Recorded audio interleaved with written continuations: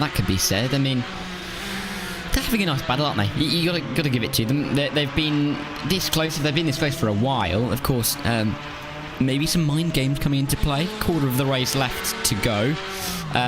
We're into what you would, typically call the final stretch of a 24-hour race, albeit we've still got 6 hours to go. And a few old stints, maybe a couple of jumps in the pit lane possible. But this has got time to develop, doesn't it? As do all the battles still. It must be fascinating to be this late into a race and be kind of battling for position, whether it is on the strategy, whether it is actual positions. I mean, even in that race where I binned it, we were also battling for positions later on in the race, so it obviously didn't make it that hard. Just to clarify. Well, I was talking about Sebring a little bit earlier on, and I'm pretty sure you dropped in our little chat, did you bin it again in a different race or something in that vein? And the answer was no, I ran out of fuel. Very different. Let's see what happened to Marcus Law, who's been laying it down, heading down into the Dunlop hairpin. Oof. That is laying down the law. He's been pulled over. Yeah. Is that Was that a technology? What's happened there? No, I think he didn't want to get in the way of Max Verstappen. He could hear the dirt right behind him, and he was like, "I'm out of here. See you, lads." Off he goes. As he was coming to the tear gut, and he could just hear it getting louder and louder. Yeah. Yeah, exactly. It's like those videos that you've seen, like all the karting and stuff, where the guy's in VR and he's looking around and suddenly Max Verstappen appears out of nowhere. That kind of stuff. Sherra Esports Blue and Dura Esports leaders in the 992s and GT4s, both into the pit lane at the moment. So obviously working their way down. We're right on board with Tristan Iglesias. Trying to figure a way past the Oscar Racing Adventures car. I say figure a way past. Let's be honest, again, wait till doing a hoe, you can pass if you want to, but it's about whether you do want to or not.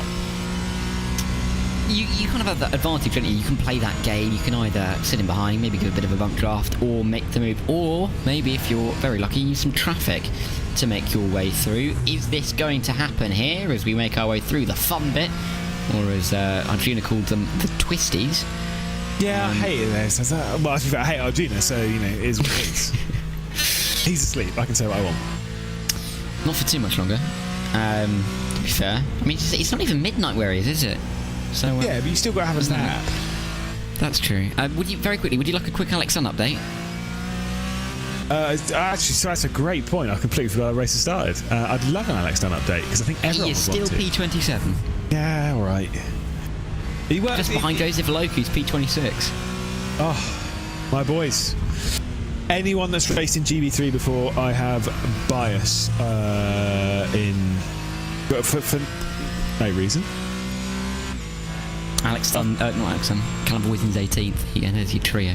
Who's in 6th place? Oh yeah, Luke Browning. What about him? Make that fifth. Can't forget about Luke Browning. Obviously 2022 champion and sim racer and driver of Redline, so he didn't want to bite the bullet and take part in both the Nürburgring 24-hour, nor did Alex Dunn, so all I can say to the pair of them, wimps. I'm going to steal it well clear of that, because they'll be more angry with me than you if I call them that. Yeah, you never know. Luke Browning might rock up. I don't necessarily know where. Do we know where Max is doing this? Isn't it his motorhome? I'm pretty sure. But this in the paddock. Yeah, this is the whole thing. I don't actually know what the dealio is. I don't know where his setup is. Unfortunately, I've not actually had direct connection. You could probably find out by tuning into the Redline stream at twitch.tv/Redline, and maybe find out that way. I actually have no idea. I'm pretty sure it's in his motorhome though. I'll look at the Team Redline stream very quickly. Have we got an onboard? Well, I don't know. We've got an advert. Team Describe the advert to us. Big like that. What's the person there? That's called Darren. That's too close to me. Anyway, yeah, I mean, we're at this kind of stage of the race, aren't we? Realistically, nearly 6 hours to go, where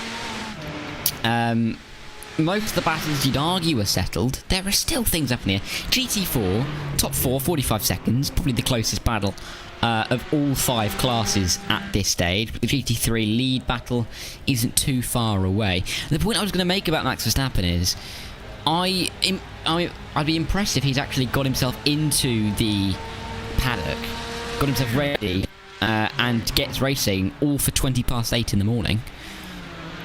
Are you saying that he might be a lie-in kind of guy? Well, no, but he was on the sim rig nearing midnight, wasn't he? Yeah. So. And do you know why? He likes sim racing. Well, obviously, but you're going to give me a technical bit of analysis. Yeah, no idea. I, honestly, you're never going to get any solid insight from me. Ewan O'Leary will confirm that as he dropped in the old YouTube chat about my rejoin. Thank you. Appreciate that. It was one time, all right?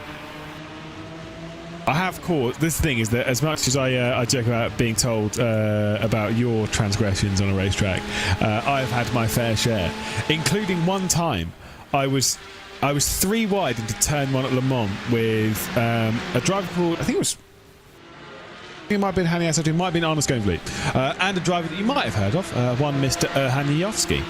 And we were 3 wide going into the first corner, and to say I didn't know we were 3 wide going into the first corner would be an understatement, as I turned in straight to the apex because I checked my mirror signal manoeuvre. I checked my mirror and there was no one in it. I didn't, however, check the relative, where there was 2 cars on my inside. Turned straight into the apex, caused the largest crash in series history. Yeah, went on to finish 4th place in that race. Obviously, that was stripped of me, and rightfully so. Yeah, it's scary because I'm genuinely sitting here racking my brains as to who you've been talking to, and the only person that I can think of that you would know, that I know just from races I've done, is Tobin Lee, and I've only ever done about 2 races with Tobin Lee. Oh, I've not spoken to Tobin Lee in a long time. I know. Tobin Lee, he's bailed on our little community Indy 500. Apparently he's busy. I wasn't invited, so... Shout out to the BPRL Indy 500, happening in 2 weeks, of course. I've just got that one in there. Extra sign-ups. I think we're full, to be fair. We've done it every year for ages. Tobin Lee, his last appearance was as the pace car. So, yeah. Shout out to Tobin Lee if he's still watching. I did ask him before the broadcast if he's in any of the cars to, have a little bit of bias, but he said he wasn't, involved at all. So that was a little bit of a downer, but there we go. I've been teammates with Tobin Lee. I've been known as the next Tobin Lee. Why? Because oh my word, going into PPRL history here, he won a F1 League Racing Championship, or maybe a Forza Motorsport Championship, before I was a part of it, and then I turned up and I won it some years later, and apparently we were both very young, squeaky people. So I was known as the next Tobin Lee. Right. So basically what that's like is that would be like someone winning a championship in a series, someone else winning a championship in a series, and then them being classified as the other person. The other. Like, what? What a stupid point. Good old Garfield Lee there. Oh my again, I only think I've ever spoken to him twice, but I've heard many of the stories of a decade ago. Good ones, I should point out, before that sounds bizarre. But yeah, fair enough. Nice times. Oh well, we've got 5 minutes of our stint left to go, so I think now's probably the time to talk about our race leaders in each category. Of course, we are watching the battle for 6th position in the GT4 category between World's Cooking Racing Adventures and Simify. But to discuss the situation of the race at hand, just so we're all on the same page, race leader in the lead category, of course, is the BMW M Team Redline car, driven by Max Verstappen at the moment. About 23 seconds clear of Marla, so the gap could well be closing down. In the 992s, Sherra Esport Blue continue to lead, as they have done for basically the entirety of this race. Had pole position a little bit earlier on in the hands of one Mr. Big Willie Chadwick. Of course, Altus Esports obviously in 2nd position in that category, and closing up with Valkyrie Competition. Dura Esports leading in the Apex leading in the GT4 category, because Dura Esports came in the pit lane. Of course, the Apex Racing team at the moment at the front of the field, Sour Talons behind the wheel, and again they have been fairly strong. It's been up and down, this order has chopped and changed, but at the moment it is in the hands of the Apex Racing team. Impulse leading in TCRs. That has chopped and changed a little bit. Obsidian have had the lead at various points. Gal Valero is behind the wheel of that car, but there is quite a margin now between first and second in the TCR category. Impulse holding the advantage. Final category has been the most up and down, and that is through no fault of their own, because let's be honest, this car is almost uncrashable around here unless it's with assistance, and boy have they had assistance. The Nürburgring Esports Wifferman car, of course, at the moment at the front of the GR86 category, leading by a very comfortable margin over Team RSO, who are looking for a 5th victory at the Nürburgring 24-hour. To be fair, it would be as Ewan pointed out earlier, if you account for the MX5 class that was before, and account for that as the production class, if you want to be, obviously, you know, one class and that kind of stuff, this would be their 4th victory in that class, if you account for it as being the MX5 class as well. Yeah, the touring car class. I mean, you're right in it being up and down. I think we had 7 cars within 4 seconds. Then we had someone in the lead by a lap.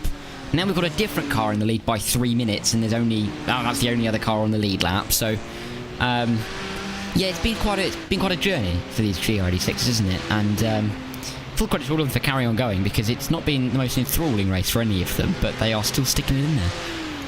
They certainly are. Just kind of surviving through the race, which is obviously the important bit. It's always the important bit with a race like this. Just getting one lap done at a time. 2 minutes left to go, Darren. What have your thoughts been on the Nürburgring 24-hour? You've commented on a few hours, isn't it? Six now in total. What's the dealio? Well, you know, we've been, I think it's fair to say, we've been short on high-octane moments.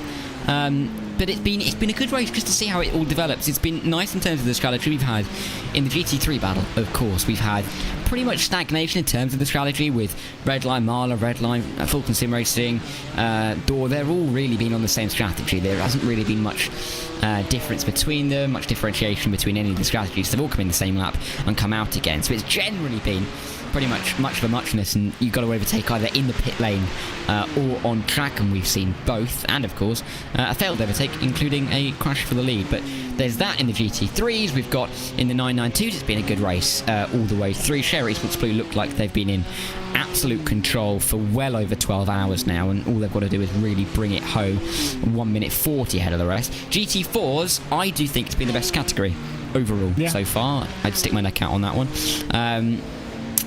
They've had the closest battles. There's only 17 seconds for the lead. Apex Racing team don't look too comfortable, and there has been change for the lead there. TCR, there's not really been much to talk about in TCR, has there? There have been not too many battles, a few cars quite a long way off the lead, and then in the GR86s, of course, as you mentioned, cannon fodder for the rest, but hopefully to get to the end, and most importantly, Roland, he's 3/4 of the way there, Lewis. Yeah. And he has been asking for advice as to how to make time go faster. Bless him. Obviously, doing the race by himself. Got 6 hours left to go. The final quarter on the way here for the iRacing Nürburgring 24-hour. Question marks as to whether Max Verstappen can win 2 races in one day. Obviously, with the BMW M Team Redline squad. We're going to step aside. It's been myself, Lewis McGlade. It's been Darren Thacker alongside Ewan O'Leary and David Haynes to take you through the next couple of hours. Thanks very much, Lewis. 1/4 of the race remaining. Just 6 hours in the iRacing Nürburgring 24 hours for 2024. And it's great to be back again in the daytime and heading for the checkered flag. It is myself and David Haynes for the next couple of hours until Arjuna Kankipati comes back again.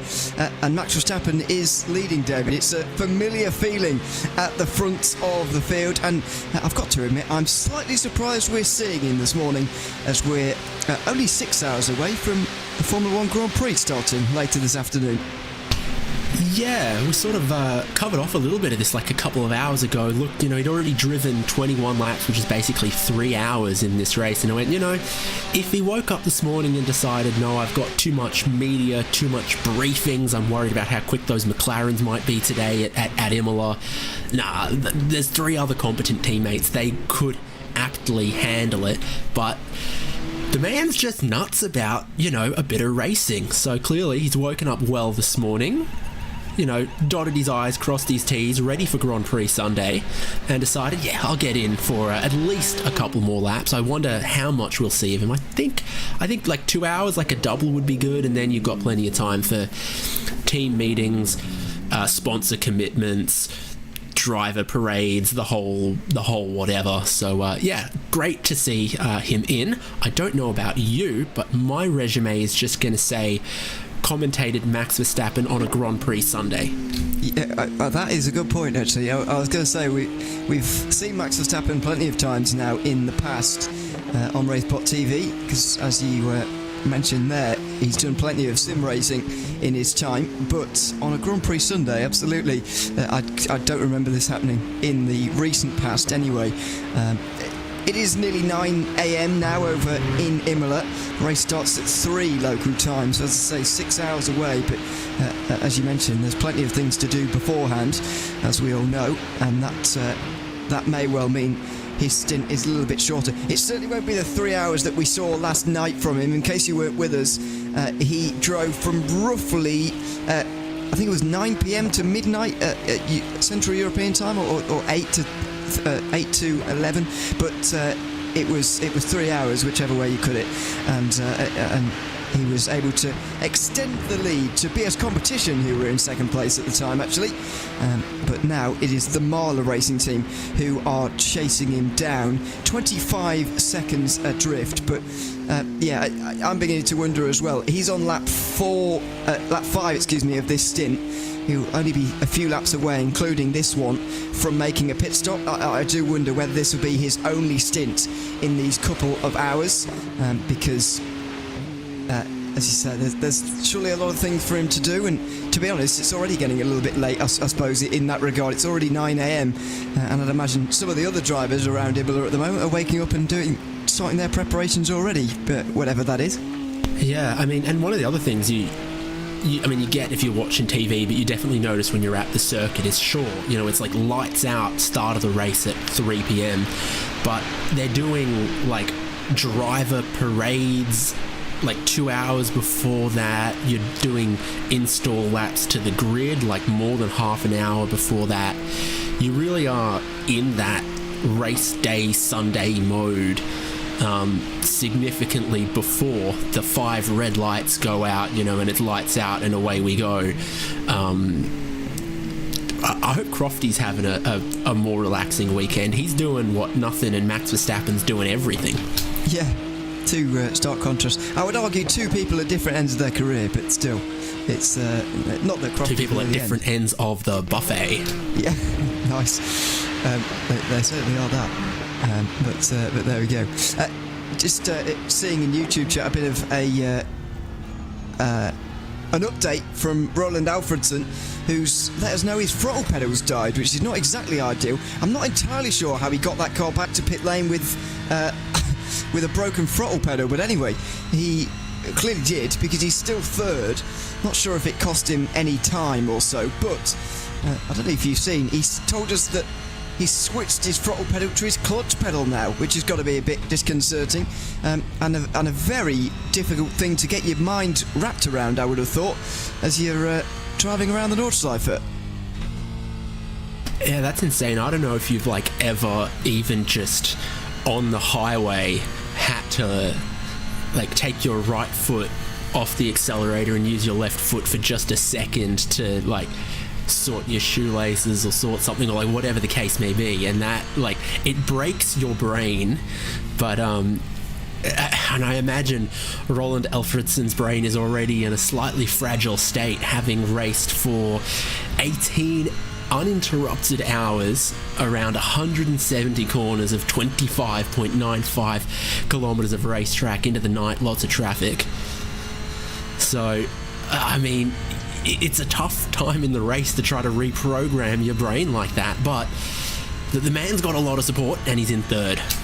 Yeah, he certainly does have that, and we personally hope that he will get to the end of the race with no particular problems. I do want to go through a run-through of the order, by the way, because we're three-quarters of the way through. However, we do have an interview waiting, and he has been waiting for quite some time. What seems to be happening in the recent past is people join just as we're about to do a com switchover, in which case things all go slightly to chaos, and we leave someone waiting for about 10 minutes, but I'm going to put an end to that now and pull him in for an interview.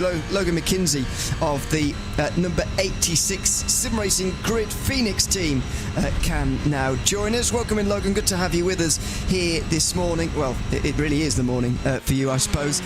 It's certainly the time for waking up over in Europe, let's say. You guys are in 4th place in TCR at the moment. Now, 3/4 of the way through the iRacing Nürburgring 24 Hours for 2024. How's your race been so far?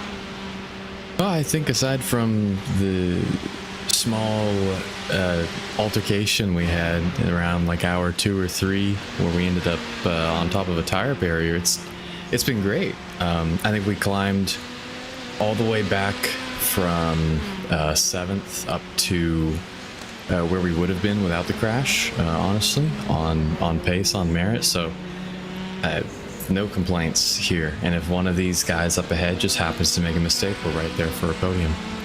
Absolutely. And what's the aim in terms of finishing positions here? You've got 2.5 minutes ahead of Carlo Esports. That's, of course, a relatively large gap if everyone stays on the road, but we all know this is the Nordschleife as well. Is it just about consolidating that 4th place for you guys now in the final 6 hours of this race? Yeah, I think we have to be realistic and say the only way we're catching the one of the guys off the podium is if they make a mistake. So it's up to us to be there just in case they do, and at the same time, managing the gap back to Carlara. The guys they've had in that car over the last few hours have definitely had the edge on us, a couple seconds a lap. We'll see if they're able to keep that up for the rest of the race. How are you guys coping with the night period? I noticed that as you've logged into TeamSpeak, I can see the American flag next to your name, which is not a good sign at this time in the morning, to be honest. It's 8 a.m. in Europe, and that's early enough, or 8 a.m. in the UK, I should say, and that's early enough. How are you guys dealing with the night time in terms of where are you guys all from? How have you split the graveyard shifts, if you like? Yeah, so we actually only have one North American on our team. So I'm East Coast, I'm in Atlanta, so it's 3 a.m. right now here. Once I finished up talking to you guys, I'll be headed straight to bed. Ray in the car right now, he's West Coast, but so he's effectively going to about the same time that it is here now, because he's doing, I believe David's getting in the car next, and then Ray's doing another stint. So he'll be going to about 3 a.m. his time. That's just how it's worked out. And hey, you take naps when you can. It's the weekend. Yes, exactly. It's all about getting through 24 hours somehow with the right amount of sleep. I don't want to keep you up any further, Logan, and let you go and get some rest. Thanks very much for coming to chat to us here, and good luck for the remainder of the race. Thank you, guys. Thanks very much. Logan McKenzie there of the 86 Sim Racing Grid team on the east coast of America. As I say, 3 a.m. over there at the moment. For anyone on the west coast, it's just hit midnight actually as we speak. So hopefully Logan can go get some rest as their team continues to lap around. Meanwhile, out on the hats and back, Thomas Vargas Pinto goes for a spin in the GR86. And as we were also having that interview, Beckham Jasir has been off on the Grand Prix Strecke.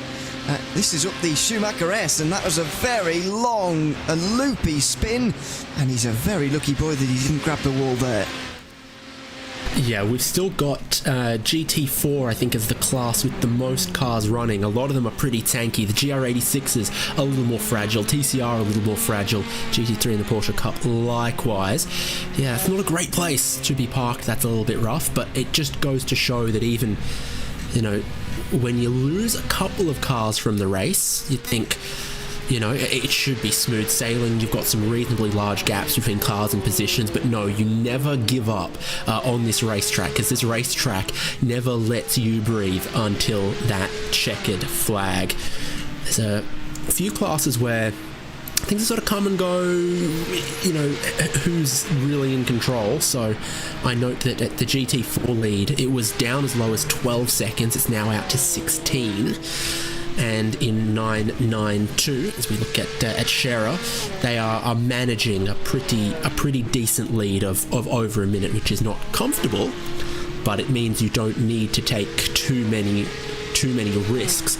You're trying to keep your car on the road and moving more than, you know, try to find every half a second every time you have to catch and lap and pass traffic, which is where the risk starts to go in. Some of those other, you know, battles where there's like 10 seconds to give or go like this way or the other, you need every half a second as you lap traffic. Not so for Scherer Esports. So that's a comfortable margin to have that allows you to take less risk. Yeah, it wasn't that large, not that long ago, that gap, so it's extended very quickly here in 992. Luca Alpert is not long out the pit lane. He's on lap 3 of his stint at the moment, and his previous stop, by the way, was very short. I don't imagine he took any tyres. Even at this time in the morning, it is fine to double stint tyres in the Porsche Cup class, pretty much the only class where we're seeing that done in any meaningful capacity. And somebody was asking, is Will Chadwick still in the race? Well, yes, or his car is. He's not driving at the moment. I think, has he just got out? Someone, not anyone, Ragnar Wisloff of 60 Plus Racing Adventures that Race Spot broadcasts. You're a bit more possibly my favourite Norwegian sailor. I mean, how many have you got? I mean, it's slim pickings. Yeah. But, yes. That's why it's very easy to be confident in that assessment. Yeah. They seemingly, by the way, Scherer be going in a 3-driver cycle where they sort of go 1, 2, 3, 4, 1, 2, 3, 4. Well, excuse me, they don't have 4. Just 1, 2, 3, 1, 2, 3, if you see what I mean. And Will Chadwick normally gets in before Luca Alpert, who started that race, and is driving again now. I think Alpert will be out at the end of this stint. That's a question mark at the end of that sentence. And then we will see him probably get some rest, maybe get some breakfast. It is just past 9 a.m. over in Europe, but he will continue on for at least one more lap. Let's have a little bit of a run through then as to where everybody is at this stage in the race, given we've got a moment or so to do so. We're in the final quarter of the iRacing Nürburgring 24 Hours for 2024, and Max Verstappen is leading the way for Team Redline. 26 seconds is the gap to Kaika Schubert, who's going for history today. He could become the first individual driver to win 4 Nürburgring 24-hour races in any class, although his classes are all going to be in GT3 if indeed he manages it. Sam Kreuter is the backup option for Team Redline, if you like. They're third at the moment. Falcon Sim Racing and Door Esports Academy are the other 2 cars that have yet to have any problems today in terms of a crash. They're all on the same strategy. BS Competition did have a crash. They're now 6th. We'll talk about that a little bit later on, and we'll talk about the other things that happened that you may have missed over the course of the night. Williams Esports recovered to 7th. Coanda still running, but they're still not quite ahead of all the Porsche Cup cars. They're in 8th place, and then you've got the 3 retirements, although that retirement list hasn't been added to ever since darkness fell many hours ago.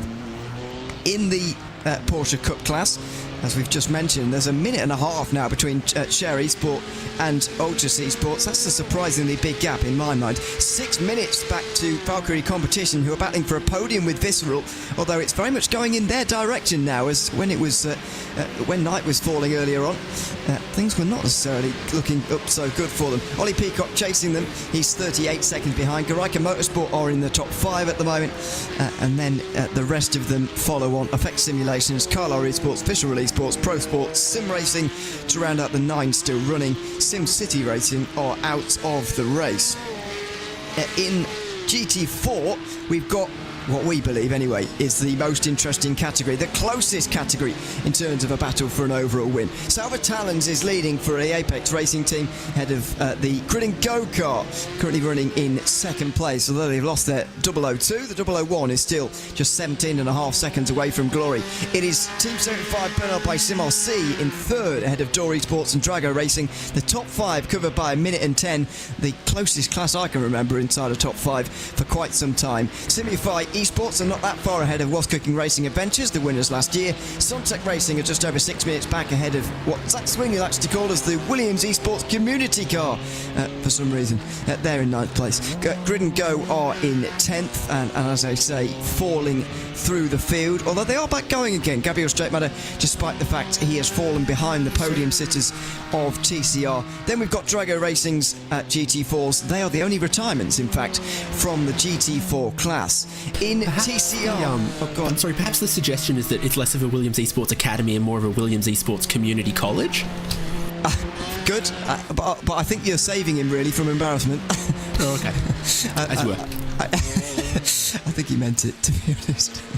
But anyway, we'll leave him be. He's not even here to defend himself. Impulse Racing are leading the way in TCR. The gap 52 seconds. Martin Asher now ahead of Obsidian Racing, who flew out to an early lead. Gal Valero trying to gain back that lead, but 1.5 seconds the time loss on that last time round. It's very much going the way of Impulse as they look to win the TCR category for the very first time, somewhat surprisingly, in the Nürburgring 24 Hours. Obsidian chasing them. Then it's the race favourites, Team Huizenfeld, who have not quite been on it today, not led or anything. 1.5 minutes off the lead. Then we've got the guys who have had problems today. Sim Racing Grid are back up to 4th after issues earlier on. Carla are chasing them, although a couple of minutes adrift.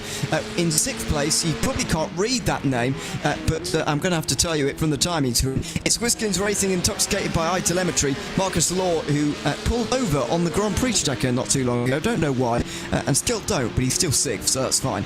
Then in 7th place, SimCity Racing, who I believe to be out of the race, to be honest, as are Impulse Racing's other car, the 222, and the AWK Racing car in 9th place. And finally in GR86 we've got Nürburgring Esports leading the way, despite being taken out at Kesselsen just as darkness fell earlier on tonight. They're leading again now, ahead of Team RSO, who are going for glory as well by winning 4 editions in the same class. I know we haven't had the GR86 for that long, but we have had a production car in the race for a very long time. If we want to lump in the MX-5 with that same class, they would be making history by winning 4 in the same class if they were to do that and close that 2-minute margin. We've got Roland Alonfredson, who's now using his throttle as his clutch pedal because his throttle is broken. That's because he's been driving for 18 hours and 20 minutes straight so far. Vermilion Esports are currently in 4th place, so they're just making a pit stop. They might get overtaken by Talk Freak Racing. Forgia TV Racing team were leading earlier on. They're now 6th, ahead of Tier 1 Motorsports, who round out the 40 remaining in the race. Was thinking that actually when I woke up this morning here, David, that 40 was relatively a lot. I remember being on this sort of stint, this kind of time in the race with Arjuna last year, and I remember seeing, I think, less than 30 cars in the race, to be honest. But despite a really chaotic second hour where it seemed that half the field was falling off the road and hitting the wall and all sorts was going on, we've seen a relatively clean edition of this race up to now. Yeah, and I mean, some of it is just some years, you know, you roll the dice and you're going to lose quite a few cars and lose them early, and some years you roll the dice and it's just a little bit cleaner. But I put to you just a couple of little changes last year to this year. One, slowest class from the MX-5 to the GR86, which is just a little bit quicker, corners just a little bit faster, just a little bit more straight line speed, so it's still, you know, handily lapped by GT4s, TCRs, GT3s, etc., but not with quite the same speed deficit. GT4s are a little stronger than they used to be, so there's plenty of them still running despite some heavy knocks, some decent incidents. And I think the grass isn't quite as slippery as years gone by as well, which kind of might help a little mistake not end quite so heavily in the Armco. Yeah, but because the wall's so close here, do you think that's making a lot of a difference? Because I mean, look at this right now here. I mean, it's a very narrow strip of grass from there to the wall, and in my mind, anyway, if you're in the grass here, you're likely going to hit the wall here anyway. Well, I think that's the point I'm making, is that years gone by, 2 tyres in the grass was guaranteed to be in the Armco. Now, 2 tyres in the grass is maybe you can just get it back on circuit, and none of those things individually need to be massive for like, oh, there's like a 2% less chance of being irreparably damaged in GT4, and there's a 2% less chance of ending up in the Armco if you run slightly wide and get 2 tyres in the grass, and there's a 2% less chance of the slowest class getting wrecked because they're slightly quicker, and then you multiply one by the other and then you end up 40 something cars running instead of 30. Yeah, it's a noticeable difference actually waking up this year compared to last in terms of the race that we're seeing. We've got pit stops in TCR, by the way. Jan Boll has just gotten into the Impulse Racing leading car. Obsidian coming in at the same time. It's a marker really of where those two are in their race, in that they've really not had any problems in terms of crashes today. They're still on the same strategy. Impulse exit the pit lane though and make their way out onto the circuit again, just behind the 992 class leaders in fact. And just behind, Cal Valero is switched for Michael Polasek, but we're getting to the stage in the race now with less than 6 hours remaining that some of these gaps are beginning to get uncrossable without any problems up ahead, and I just wonder whether the TCR leading battle is one of those as well. It was edging towards a minute before that pit stop there for the 2 TCR leaders. I mean, with 5.5 hours remaining, it's going to be difficult to catch Impulse Racing unless they have no problems at all. Yeah, there's a few of those gaps where you're looking, you can go, okay, 5 hours is a lot of racing. I'm sure they could close that down, but some of these like greater than a minute ones, it's like, oh, it needs to be trouble for the leading car for that to close down. So, I mean, we talked a little bit about that GT4 lead battle, and for example, fastest car in that class at the moment is the 3rd place car, Team 75 Bernhard by Simarcy with Corentin Guinea, and you go, well, hang on, yeah, they're 30 seconds away from the race lead. They're 2 seconds a lap faster at the moment. They can definitely keep closing that down with the amount of time we got left. They can start to bring a little bit of pressure in that area. Do you want to update you on a couple of things that have been happening overnight in case you're waking up across Europe here this morning and wondering where the hell some people are, because that's the same reaction I had too. Just as darkness was falling, in case you weren't with us, in GR86 we had a fairly major moment. In fact, I'll go a little bit further back than that actually. Just a few minutes before, the other Impulse car, the teammate to this car on your screen right now, had a wheel disconnect, a wheel failure. I think it was Miguel Freitas at the time. He certainly did a bit of driving for the 222. They crashed into the wall heavily at turn 1 as a result of that technical failure, and they never re-emerged from that. So that left one bullet in the gun for the Impulse Racing team. Just after that, the Nürburgring Esports GR86 was crashed into. Now, they were running 2nd place at the time and did an unbelievable job at getting that car back again, by the way. In case you weren't with us, there was spark flying all over the place. All the wheels were still there, but the suspension pieces certainly weren't. And the tail lights weren't either. It was a remarkable sight, and there was a long way to go as well.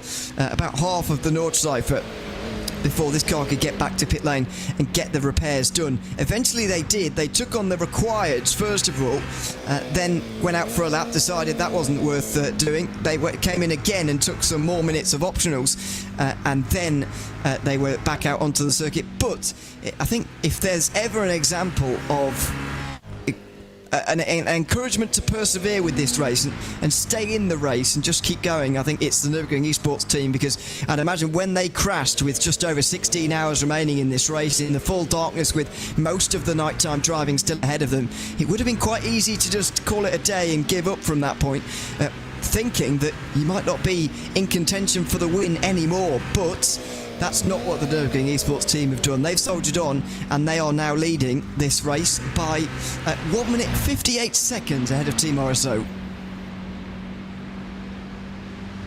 Yeah, and again, any of these iRacing endurance events, you say never, but I feel like the Nürburgring just has a little more of that. You never know what could happen to the cars in front of you. You know, never give up, stick it out sort of thing. So to that extent, I think you persevere more here than you do at some other places. Yeah, I've been that pleased. is the pit lane for Max Verstappen after 7 laps, which is typical for the GT3s. Yeah, the big question now is whether he will be getting out or not. It's not necessarily about what time it is at the moment, 9:15 local. It's about what time it will be when he finishes another stint, which should be 10:15 local time. And then you can see second place also hitting the lane. So that's the kind of gap that the GT3 leader has got, is that 25-ish seconds. So, yeah, the last gap I got was 27.9 to be pedantic. I feel like ish can be like plus or minus about 3 seconds. It's not plus or minus 10 seconds, so I think I'm just within my ish window of measurement. No, that's fine. So we'll see what the gap is on the other end of the pit stops. It does seem that Max Verstappen staying in. He's got the tyres changed, and he's back out again, even before his teammates can pull into their box, actually. And so Max Verstappen heads down towards turn number 1 for one more stint in the car. Can we be surprised at this, David? I mean, this is the 5th hour now he's been driving for this race, and it would take him to 10:15 local time, just less than 5 hours to lights out at the Grand Prix at Imola later this afternoon. Yeah, you're right. Just about 5 hours until the Formula 1 MSC Cruisers Gran Premio dell'Ede in Italy, Emilia-Romagna 2024. And I'm exactly, like, my thought process around this is exactly what you said out loud, which is work towards, when does this stint end in, 7 laps that are each 8 minutes. So yeah, an hour, give or take. Again, that'll also fall within my ish window. So, yeah, we've already then covered off all of the things that a Grand Prix driver has to do in the hours before the race, and including all sorts of elements like personal preparation. Maybe you have to meet some sponsors. Maybe you have a meeting with the supporters. You definitely have a meeting with your crew, your race engineer. Talk about the things that just cover off what's maybe changed since your last meeting last night around what to expect out of race strategy and the weather. You've got driver parades, formation laps, installation laps, all of that. It's not going to rain over there today, is it? Maybe it does. Maybe I haven't looked at that weather, to be honest. I've looked at the weather for here, where it was mostly cloudy in the morning, but we've now reduced to partly cloudy, so there's more sun out, less cloud for 23 in the air, 32 on the track, and still with a chance for the racing surface to heat up, get a little bit more slippery, eat tyres quicker. Yeah, that's not bad at all, actually, in terms of temperatures. It may rain at 5 p.m. local, but I don't think that's going to be early enough at Imola, I think, for a shower here today. Although maybe after last year, pretty thankful there isn't any rain, to be honest with you, in that region. Don't think people will be too disappointed about the weather today. In that respect, but anyway, that is over there. We're over here at the Nordschleife. Ragnar Wisdorfer asking whether Verstappen brings a full sim rig to the F1 races. Now, there was a story going around. I know Arjuna mentioned this in the first hour. Maybe he mentioned it in the middle too, but I was asleep. But he mentioned about the story that was in the media not so long ago about. It's almost like a rumour that Max Verstappen had a full sim rig on a plane. That's not really true, but we do believe that there is one at the circuits when he's got the motorhome in Europe. Is that correct? I think that's currently the going theory, is that European races he can bring a motorhome, and then you've got a lot more room in there. I think that the plane thing, did that come from a mistranslation of like he was taking like gaming controller and laptop and stuff with him, race to race, and so then it goes like, oh, he brings it on the plane, like he takes it to fly away, versus like it's on the plane, like he's playing it like and in the back of the jet. I think there's like a slight translation, like misunderstanding there, and of course everyone's going to run with like the funniest story. Or the most sort of heightened version of the story. I do believe, by the way, that he may have even gone further, may have even watched his teammates doing an iRacing race from there. Don't quote me on that, but I seem to remember that floating around at one stage as well. Once the driving theory had got away. He certainly has been known to watch in on his teammates before an event. I remember a BMW Sim Cup race that he was watching before one of the not European races, you understand. That would have been at completely the wrong time, but elsewhere. But yeah, there you go. We've successfully debunked that story, although it's still going around with relative frequency, I've got to say. It's good. You can't undo that kind of like a gossipy story that spreads that far. There is no amount of like actual facts and clarification that will like stop people talking about Marilyn Manson having like ribs removed. It's like no matter how ridiculous the story, once it gets out there and gets far enough, there's no completely getting it back. And his lap times, of course, as you would expect from a driver of his immense talent and dedication and preparation, are really good right now. The in-lap compared to the cars behind him was that's 0.6 faster than second place and 0.4 faster than his teammates in third. So he's got good teammates, 3 other good teammates in this car. They've handed him back the car again in some good position, and he is not squandering that nice little 25-ish seconds lead that he got. He's keeping it, and if anything, padding it out a little bit right now. Yeah, as he was last night actually, for a stint of 3 hours. Did extend that margin from roughly 10 seconds, using the roughly thing, 10 seconds-ish last night to closer to 15 over the course of a few hours. That was to BS competition, and we haven't really talked about this yet in our stint, and you may have missed it if you were asleep overnight, which of course many of you were, I would have thought. But not that long ago, actually, well, I say not that long ago, it was 5 hours now, which is becoming quite a long time ago, the BS competition car went for a big spin and crash at the Mutkkurve.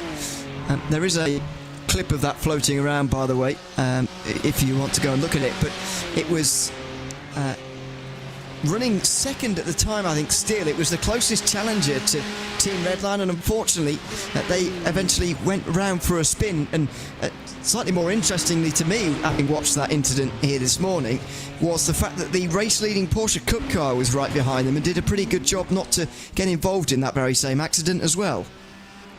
Yeah, touch and go moment for Sherritt Esports, leading that second fastest class, as it was. Whenever we've rode on board with any of these leading GT3s, you'll see that they are quite floaty at the rear. They're very, very pointy, and it relies on the driver's smooth inputs to go quickly and stay under control. And it seems like for that corner where they don't really brake a whole lot, but they have to crack the throttle, that maybe just a little too aggressive on the throttle, lift off because of the proximity of the traffic, carried maybe a little too much speed in, lost the rear, and it just couldn't catch it again.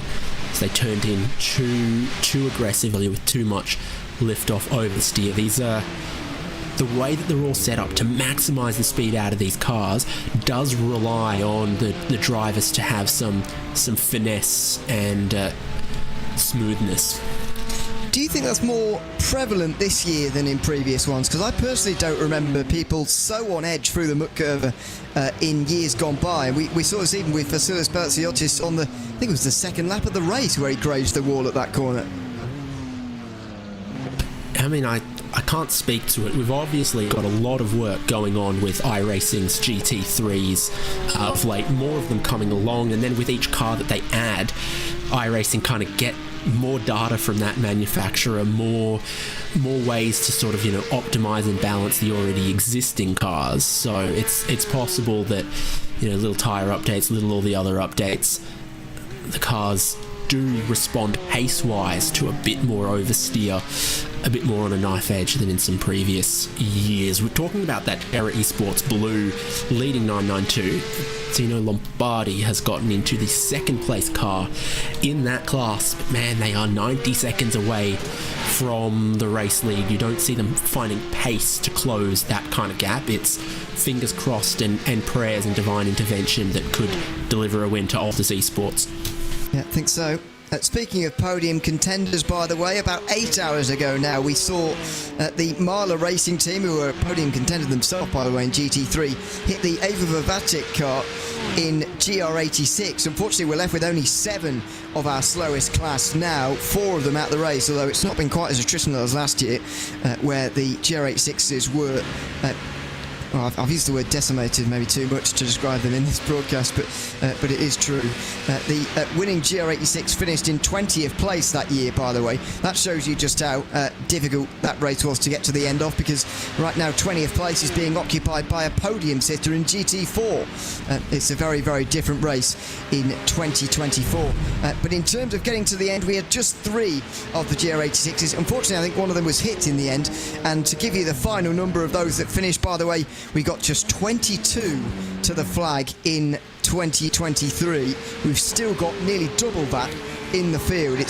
I can't even begin to describe in words how different this race has been to the 2023 edition so far.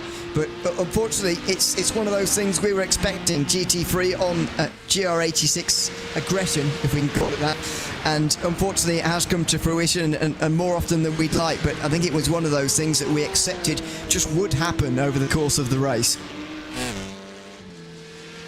Yeah, I've seen just a couple examples of it, of particularly some of the really fast corners, because in the slow corners, okay, GT3s can do 90 k's an hour where GR86s can do 80, and then in a straight line, GT3s are doing, looking at the data here, about 275 k's an hour compared to a GR86's 215. So you've got like a 70k an hour closing distance there, but that's at the end of a straight. That's in a straight line where you can easily just, okay, you're in that lane, I'm in this lane, no worries, easy traffic when you've got a big straight line speed difference in a straight. It's the fast corners that have been difficult for the traffic, because that's where, the GR86s, it's single lane, and the speed difference GT3 to GR86 is big. It can be like a 50 kilometer an hour speed difference, and through parts like here, but especially I saw across Flugplatz, easy for me to say,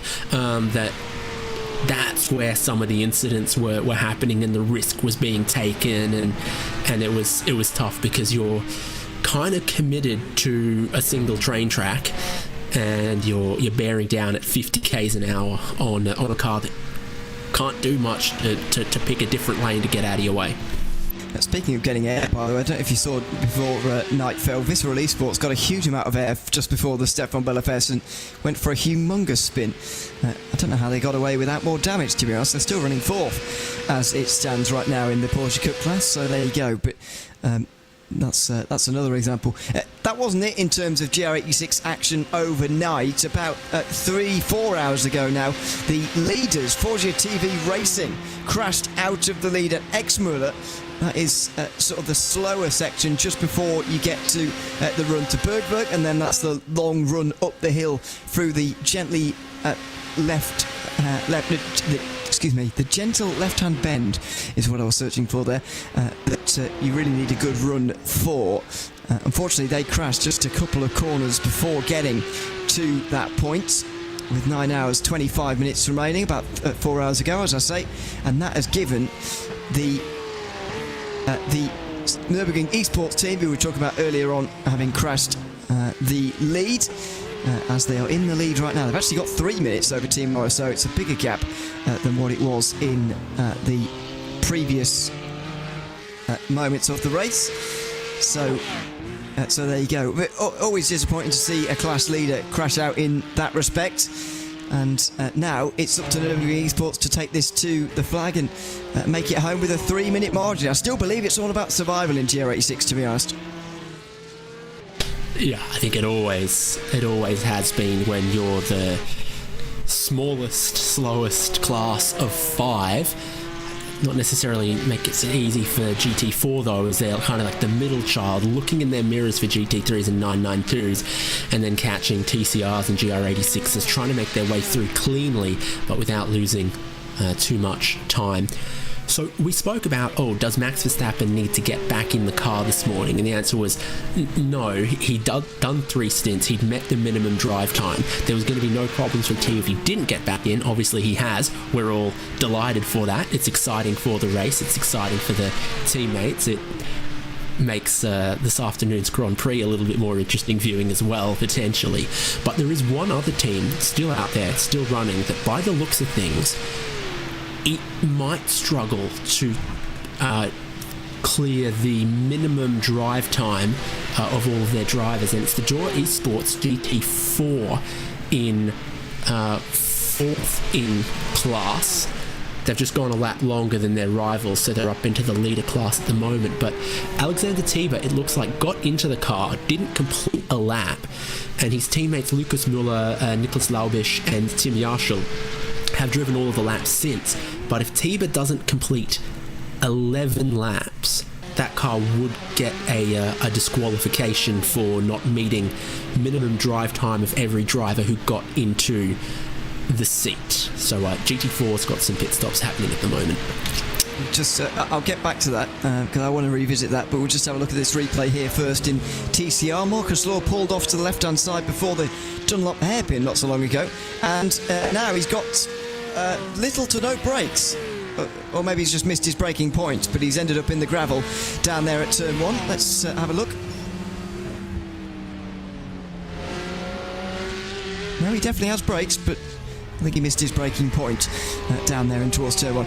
Just to revisit that it's worth mentioning here, David, that the rules are a bit different these days than what they used to be in iRacing special events. In years gone past, you could register as many people as you wanted to a car, particularly to help your iRating if you wanted to get into top split, for example, which there was a bit of that going on a few years ago.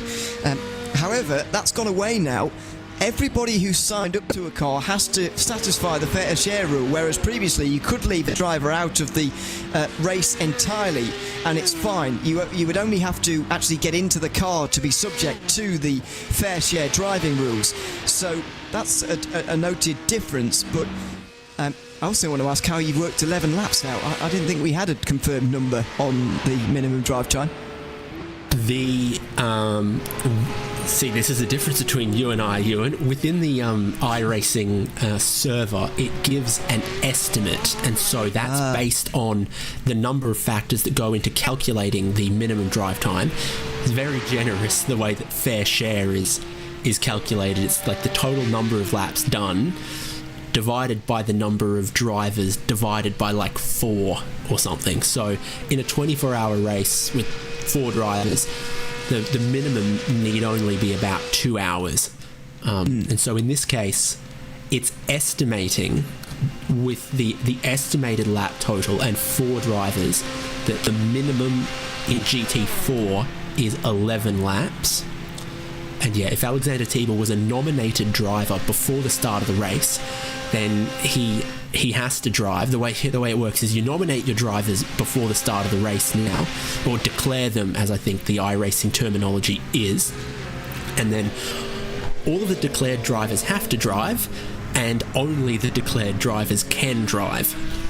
Yes, I believe that's it. By the way, I wasn't doubting your maths, but just wanted to know where you got the numbers from.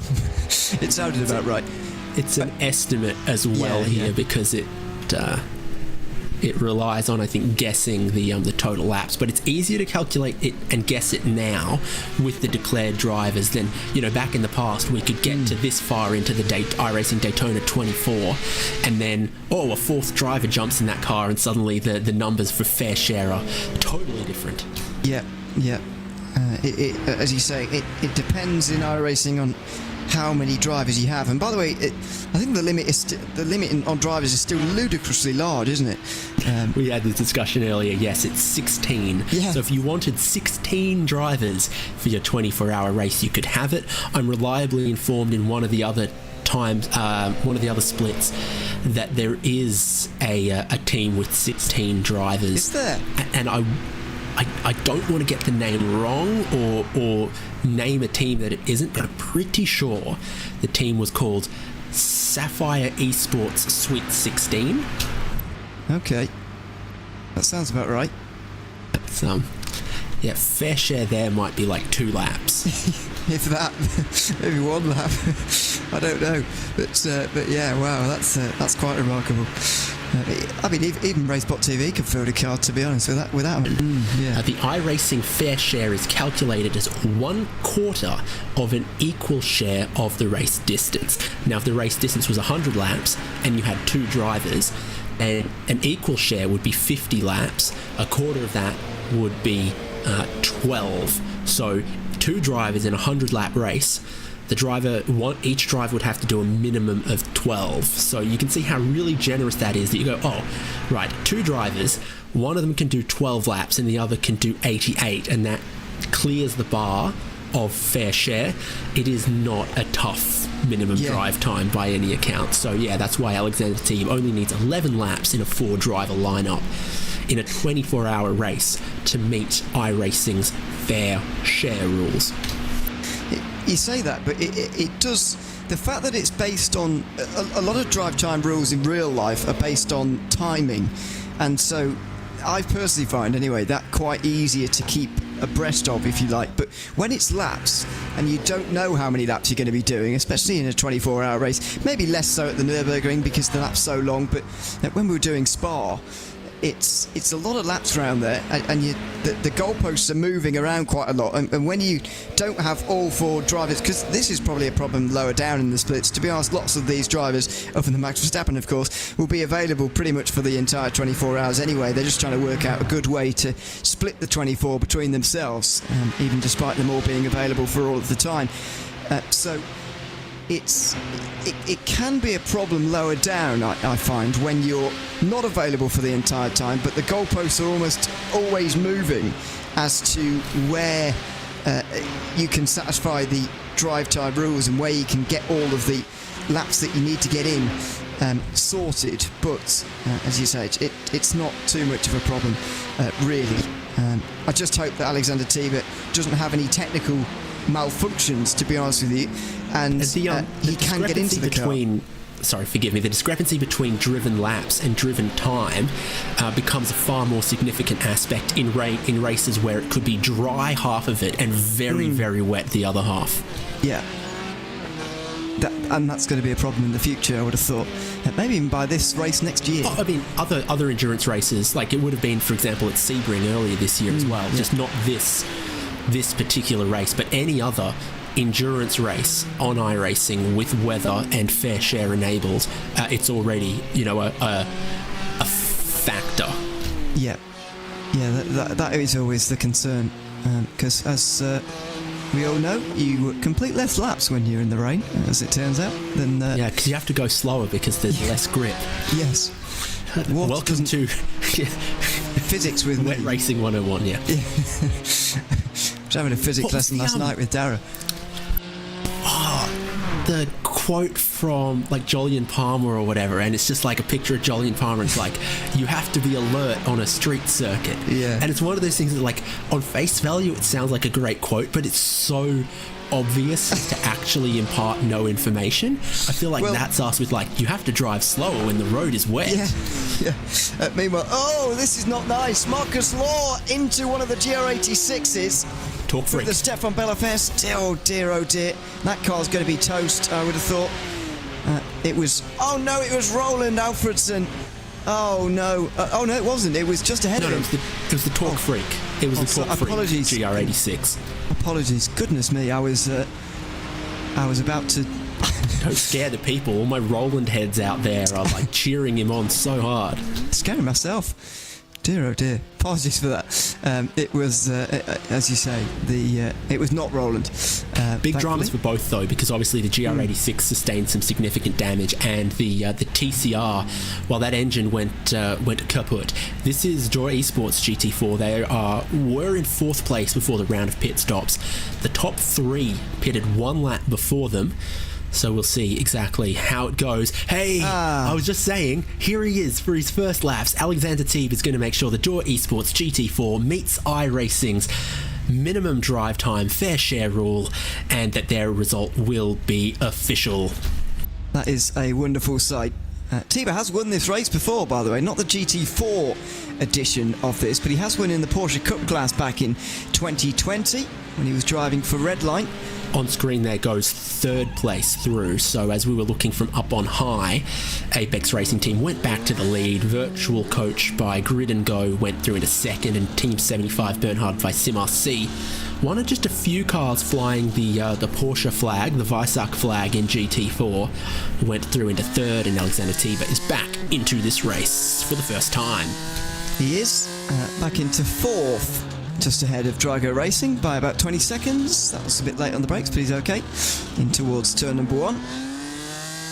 The cold tyres have been a big challenge in GT4 as well. A challenge or not, they're not quick immediately out of this pit stop. It does take a little bit before they reach their best, and that it just feels like you're kind of riding on a little bit of marshmallow initially until you get them in. But as you've pointed out, I mean, with no disrespect to the rest of the drivers, Alexander Tiba is already a race winner at this race, and he is super experienced across a whole handful of cars in endurance racing. Would you believe, by the way, that Apex have never won any of the classes in this race? I find that hard to believe almost, but it is true. Well, I mean, there's 170 Apexes around the Nürburgring Nordschleife Gesamtstrecke 24-hour layout, so you think they'd be right at home. Yes, that's if you hit them, I suppose. Which is they didn't maybe the name problem. themselves Missed Apex Esports. That's true.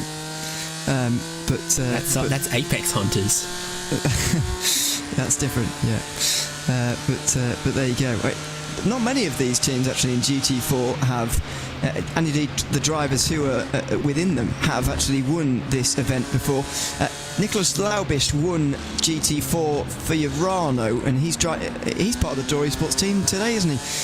With Tiba and friends. So, do you want me to read the list? I think I can remember 3 of them. I'm missing one. We've got Lucas Muller, Alexander Tiba, Nicholas Laubisch, and someone else who I've forgotten. Tim Yarshall. Sorry, yep. My memory's so poor. Yes, there we go. There's the 4.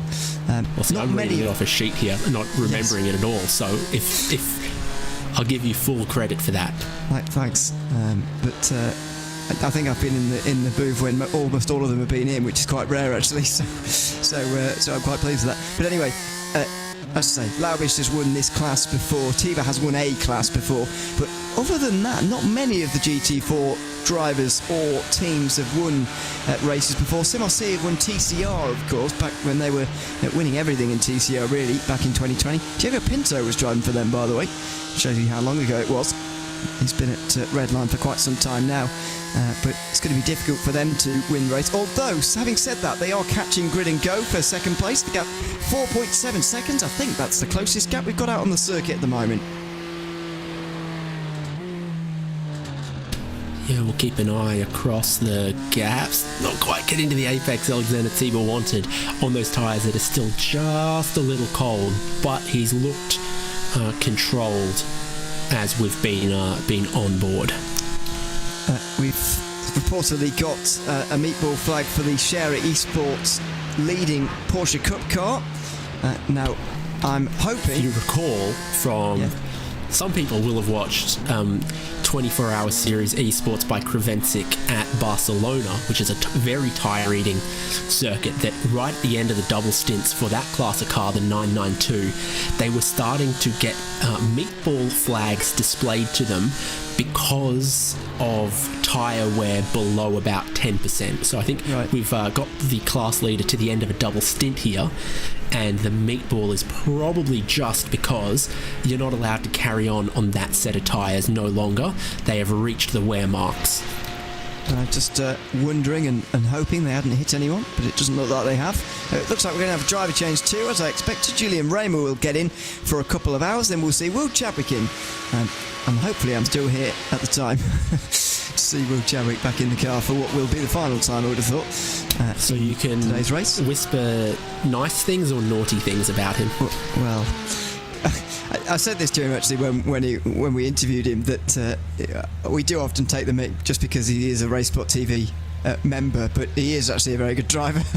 And he did put that car on pole, on pole, which we can't forget.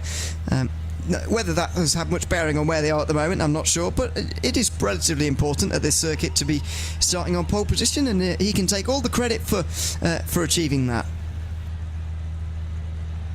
So the car went up on the jacks here, the tyres are going on, and surprise, surprise, that clears the meatball flag. A new set is all good all around for Scherrer Esports Blue and their new driver Julian Raymer.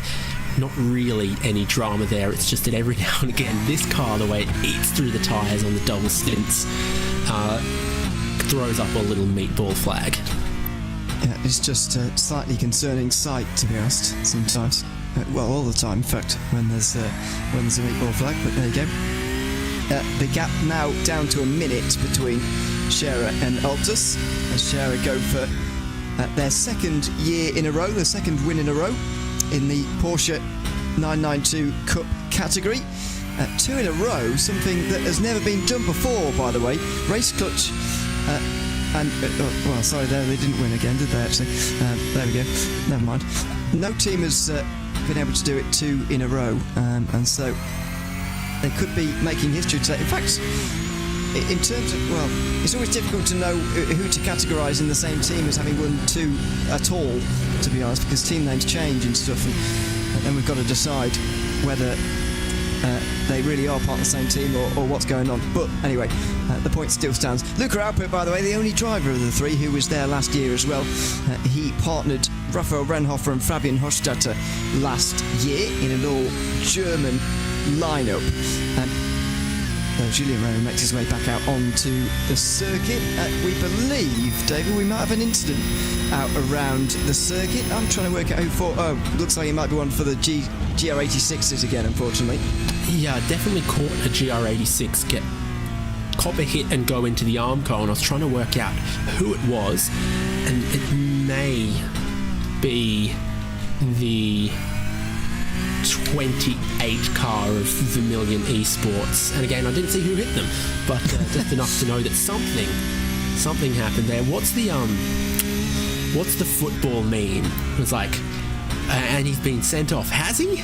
I don't know. That's kind of the reporting I'm feeling like I'm giving. Chris Cavara. Oh dear. There was contact before that. Okay. Well, that's the puzzling one. And there's definite damage there. So let's have a look. This is at the highest point on the circuit, as we all know, Houracht. One of the Porsche Cup cars right behind comes steaming in, and Ben Faulkner ends up in the barrier. That was quite late, I would say. Yeah, through Wittberman, and significant damage sustained to that Toyota GR86.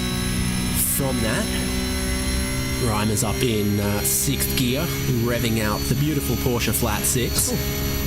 One of the better sounding cars, no doubt.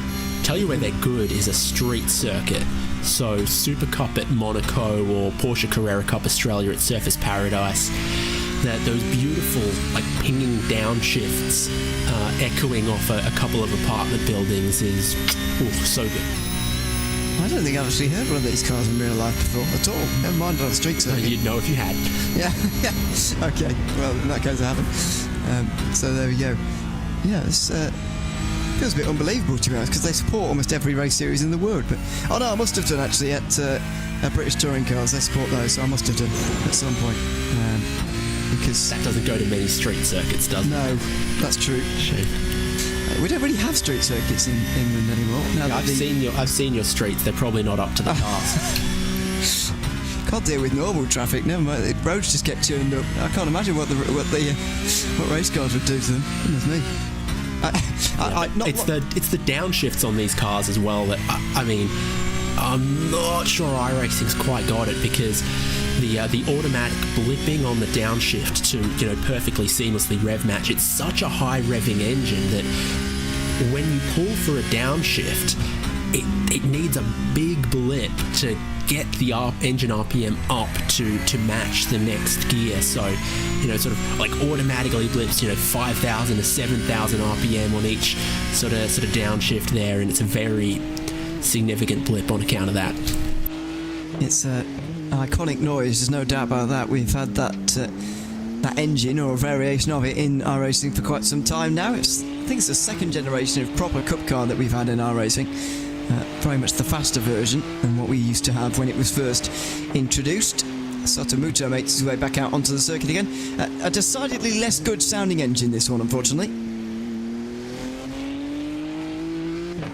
Yeah, no one's racing one in the Australian GT Championship, so I don't think I've actually... No, of course I've heard one at the Bathurst 12-hour. Yes. Yeah, so...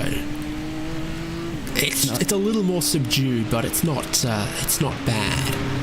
Some people get themselves a little too worked up about the engine configurations. Like there are people who think,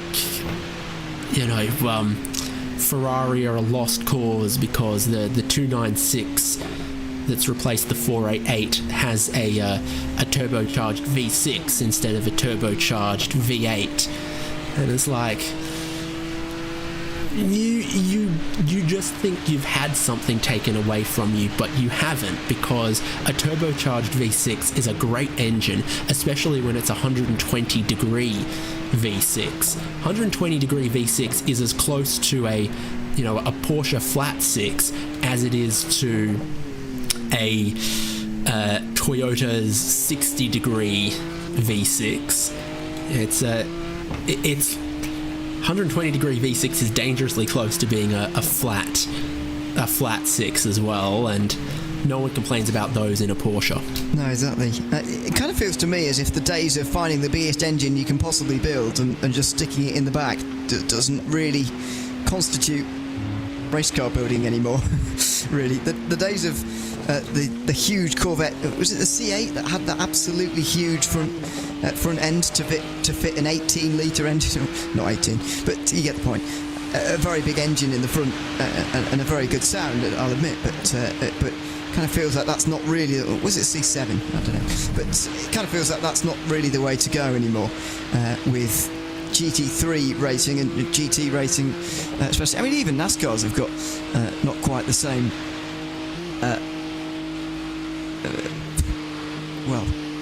how do I say? Not quite the same size of engine, I suppose, in that sense. It doesn't quite sound the same. Yeah, I guess engine package that they run is a little bit less on some of the intermediate ovals than I guess years gone by that people like or remembered fondly, and I don't know exactly how much horsepower on average they've got for the road courses, but certainly I think some of the 1.5 mile ovals, they used to have a lot of horsepower and you really had to drive the 1.5 miles, whereas then with less horsepower, the racing is less, whoa, you've got to manage the throttle through all of these corners and manage the tyre life, and a little bit more, it's mini Daytona 500 where we're keeping it flat and we're just playing tactics and slipstreaming and draft buddies. Yeah, I can't say I've been enjoying draft tracks on mile and a half, I've got to be honest. I would very much like to keep it at Daytona and Talladega and that's it, but there we go, that's not the way it's been going. Unfortunately, Atlanta Motor Speedway has kind of been ruined now, and there's kind of no going back, is there really? Which is a shame. I know it had a great finish this year and whatever, and that's all fine, but I'd rather not see mile and a half racing as plate racing, if you want to put it like that. It just doesn't quite sit right with me. And see, maybe NASCAR want every oval to be a Daytona 500, whereas IndyCar are shortly going to have no ovals but Indianapolis. Yeah, that kind of annoys me as well. It's not quite true, but it's an exaggeration. No. But you can't accuse IndyCar of, diluting what makes the 500 their 500 great, because they are not doing any racing that looks like that anywhere else. Some shorter ovals, which is pretty exciting racing in IndyCar, if you ask me. But as years goes by, the Indy 500 looks more and more of a standout uniqueness in their calendar. Well, this is the thing. Is it going to become one of those races that actually isn't part of a championship anymore, and it will still be IndyCars, but will it be part of the IndyCar series in the future? Didn't it used to be double points and now it's not? So that takes it even... There you go. It's hard to say. Does double points make it more... It is, I guess, more of an attempt to integrate it into the championship, because now suddenly a good results at Indianapolis and you're sitting very nicely in the championship and kind of incentivized to continue when you were previously kind of a 500 only package, perhaps. I think it's a good idea to double points the Indy 500, to be honest with you. I would back that. Because I think at the end of it's like a month later where you go, oh, this guy's leading the championship because of that good Indy 500 result. And while practice and qualifying and the Indianapolis 500 and then the Indianapolis 500 victory tour is going on, no one cares about the points. They just care who won this running of the Indianapolis 500. So it's only sort of when you're significantly removed from it that anyone even thinks about the points for the Indianapolis 500. Yeah, I agree. And it's not like the WEC either, where winning Le Mans at one stage used to win you the championship effectively. Back some time ago. That seems to have changed a little bit more now. Now that we've got two races with a few more points as well, that effect is slightly diminished now, but nevertheless. For a couple of years there, Toyota were very good at winning the World Championship but not winning Le Mans. Yes, true. And very clearly demonstrating that in that era, as in now, you would trade the World Championship for the Le Mans win. But now I think the championship holds it's a less imbalanced dynamic now than it was then. I think with the number of manufacturers, how involved they are, how awesome all the other races of the World Championship are becoming. You want to win those, and any manufacturer would stamp up and down about being the world champion now. Yeah, absolutely. And with its growing popularity as well, that adds a bit of prestige to it too in sports car racing, which is not just happening in Can we bring this home? When do you think, driver on screen, Max Verstappen makes a Le Mans start? Is it next year? Is it 10 years? Is it never? I think Le Mans is more difficult, personally. I think I can see him more in a GT3 somewhere, to be honest with you. I can see him on the start line at Spa in the next 5 years, that's for sure. Or Nürburgring, maybe here in real life. I mean, outside of Grand Prix racing, we definitely see Max show an interest in GT sports cars more than prototype sports cars, I guess. Exactly. Hey, him and Valentino Rossi could pair up. Imagine the amount of combined viewers that will bring in from different places would be unbelievable. But there you go. As I say, sports car racing is getting more viewers than ever anyway, with the current era, and I think some credit for that does have to go to Max Verstappen, to be honest, for bringing his audience over. We'll continue this discussion, by the way, while the battle for second place continues on, although Corentin Guinet has just gotten through on Sven Haase and is up to second place for Team Certified Bernard by Simar C, so that's a pass in GT4 for the podium places. But yeah, Vince Cusi chimes in, by the way, saying, agreeing with you actually, that with the WEC being more competitive than ever, the World Championship becomes more valuable. and I do find it difficult to disagree, although Le Mans is in not diminishing the value of Le Mans at the same time. Like in 1960, you probably would have rather won the Monaco Grand Prix than won the FIA Drivers' World Championship. But now, the power of hindsight and the continuity of the World Drivers' Championship into, Formula One, and then the impact that the World Championship has had as it's grown in its reach around the world and number of rounds and number of viewers. Now, I don't think there's anyone you'd say, hey, this year you can only have one. Would you rather win Monaco or the World Championship? You are taking the Formula One World Championship. Yes, I agree, but as you say, that's a little bit hindsight stuff, isn't it? Which is fair enough. It is normal, I suppose. But there you go. Just to get back to the Le Mans discussion, to me, it somewhat feels like Toyota's obviously won 5 years in a row, and that is always in the record books. But does it not feel to you as if they've kind of never won it, because those years were pretty, just say dark years for the WEC, but they weren't great years in terms of the excitement, especially compared to what we had in LMP1, which is an era that will never come back, unfortunately, as good as it was. And today's era of lots of different manufacturers battling for the overall win more than ever, almost, well, not ever, but more than more than in my lifetime, that's for sure. If there's one thing LMP1H wasn't efficient with, it was money. So yes, that's kind of why they ended up with one manufacturer left. Is like, oh, hey, how many manufacturers are there willing to set $300 million a year on fire for one race in a world championship where no one cares about any of the other races? The answer was one. We very quickly determined that the number of manufacturers willing to continue to spend at that level was one. I don't begrudge Toyota their Le Mans wins across that era, by the way. I think, they were there for a while, they stuck it out, they got better year on year, they never quite, looked like they had Audi or Porsche luck and that at Le Mans. And of course there were many years where Audi and Porsche were running the third cars at Le Mans, and Toyota never did that. And that's a sort of, I doubt your commitment to sparkle motion sort of moment where you go, yeah, okay, Toyota care a little more about the World Championship than Le Mans compared to the other manufacturers who are, chasing Le Mans. But they stuck with it at quite an expensive time when others called it quits. So I think they deserved those wins. Yeah, fair enough.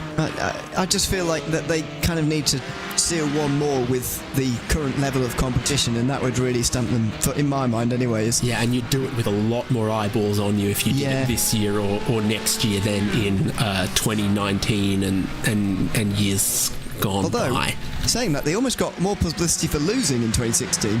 Or was it 17? 16? 16, I think. Whenever they broke down on the final lap. I'm sure someone else will remember. But 2016, I think it was, they almost got more publicity than the winners that year, which I guess was fair enough because they did dominate that race pretty much. But the beauty of 24-hour racing, or the heartbreak indeed on that occasion of 24-hour racing, was never more clear than in that year. Can I wind the clock back and say, I said about Corentin Guinet like an hour ago that hunting the race leader isn't out of the picture, and well, he hunted third from Dora Esports, and he's hunted second from Grid and Go, and last lap he was 2 seconds quicker than Peter Berryman, class leader in the Apex Racing team. So I think we're on here for GT4 across the next 4 hours 45 minutes. You've got a very fired up Porsche from Team 75 Bernhard by SimRC in conditions that maybe look like they're heading towards favouring the Porsche because he's surrounded by BMWs at the front of this class. Yeah, I agree. I think this gap's going to continue to come down. The problem in my mind in that respect is that 2 seconds a lap is okay, but that is still quite a lot of laps from this. That would still be 10 laps from now, which is well over an hour.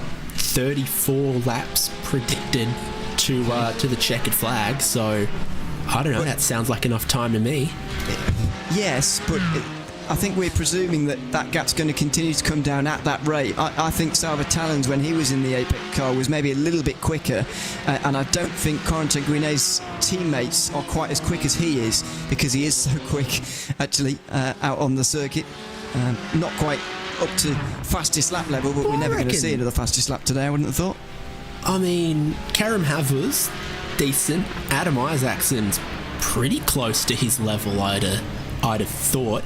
And Adam Isaacson's the remaining driver who's driven the least laps in this car. I mean, I get the point that things will change in terms of weather, in terms of the driver lineup across this car and the car that they're chasing, but I mean, consistently over the last 3-4 hours, they've had just a little bit of pace advantage.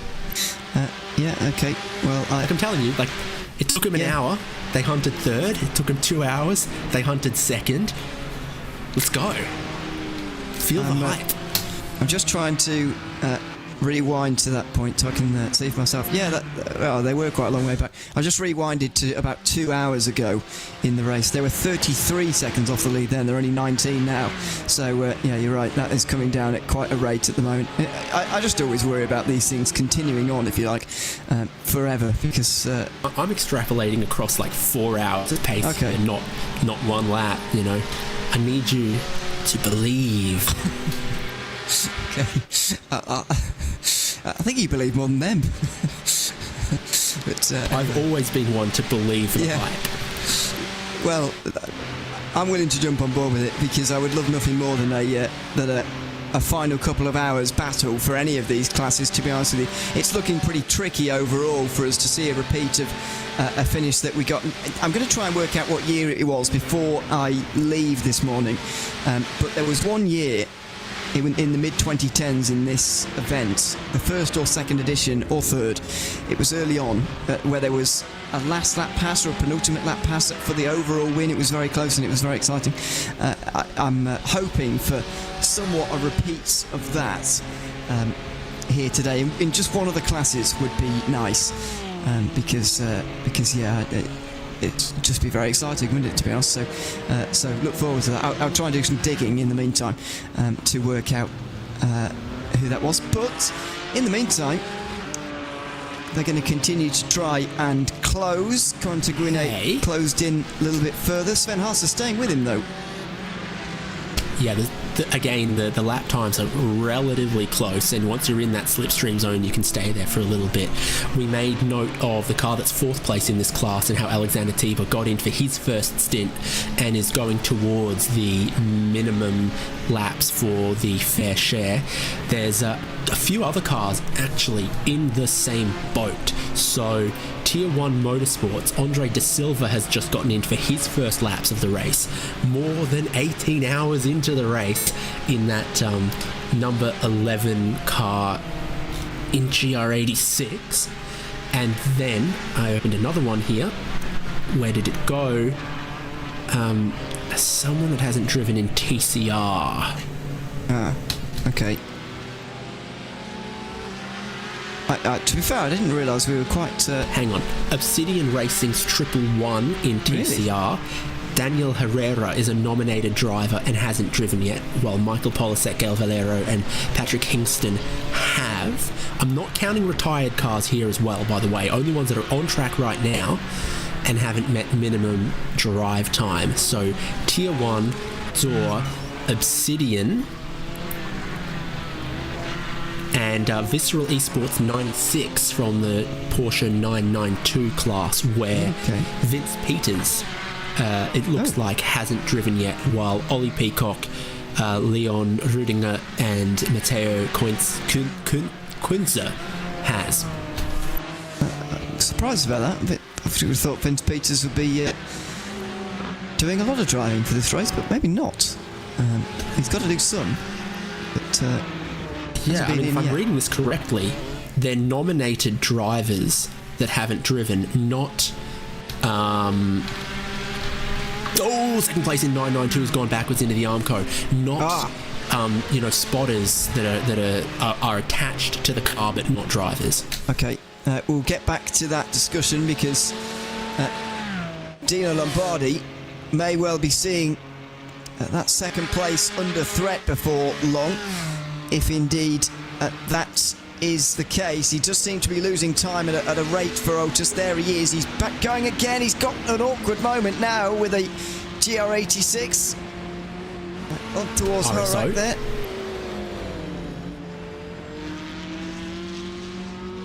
Now the car went backwards into the Armco straight on, so it will be damage to the rear bumper. This is it. Oh, it's hard on the brakes and a pretty big hit on the wall, actually. Well, I'm somewhat surprised you get away with that just after Klostertal, and he's got that all wrong on the brakes, I'm afraid, just before the carousel. Now, has that given him much damage, and how is that affecting him? Well, he's not... Well, I'll tell you what it hasn't done is given the 43 a meatball flag. So no meatball for that. I don't just say that because it's an Italian Dino Lombardi driving. Okay. It's a racing technical term. Are meatballs Italian? They can be. Well, yeah. Any food can be from anywhere, I suppose. Depends where you cook it. But, like, is pasta Italian? Well, some of it definitely is. I'm not saying all of it is, or all of it's authentic, but some of it definitely is. Not least because there's some behind me right now. Anyway, that's a separate discussion. How far away are we from a stop then? He's just at... Oh no, sorry, I'm reading the wrong line. He's about halfway through a stint. So not a million miles away from a stop, but probably further away than he'd really like to be, if indeed there is any damage there. The gap, by the way, has got out to 1 minute 4.5 seconds. I think he'll continue, to be honest. He kind of needs to, because I think the 992 cars will be trying to go to the end on 4 more stops, including the one that's coming up right now. Straight line speed still seems okay. Lombardi's doing 170 kilometers an hour right now, which is about what I'd expect. So if he's missing kilometers an hour, he's only missing 3 or 4. He's not missing 20. But there is no way. I mean, we saw that. He locked up, spun, and would have gone into the wall over 100 k's an hour. It was pretty quick, pretty violent, to be honest. He is lucky that it was square on with the rear and not something that punched any of the tyres out of shape, any of the suspension bits out of line. Well, he'll continue on, but Max Verstappen won't be at the end of this lap, by the way. He's started his in-lap now, so we'll be enjoying the 3-time Formula 1 World Champion for what is likely to be the final time in this race. It is 10:15 over in Central Europe at the moment. Sure, I mean, we're talking about this as if it's definitely going to happen. Surely this time, with less than 5 hours to go until lights out here this afternoon, he will be stepping out that car for the final time now with 4.5 hours to go. Well, that's why it's worth looking, so we find out when you find out. But certainly this is the end of the fuel tank on this run. He's been in the car for about 2 hours now. He's already made 1 fuel and tyre stop, and the car will come in. Whether Max Verstappen stays with it is a question. And again, I mean, you and I were not 100% expecting him this morning, but we got him nonetheless. So any amount of Max Verstappen, I guess, is a little bit of a nice Sunday treat. I honestly thought he was done for the day last night. I really did.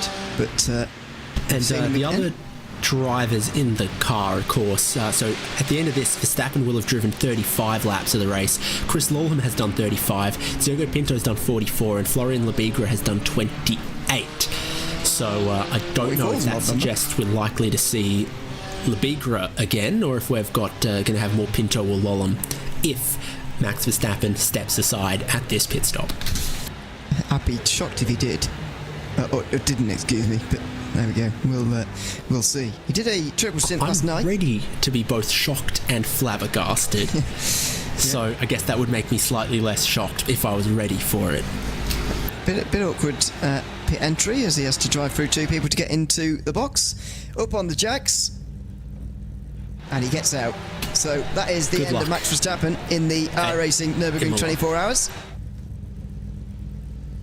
And Florian Lebigra takes over to resume in the lead for BMW Team Redline, who have led for some time now in this race. It was Williams Esports who took the lead early on, of course, but after a crash between themselves and Apex, who eventually got involved in the leading battle as well, just 3 hours into the race, Redline were able to take over the lead, and for the vast majority of the next 17 hours, they have been heading the way. Florian Lebigra leaves the pit lane, and with 4.5 hours still remaining, will resume in a slightly bigger lead than what he experienced before Max Verstappen got into that car. Yeah, there we go. So, fun little Sunday morning warm-up for Max Verstappen as he keeps BMW Team Redline in the lead of the iRacing Nürburgring 24-hour for 2024. There's also some driver changes for some of the cars behind. So I think Johnny Vecchio gets into the Redline 21 and Ryan Barneveld takes the Mahler Racing team car. Johnny Vecchio getting ready to resume. There he goes. Back out onto the circuit again. A little bit closer to Mahler Racing Team actually than previously. The gap now over half a minute for the lead, and then just over 10 for second. So there you go. There's Ryan Barneveld making his way around the circuit again. PS Competition, of course, won this race back in 2020. Wasn't part of that team then. Never won this race as an individual. Even if BS Competition have. Now, I wanted to ask you this actually. I wanted to ask someone this, and I'll bring it up now. BS Competition won this race in 2020. Team BMW Bank won this race in 2022. Are we counting those as the same team? This is very much an Arjuna question. Yes. I don't know. Whoever the crew was, I think that's who it goes to. Like Alpine still call themselves like multiple times world champions as they've inherited Tolman, Benetton, Renault, Lotus, Renault again's history, and it is a continuous unbroken line of that team and that organisation, regardless of the name or the changes of personnel over the years. It's an unbroken continuation. Okay, I'll ask Arjuna. I just wonder what we're going to do. Big ask your mother energy. Yeah, I don't know if what happens if Mahler Racing Team win as well. That's 3 different variations of the team in 5 years. So there you go. But anyway, maybe we won't have to cross that bridge. By the way, you're talking about the driver lineup. None of the 3 drivers who won in 2020 were repeated in the 4 that won in 2022. So there's an entirely new lineup that year. Both of the additions included real-world drivers. Lauren Heinrich and Philipp Eng were alongside Alexander Voss in 2020. And Bruno Spengler accompanied Vassilis Balatziotis, who was at BMW Bank at the time, with Phil Denez and Kai Kashube, as he took his 3rd Nürburgring 24-hour win back in 2022. So that's also quite rare as a team to have no repeat drivers.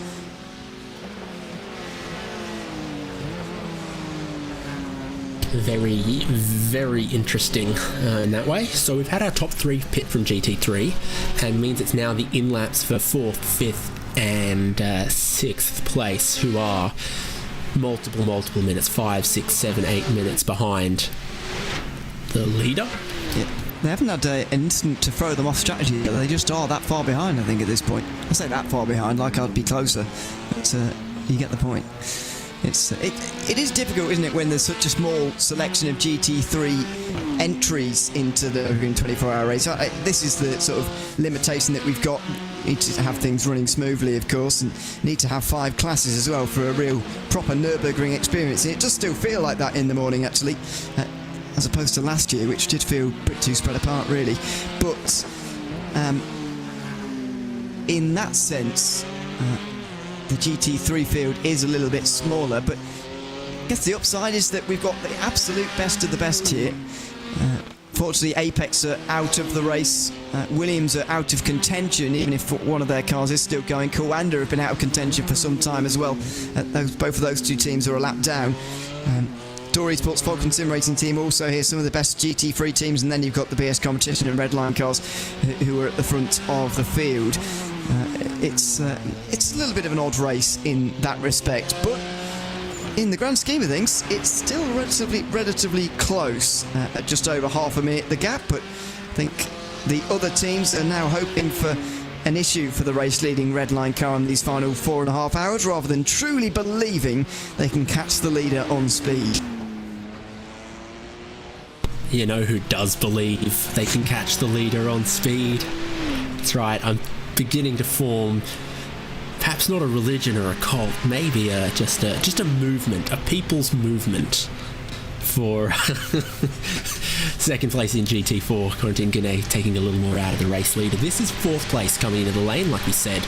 Others following in around this GT3 cycle. It's the highest running Audi from Falcon Sim Racing. Jonas Rutten drove it in, and Jesse Jones takes it out like a library book. Yes. Can't remember the last time I took a library book out, to be honest with you. But, very loud 5.2 litre V10 library book. Yes.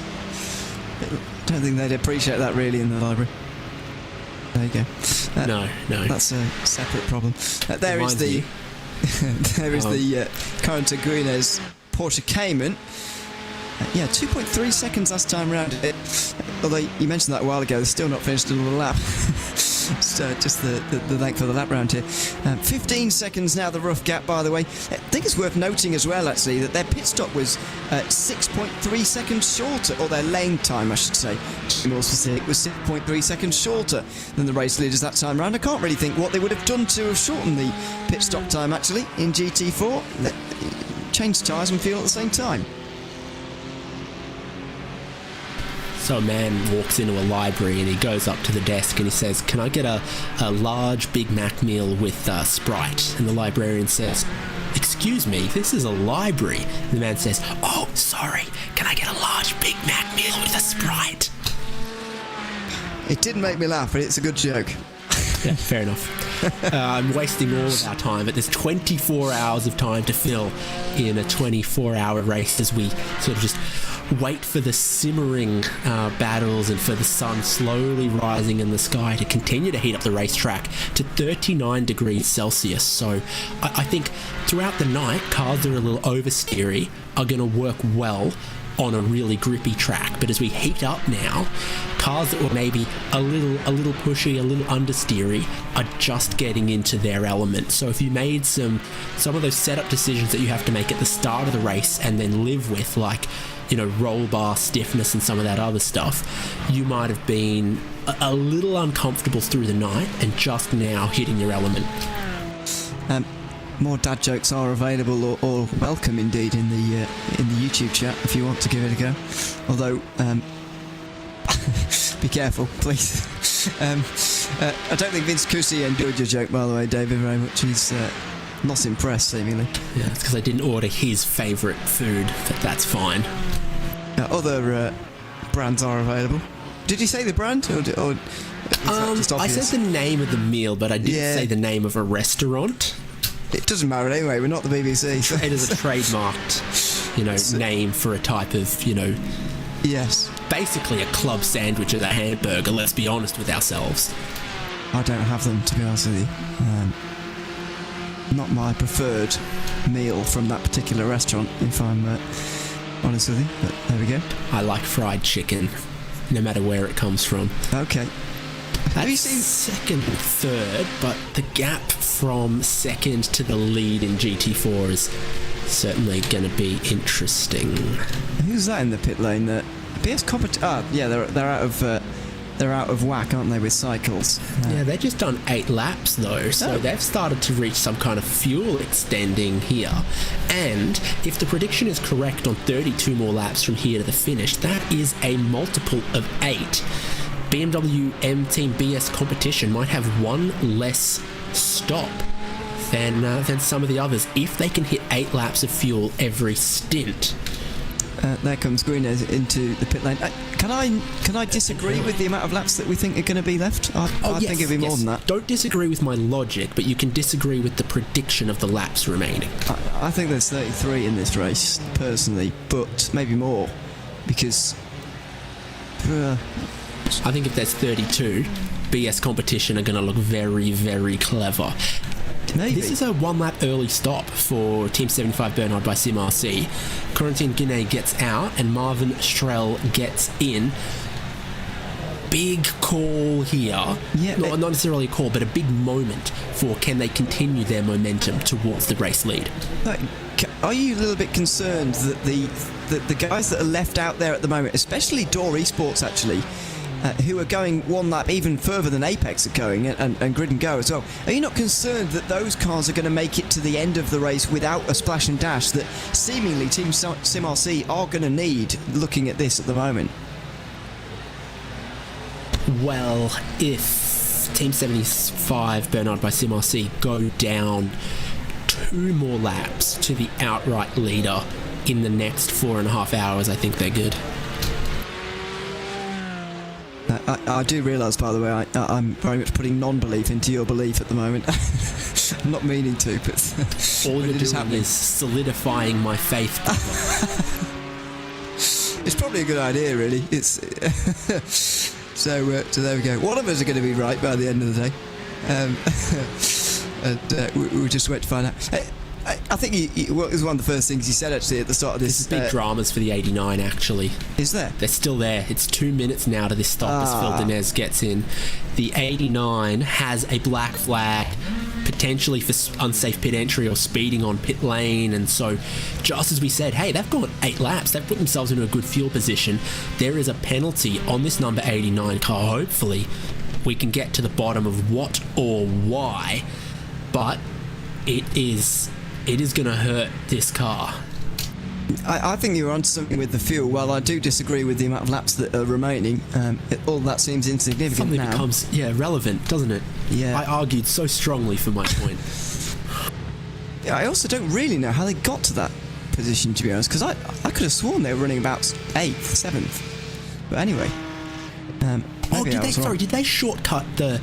They must have missed the pit lane, taken the GP circuit, and then shortcut around to the pit entry, which of course would give you a massive, massive black flag and shoot them up the timing. Yeah, they must have, after 7 laps, missed pit lane, taken the GP circuit, and then shortcut. It took us a long time to get to the bottom of that, didn't it? Well, I haven't seen it yet, but I'm going to rewind. I've got replay of it, but okay. Yeah, okay. I think that's the explanation we're looking for here. Because that was quite sudden, the way they ended up in second there, I've got to be honest. And going 8 laps would be a stretch in GT3, would be remarkable, really. I don't know if we've seen anyone do it. Maybe someone has at some point, but it's not been the common occurrence by any means. And I agree, they have missed the pit entry, gone round the Grand Prix circuit and come back in again. Now, let's have a look and listen to this.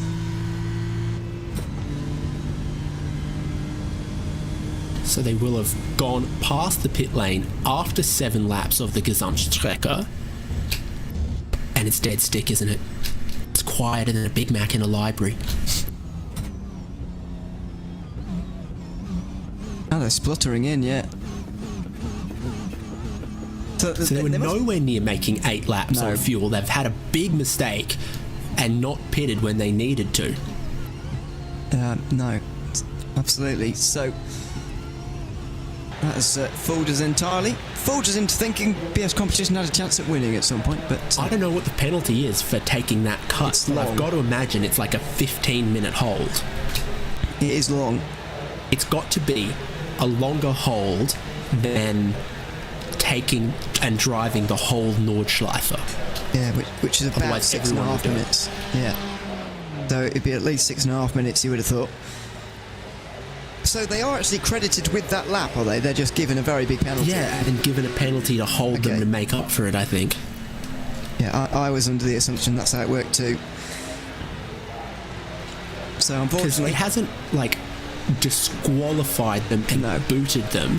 It's the same kind of penalty, like a stop and hold number, like if you were speeding on pit entry, which is, I guess, what I initially hypothesized before we unraveled this string. Yeah. There's a look at the grid markings. That's good. Sorry, I shouldn't say that really. But there we go. Let's throw in the big leading the way. He'll have no particular worries about BS competition. By the way, if you're wondering why they were so far down anyway at BS competition, they had a spin and a crash at the Mook curve with about, what was it, about 6.5 hours ago now. And the 992 leading Share Esports Porsche was right up behind them. I was trying to work out with Vince earlier whether that was a distraction for them, whether there was actually contact. There wasn't contact, but there was, in my mind anyway, a little bit of a distraction there for Rainer Talvar, who was the one at the wheel at the time. They went around and crashed, and unfortunately that's put them a long way back. It's also given us this slightly bigger lead for Team Redline, who are now 38 seconds at the front. I think that's one of the big stories from our hour and 40 or so here, David, is the fact that the race leading gap now is one where you're not really expecting this to come down on pure pace from this distance out. No, it's looking good. BMW and Team Redline at the moment, again, just slowly extending their lead. Unfortunately, I guess, is that battle for second doesn't have their teammates, the Redline 21, quite as all over mile the racing team as they had been, at about the halfway point of the race and thereafter, because I think the only thing better than, a big iRacing special event win in the top split with the highest ranked drivers, with Max Verstappen in your team, is if you could make it a nice little Redline 1-2. Of course, that was their goal. And one team really delivering, the other one still in for a podium, but could do more. Yes, they're separated at the moment by 13 seconds, Mile Racing Team and Team Redline, so that might be something to watch out for over the course of the remaining 4 hours and 18 minutes, which we still have here on the Nürburgring. Coming towards the end of another lap in GT4, where the Apex Racing Team and Virtue Coach GG by Grid and Go will both be into the pit lane. I'm trying to work out, and I can't do it for the life of me, whether this will be 4 stops to go or whether they're going to need a splash of fuel at the end of the race for a 5th stop. Because if they do, Door Esports are right in the money, because I personally believe that Door Esports are going to make it on 4 more stops, including the one that they're about to do. Not this lap, but the next time round. Yeah, so we've ended up with a bit of a split of GT4 strategy, haven't we? There were 3 cars on the same stop number, and then Door going 1 lap longer. Then Team 75 have come 1 lap early, taken a slightly short fill because of it. So they weren't short on fuel from the previous stop. They came in to put Marvin Strell in the car with a whole lap of fuel still in their Porsche, but they came in early for new tyres and that driver swap. 1 lap ahead of this, your class leader. Yeah. So there is Peter Berryman into the pit lane. Not a car we normally see Apex Racing Team driving, by the way, but Peter Berryman does like quite a wide selection of cars on iRacing to drive, to be honest. And is very good in a lot of them too. Up on the jacks he goes. I think he's only done 1 stint in the car, hasn't he? So he will go on further. Just wonder what's going to happen at the next stop and whether someone's going to get in for the final 3 or what they're going to do to split that one up. Sven Haase also pulls into his box. Up on the jacks, the 2 BMWs, and the Door Esports car driven by Alexander Tebert should go past them both. I don't know if you are aware of this, by the way, David, but I'm not entirely sure how they've got that extra lap over the rest. Yeah, they get to the bottom of how. Had it ages ago, so they're still doing 7 lap stints compared to their rival 7 lap stints, but they just did 8 maybe off the start of the race or something. They just ended up 1 further along, and that's where they've stayed. Update on that BS plus penalty is they're still been sat there for 10 minutes, but they haven't abandoned the car, they haven't parked the car, and the black flag hasn't cleared yet. So yeah, man, oh man, I'm not sure anywhere else on iRacing you could see a longer stop and hold than cutting the Nordschleife.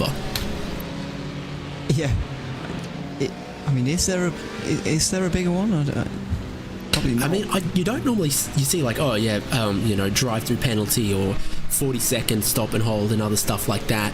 But there's very few penalties in between a 40-second stop and hold and a straight disqualification, which they don't have. Yeah. It's a stop and hold penalty, but mamma mia, it's minutes. It is. The only thing that would set you in pit lane for longer, I suppose, is damage, really. But damage is a penalty, but it's not a penalty. Yeah, it sometimes forces you to stay in pit lane for longer than that too. The reason I bring that up, just seen Talk Freak Racing back out on the circuit again. It wasn't where they'd actually returned since a 13-minute stop a few moments ago, and the car that hit them is also back out there again. The Whiskings Racing car, now being driven by Harry Fox, only a few minutes ahead of the GR86 leader, despite, get this, 49-minute pit stop that they've had to take on to repair the car. I mean, their engine was gone, I suppose, so it's not a surprise. That's a quick engine change, I guess, because it was gone, like it popped, and it was no more in that incident. Too heavy front contact, the magic smoke got out. That's a whole new engine, but they managed to get one. So I'm sure a lot of the excitement from our viewers and from the general world is, how is Max Verstappen's team going? How is our solo driver going? But from a competitive standpoint, I think GT4 is the one that has me asking the most questions and, waiting to see how it can all play out. A lot of good teams on some slightly different strategies. What sound does it make when the accordion squeezes back together in the final stint? One of those questions you've been forced to ask is whether I believe or not. That's a separate issue. Oh, that's tight, and into the wall! Sven Hasse into the wall in the Grid and Go BMW. It's the outlap for this car that was running for a lot of this race in second position. But out on the hats and back, Sven Hasse has collided head-on into the wall after trying to pass the Obsidian Racing TCR. And that is going to set them possibly off of a podium place at the Nürburgring 24 Hours. Just as I said, what is happening in GT4 in these final hours? Suddenly, this looks like it could be taking one of the competitors out of the question. Full stop. It was the outlap, wasn't it? Cold tyres in GT4, at least for the first half of the lap. We've seen them be a challenge and then to try to pass a TCR car. At that part of the lap, the combined factors of off the racing line, perhaps a tiny bit of door-to-door contact, tyres not where you would want them, and it looked a big impact. These GT4 cars, they are tanks, but they are not bulletproof. Although I suppose tanks probably are bulletproof. They're more worried about larger munitions, but the car seems to be still going. It doesn't seem to have lost a great deal of speed, but that is way, way from ideal. There is no meatball flag on this car. If they feel they can continue, they may continue. What a great race we've seen in GT4. So much drama, and that is just another chapter in this incredible story that is being written in front of our eyes. No, I take it back. There is a meatball flag, so that will necessitate a pit stop for virtualcoach.gg by Grid and Go. And Sven Hasse. Here's the other look. Here we go. Outside of Hatzenbach. Is there contact there, or does he just lose it? I can't quite see from up here. But, I couldn't see from on the floor either. And it's from going around the outside. So... tells the story. I mean... I hate to see that from a competitive standpoint. As I was saying, we've got a four-way fight going on here. And I'm sure that this team would have thought Sven Hasse is a great driver to keep us in the podium fight and not let us get scrubbed out of the race win fight. But I think they're scrubbed out of the podium fight now. You mentioned the cold tyres thing, and surely that was at play there as well. But don't you think that going around the outside onto the Hatzenbach like that is not a good idea anyway? I mean, it's not what I would have done, but a lot of what these drivers can do is not what I can do. So it's easy for me to say I wouldn't have done that, but I also wouldn't have won the class. So yeah, it does seem a slightly risky thing to have done. It's a good point you make, though, to be fair. We'd be long gone in this race if we were participating, so there we go. That's the fair point. Fourth place for the moment. They will drop to fifth as a result of this meatball. I think even a drive-through could set them quite close to being dropped down in fifth place. Aaron Bratzquez is less than half a minute behind them at the moment, but this is the drama. I did win second split in 2019, though, so can I get that credit? Yeah, absolutely, yeah. I wouldn't be able to manage that, that's for sure. Yeah, fair enough. But yes, I'd say less than half a minute back to fifth place. Maybe in this lap, Sven Haase.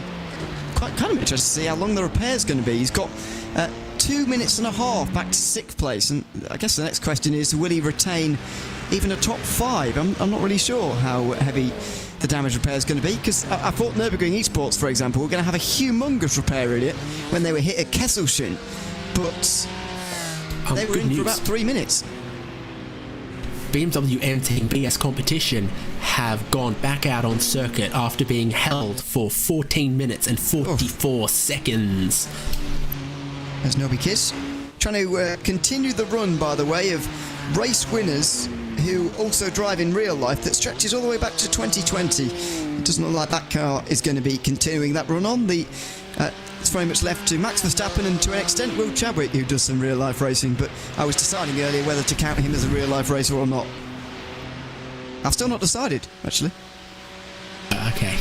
4 hours, 8 minutes to settle the jury and get all in agreement in the affirmative or the negative. Kind of hoping that a more prominent real-life driver wins so that I don't have to have that discussion with myself. But there we go. Anyway, it's quite a remarkable record, really, when you think about it. Not any of the other 24-hour iRacing endurance races can boast that in the top split, as far as I'm aware. Not a record that stretches back to 2020. Although I think Max Verstappen did win this at the Spa 24 hours back in about 2019, didn't he? So it is something that's been going on for a little while. Have I got that wrong? Is it Daytona? Can't remember. I think he might have won a sports car open race as well. Okay. But they've done a fair bit of this iRacing stuff. I hear he's relatively keen on it. Yeah. He's been around the block, some would say. I think he would.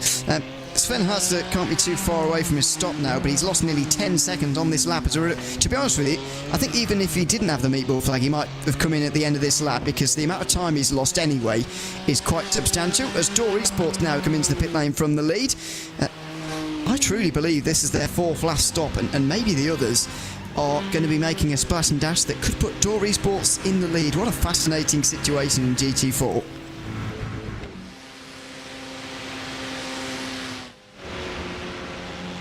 Truly wonderful race in that class.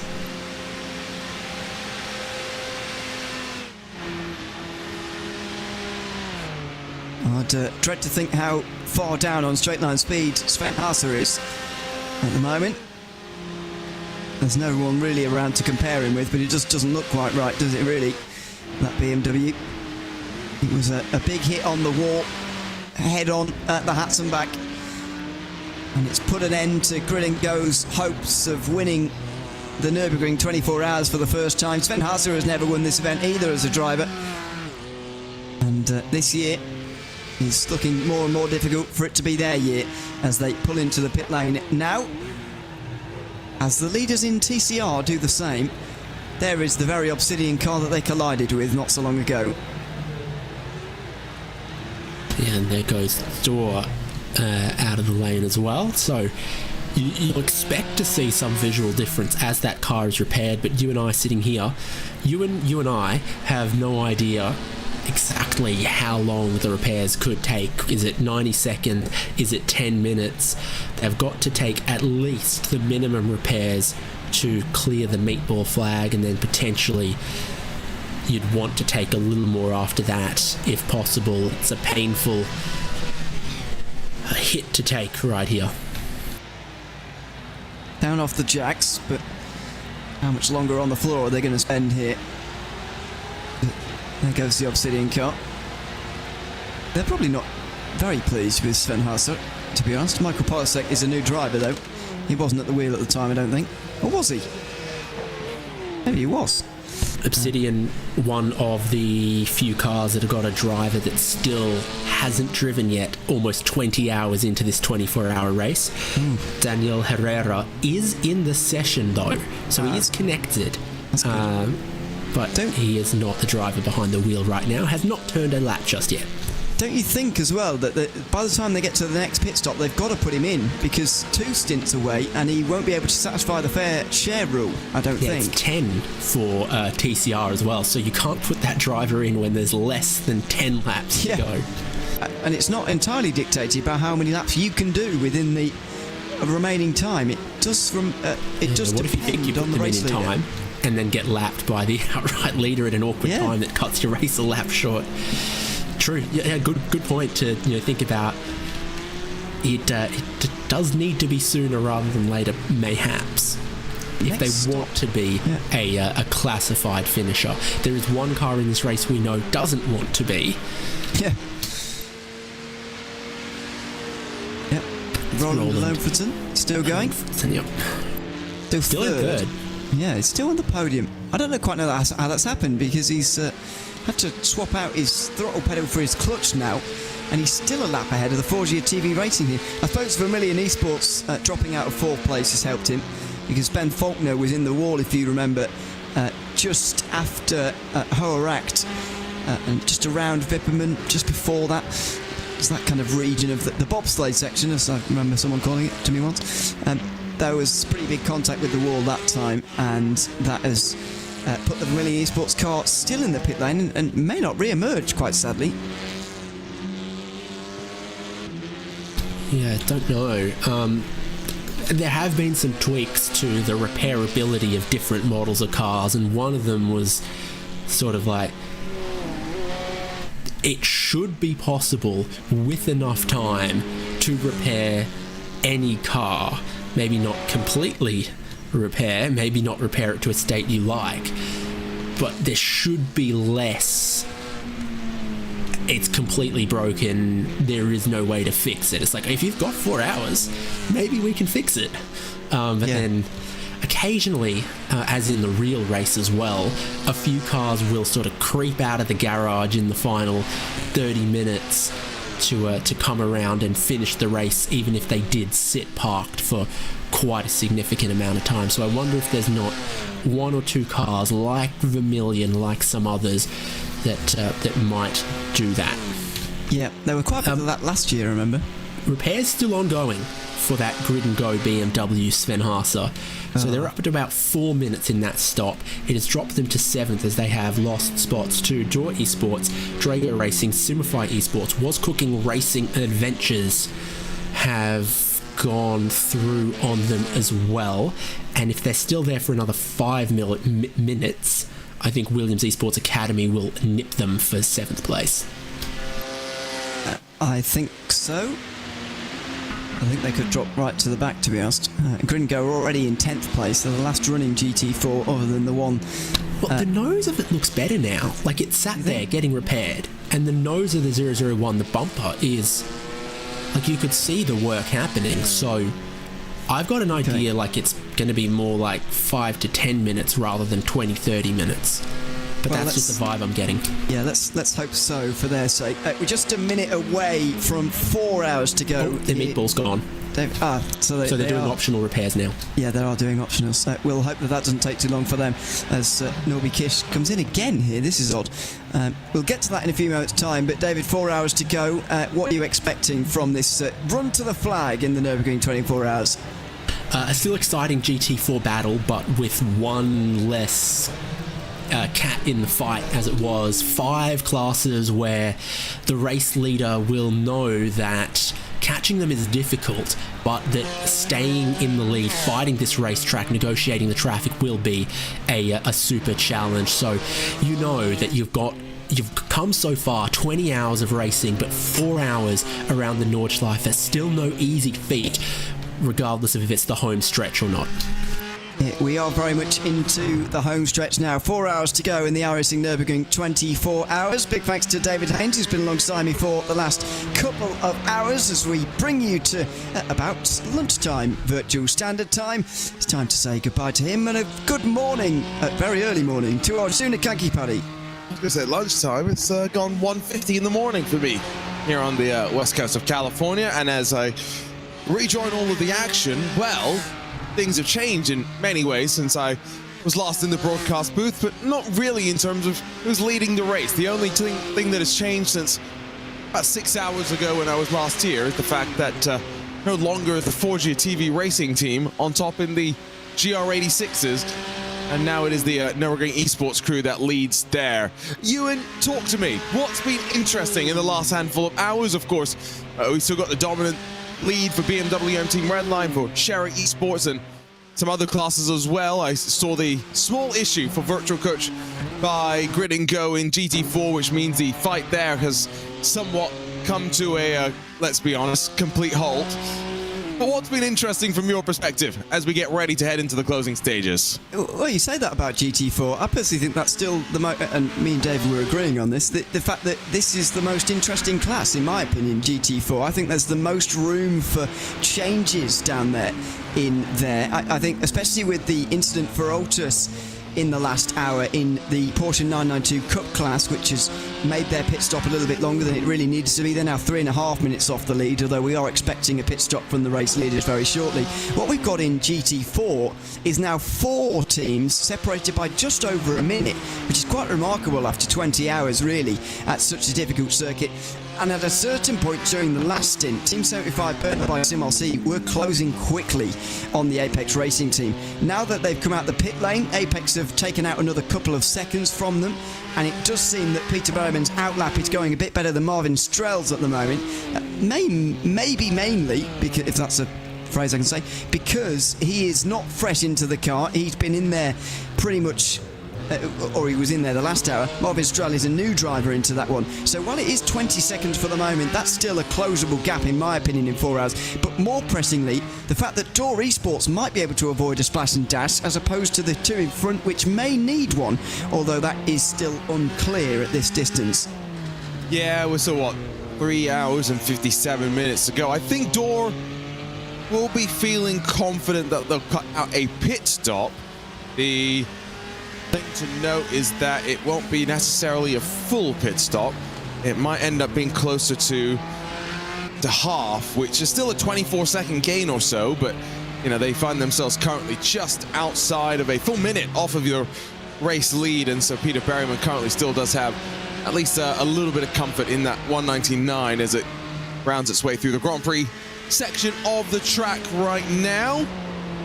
And with another driver just heading down into pit lane, that was Team RSO, Niels Karstensen behind the wheel. They are about 2 minutes off of the lead with 4 hours to go. Now, that seems like a big margin, but the last team I'd want to count out in that sort of a class with this time remaining would be someone like Team RSO. Not the only drivers and teams on pit lane, because Sherry Esports have just found their way onto pit lane. You were talking about them needing a pit stop right on cue. They make their way in. That's 8 laps for them. A regular stint in the Porsche 992 Cup class, which, by the way, is starting to overtake PS competition again. There's a very recent problem occurred for them. I think, there's no other way to say this other than Phil Denez forgot to pit. Really. He went round the Grand Prix layout again and spluttered his way back into pit lane, served his 14-minute penalty and pit stop, and, well, I thought they were okay to continue from there, but Norbikis got in only for a couple of laps, and now, as you can see, the Zebra is back on pit lane again. Yes, now remember, that is the BMW M Team BS Plus competition machine, which was involved in issues slightly earlier in the day that dropped them off the, earlier in today. So it was about 6 or so hours ago that they had their slight issue, lost the rear end and found the car stepping around on them. That was a long time ago, down towards the Muck Curve, with Scherer Esports car on your screen, actually right behind them as well.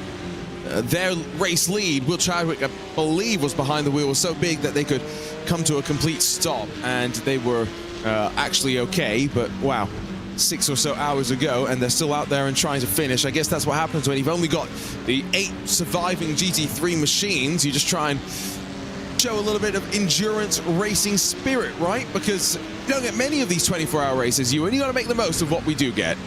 Absolutely, and I was saying this earlier on as well. I think we were on this stint together last year, and if you remember, well, I was just waking up anyway. I'm sure you were more awake, but the amount of cars we had left was down at about high 20s, maybe, if that. I noted earlier on that we got only 22 over the line last year, and that's a very small number compared to what we've got still going. I'm confident in at least 39 of the cars still running at the moment, maybe even 40 still running in the race for the moment, which is great news. But it's very different to what we saw last time round. There's a bit more spirit of endurance going on, because I feel like teams like VRS Coanda, who had issues so early on in this race, and BS Competition, who have had them more recently, in a previous time maybe would have gone away. But it's good this year that people are soldiering on a little bit more instead of quitting very early on, which is what happened at the Nürburgring 24 Hours last year, although it was notably more chaotic than this year's edition as of right now. Yeah, and we had more attrition overall, right? That's something else.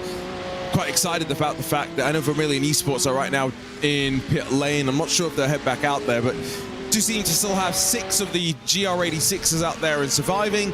39 total cars running, with, 3 hours and 53 minutes or so left to go here in our second 24-hour race of our special events, the iRacing Nürburgring 24-hour powered by Extreme Sim Racing. Let's go back maybe and talk you through some of the highlights of what has been a more eventful 24 hours in many ways, but still quite calm. It started with chaos for VRS Coanda in their Porsche. Elvis Rankin got tagged around by Alejandro Sanchez in the Kidder Litter and in the GT3 Touring configuration that some would pay many more dollars for in their Porsche life experience. There was some chaos for Williams Esports Chill Blasters. They ran 1 and 2 with the sister car, Vasilius Bellotiotis, out wide through the Muck Curve in what was a bit of a sign of how hard they were pushing. The look on board with the driver cam would show us, well, fast hands at play and having to be at play to keep that car from being in the barrier.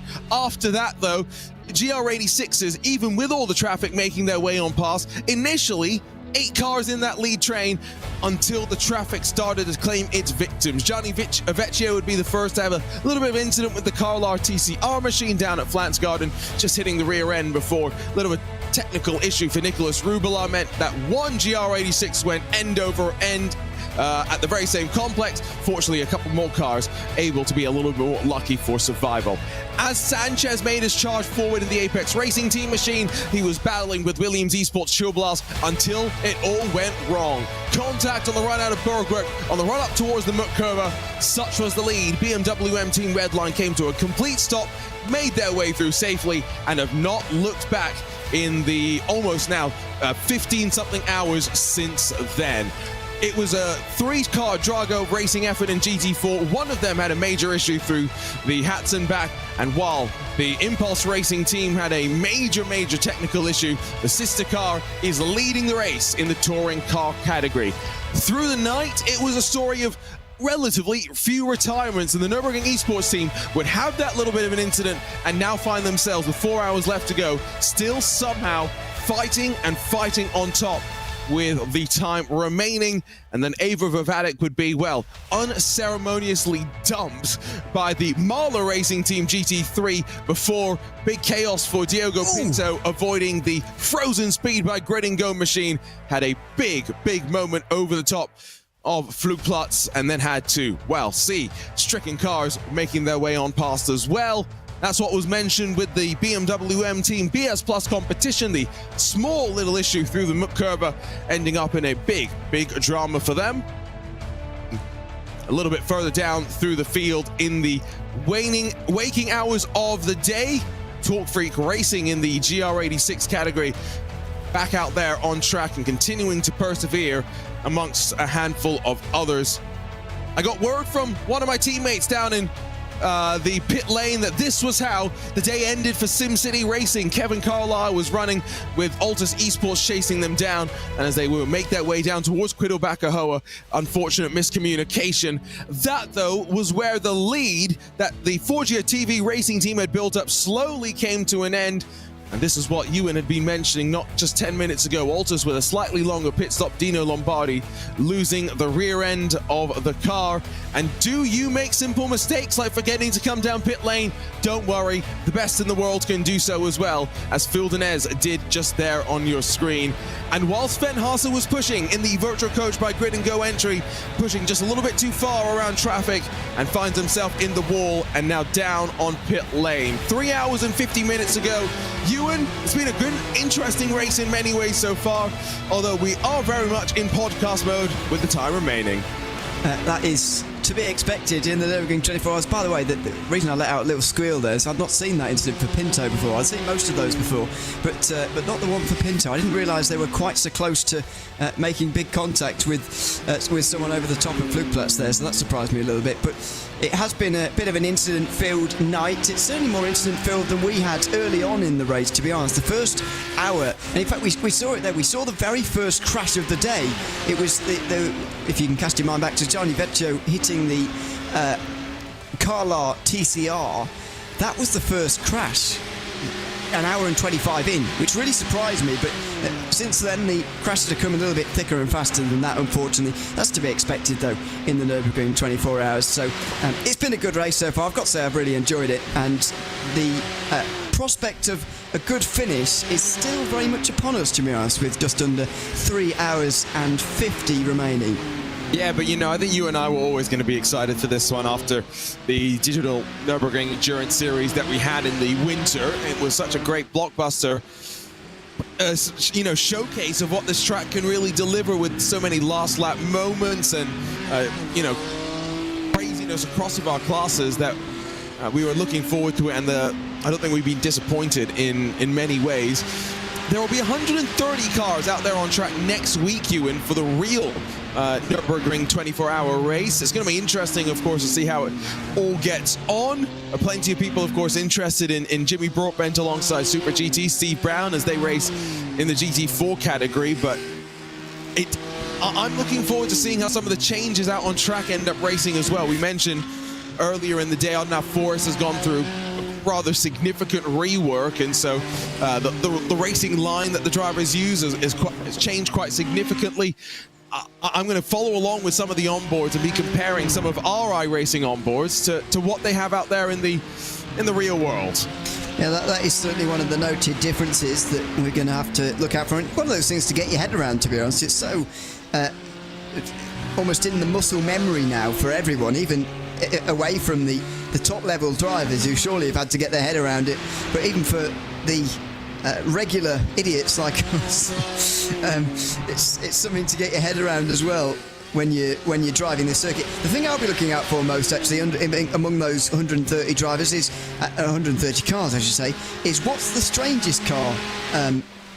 As in, what do you see least often in 24-hour racing? I always enjoy the very unpowerful, small, what would you call them? Production cars, I suppose, is the word, isn't it? That go out every year, and that's the one. Those are the ones that I'll be looking forward to seeing. But that's where I was saying slightly earlier, I forget who I was on the broadcast with, but my hope is one day that I'll be able to afford to go racing at the Nordschleife as well. When you're in those smaller production classes, you're very much at risk of the GT3 blasting past you and, sending you into the wall and leaving you with a damage bill rather than them paying off your check. Can we call it being Lauren Heinrich? Sorry. No, you're not wrong, because he was the one. But I am sorry. He was the one. What's it called? The Dacia? No, that's not right. What's it called now? The Mantail Fox. Yeah. No. Yes. No. What's Even it I was called? struggling. Opal. Opal. Yeah. Thank you. There you go. Dear me. We got there. I'm not even tired. Just unintelligent. Did you get some good sleep, Ewan? I got some great sleep. Yeah. Where's your racing driver excuse? I've got no excuses today. Yeah. I've had the best schedule of anyone, I think. I've had the most sleep. I'm fully. It doesn't actually feel like I'm in a 24-hour race because I'm not tired. It's quite bizarre. I'm glad to hear it. Next for Spa coming up, I'll make your life a little bit more difficult just for saying that out loud. Should have kept it quiet, really. But commentators having it easy, unacceptable. It'll Not be allowed. 1 a.m. to 7 a.m. next 24-hour race. Because you 1 a.m. to 7 a.m. You'll do the entire 24 hours. Yeah. You know how Roland Alonfridson's doing this race by himself? It'll be Ewan O commentating for 24 hours. That was terrible, I know, but still. You've got to make some name out of it. Yeah, I didn't even try, did I? He's only driving, though. Commentating's way harder. I love it. Ewan, you genius. That's a joke, everybody. If we make them believe this is a difficult job, then we are off to the races. There you go. What a genius Ewan O'Leary is. Again, easiest job in the world. Sit down, talk a little bit, sometimes write some notes down. Easy as. How much better could it be? Visceral Esports, Mateo Kuzner currently runs in 4th position. They are 2 minutes and 30 seconds behind Valkyrie, who in turn 2 minutes and 30 seconds behind Altus, in turn, you guessed it, 2 minutes and 30 seconds behind Scherer Esports Blue. Although Julian Reimer's gotten into the car, and I can't quite believe my eyes, but have they done a no tire stop and a driver change? No. Just a no tire stop. Yeah. So this is Reimer's second stint. He should be out of the car at the end of this one. We should see Will Chadwick in that car again, but they've only just completed lap 1, so it'll be a little while until we see Will back in the car. But yes, Julian Reimer is doing a second stint on these tyres. It is quite some big gaps though in the Cup class, isn't it? And one more thing to note from what you just said there, Visceral Esports are still waiting for Vince Peters to actually do some driving. He's entered into that car, as far as David has said anyway. I'm going to trust his, because he's in the session, I'm going to trust his comments that Vince Peters is still yet to drive and needs to satisfy the fair share rules. Can confirm. So, where is Vince Peters in the lineup? Well, this is what I said. I would have had him in the car ages ago if I was Visceral, but clearly he's not been able to for some reason. So you have to declare the drivers that are going to race in the hour before the session. So that's effectively between 11 a.m. to 12 p.m. UTC. Translate that into your local times around the world. So maybe in the hours since then, Vince has had a technical issue or something, or is this just the plan and he was only ever really able to contribute at the end of the race? At best, he's going to get into the car and do maybe 3 and a bit hours, but, you know, he can be flying, that is for sure. It's just surprised me, really.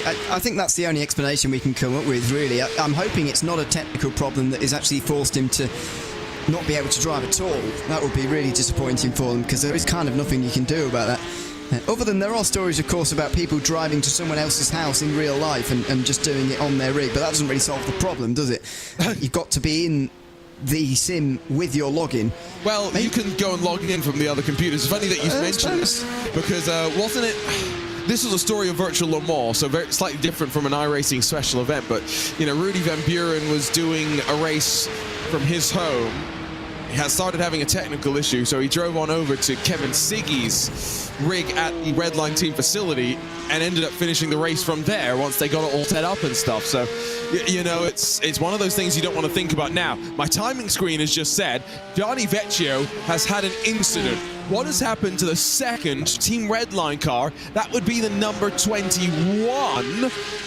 Spun back around and going once more, I can tell you, but it's lost at least 15 or so seconds, and I wonder if there's going to be damage. Oh, it's going around the hoisting belt TCR, and that I think is under force, not into the wall, just maybe damage to the ego. And he's going to have to reverse as well. He didn't want to go over that curb on the right-hand side there, did he? Because he didn't want to get beached, I suppose. But he's lost a lot of time in all of that. And has that now put him in third for good, in that he was chasing Ryan Barneveld for second, and the Marla Racing team, I actually thought there was going to be a battle for second, but with only 3 hours 40 remaining, does that 25-second margin now mean the podium places are settled in this race, barring more problems like that? I would not be shocked. I think for the most part, we've got the separations. It's just GT4 where maybe there is still a bit of a question. Touring car as well, the TCR category, it's only 41 seconds between Obsidian and Impulse. Now, there was a phase of the race when Obsidian was closing legitimately 3 or 4 seconds a lap on the race leaders. It has equalized since then, so I'm not discounting a potential charge that we'll see that fight close up. There is the Honda Civic Type R that runs in second with Michael Polishek, who put the car on pole, back behind the wheel right now and running his way towards Flats Garden. Car looks pretty much undamaged, like it rolled off the factory, just with a little bit of debris being kicked up around the track as it runs its way around through traffic. Doesn't seem to get much better of a run since then. So Gianni Vecchio has spun it back around and is going now 25 seconds behind Ryan Barneveld. 5 minutes in front of the Falcon Sim Racing team. That is how good those top 3 teams have been for the most part, Ewan. It's crazy to say. It is, and just to put it into even more context, Falcon and Door Esports, to my mind, haven't had any sort of problems. They may have had a spin somewhere that I might have missed, but they've not had a crash as far as I'm aware. They've just been further and further pushed away by those top 3 teams, and previously, by the way, a top 4 when BS Competition were involved in it. And they've recently had their problems, of course, as we just saw in that highlights package, but that is a legitimate 5-minute gap, and as you say, it really just shows the speed of those front 3 in the GT3 race. Just to go back to Obsidian, by the way, who are on your screen at the moment, I think this is another one of those teams that are still yet to satisfy drive time rules, because as much as I think they'd like to have Michael Polishek in for the remainder of the race, because I think he might be able to win it for them if he is in there the entire time. They've still got to get someone else in, and I've forgotten the name of the driver. So that's Daniel good. Herrera, who is in the session, and I'm assuming is probably geared up to go sooner rather than later. This is the point me and David were making. They came out the pit lane with just over 4 hours to go. By the time he needs to pit again, it'd be about 2.5 hours to go, at which point you're a little bit nervous almost about getting the fair share laps in. Well, not yet, but you can't go on for another one after that. Yeah, I see what you mean, because he is only he's just finishing up the second lap of the run. But as long as he's already in the session, right? So clearly there's nothing wrong. They're aware they've got to get him in. The concern comes a little bit more, I think, in the case of Visceral Esports, where, we aren't necessarily sure about where Vince Peters is and what's going on there. Okay. I didn't realise he wasn't actually in the session, actually. Yeah, that is what is scary. Right, is the fact that Visceral Esports still don't have the driver in the session. Okay. Maybe I'm... No, let me check again. No, Vince Peters not in the session. Okay, well, that is concerning. And I'd imagine I can't get a hold of him in that case. Well, if he's not in iRacing, he's probably quite difficult to get a hold of elsewhere too. So that's a bit of a problem. But there we go. I do hope that they'll be able to continue, or they'll be able to satisfy that fair share rule, because they're running well, in with a sort of outside shout of a podium place at the moment. So I see he's online on Discord. So I've just sent him an eyes emoji. Let's see what he responds with. I'm sending him nothing else, just for context. An eyes emoji. Let's see what he says. Florian Lebigra into pit lane. Ryan Barneveld going to follow. Leaders in GT3 into the box. 3 hours and 36 minutes left to go. Yeah, the only thing that can take this race, you would have thought, away from Team Redline is something like speeding in the pit lane or an unsafe pit entry or exit. So you've got to make sure that you get slowed down in time. Florian Lebigra, he certainly does that. And almost as soon as we mention it, he's back on his way again after another pit stop. So that is with 3 hours 36 to go. He gets out onto the circuit again. So 3 more stints and then a 3-lap splash and dash I'm going to go for. Wow, I've just heard down in pit lane, Vince Peters joined the wrong team as crew, is not allowed to join another team, which would be the right team. What? So I think what Vince has tried to do is he's tried to apparently go and join a team to go and help them, so he could join the session without being there as a driver, I guess. Not sure why he would do that. In the process of doing it, he's joined the wrong team, which means that he's been registered to go drive for a car that he can no longer apparently drive. Why can't he drive it anymore? I guess because when you sign up as a crew member, it registers you into that car. But he's also been declared to drive for the other car. This is getting into the depths of iRacing rules and technicalities. And, you know, I did a lot of iRacing special events before this, you know, iRacing declared driver system. Which, by the way, I think is a good addition. Oh, it's great. Before we go any further. Still confusing. I think it's better than the previous system, is my point. Oh, yes. So, well, I got into an iRacing top split through the old system, so, you know, mixed opinions. Yeah. Wow, Vince Peters has just responded, by the way. I'm not even home. How could he torment me? How could he torment me like this? Well, this is what I said earlier. He can't be available for the full 24 hours because you just wouldn't wait till the last 3 hours to use him. So, something was odd right from that moment, really. Also, how is he helping them if he's not even home? Wait, no. Okay, he's now just said, "Wait, we're dead."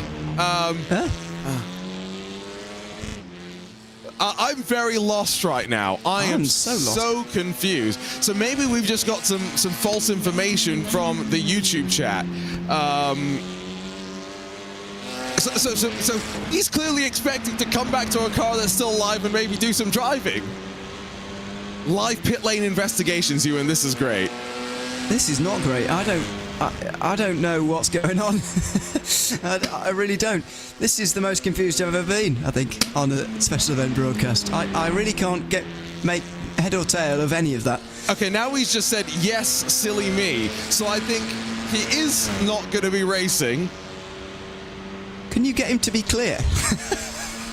Okay, and he's finally being clear. I should have probably waited until he finished, you know, his entire chain of messages, but, you know, that would have taken a few minutes. So, yes, they are going to get disqualified at the end. They're going on for honours, which, you know what? Props, credit, kudos. Yeah. All of the above. Yeah, fair enough. As we talked about earlier on, fair play to a lot of the teams for continuing on when they know that they can't get a good result, and that's been the case for quite a lot of teams, although I think another team who are not continuing on, Vermilion Esports, have pretty much been confirmed as retired, 14th retirement of the day now. But yeah, absolutely props for them to continue on, and with such a relatively small amount of drivers as well, be in contention for a podium. I'm not sure I'd want to do this race with 3 drivers. I don't know. I would quite enjoy doing 3 drivers in some ways, but not here. No, this is one of the tracks I would quite enjoy, because I would want to do 4-hour stints, if I'm honest. You know? I don't know. I'd like at least 4, but that's because I'm a bit lazy. So I do a 4-hour... I basically probably do the stints that I'm probably commentating on. It wouldn't work out the exact same way, but, you know, do 4 hours at the start, maybe do 4 hours at the end, do a 4-hour block somewhere else. It would be great. I don't know. 4 hours is a long time for driving. I'm pretty ready to get out after 2, to be honest. That's what I felt at the Spa last year anyway. I was pretty ready to get out after 2. Yeah, but who built your setup? Was it Lewis? I don't know. You'd have to ask him where he got it from. You see, you provided it, so therefore hashtag blame Lewis. It, yes. He must take responsibility for it. Well, it was a good setup. It was comfortable. It was not... It wasn't like, you know, I was feeling like I'm going to crash this car if I continue on any longer. It wasn't that. It was just a case of I don't really want to carry on because I enjoy driving, but not for exceedingly long periods of time. Roland Alfredson just said 4-hour stints. See what he said earlier on as well? I get jealous seeing other people change drivers. Did he really? He said that, yeah. Oh, what a lovely chap. We had the interview with him, of course, a little bit earlier on from inside of the car. And we are committed, at least I am committed, because Ewan's not going to be here at the end, to chatting with Roland at the very end, no matter what. Whether he's on the podium, whether he wins the race, no matter what. We're chatting to Roland after 24 hours, mainly so I can ask the question, Ewan, was it worth it? Well, he did say, didn't he, that he sort of just decided to do it on a whim, just like, well... Zero practice, no setup. Yeah. Just why not? I'll just do this. Why not? Maybe he's feeling exactly why not at the moment. But yeah, fair play to him for doing it, as we said many times before. And I really hope he gets to the end at all. If he gets to the end of the podium, that's an even bigger bonus. Someone says in the chat on Racebot TV's YouTube that we need the Jetta in. Oh, yes. In which case a stint would end up being like 6 hours. Let's say you do a double stint. That car has it sips the fuel here on iRacing, to put it mildly. That's the proper N24 car, isn't it, really? You know what? You're right. And we have the Ford Mustang GTD joining the iRacing service in the new build. It needs to be alongside the Ford Mustang FR 500S that we have, or whatever it is as well, which I don't know. Ewan, have you ever even seen that car on iRacing before? Yeah, it's part of that same series, isn't it? With the what the Jetta used to be in, isn't it? Part of that. The production car challenge, exactly. Yeah, I have seen it. Yeah, although it's not very popular in the officials, to be honest with you. No, but that is why we need it, just so we can have a couple of them in the top split that are running around and having a final time. Does it not feel a little bit odd at the Nürburgring to have that, though? Not really. No? Okay. We'll pretend that it's a Dacia. Okay. I'm going to struggle with that. Squint. Really squint. My eyesight's bad enough. I might be able to... I don't know if you were listening. You probably asleep, to be honest, which is fine. I was struggling very, very much to identify stuff in the dark earlier. I was starting to wonder whether my eyesight is going to need enhancement. Well, as someone with enhancement right now, it's fine. Go get your eyes tested. There's nothing wrong with wearing glasses, Ewan. I look like such a... I can't say that, probably. I look not good. No, you'll be fine. You know why? Because if you really don't like glasses, just chuck some contact lenses in. Yeah, well, they look a bit painful as well, to be honest. No, it's fine. Don't worry. Don't think about it. Just touch your eye regularly. That's all you're doing. Oh, dear. I don't like eyeballs. It freaks me out a bit. Yeah, no, trust me. That part I agree with. I first tried wearing... I've worn glasses more than half my life, so I am quite comfortable wearing them.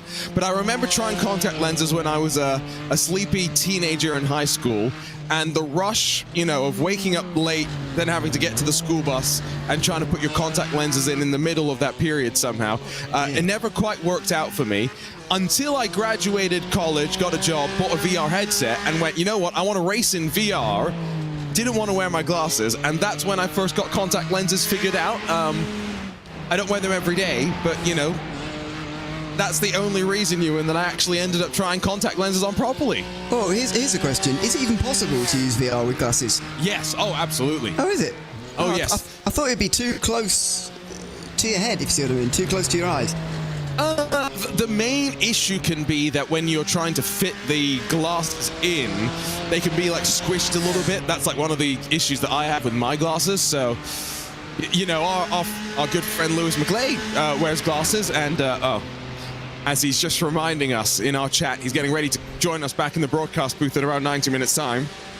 Whenever me and him play virtual golf, A, he's a lot better than me, but B, he wears glasses while he does it, so Have you heard he goes to the gym to improve his golf?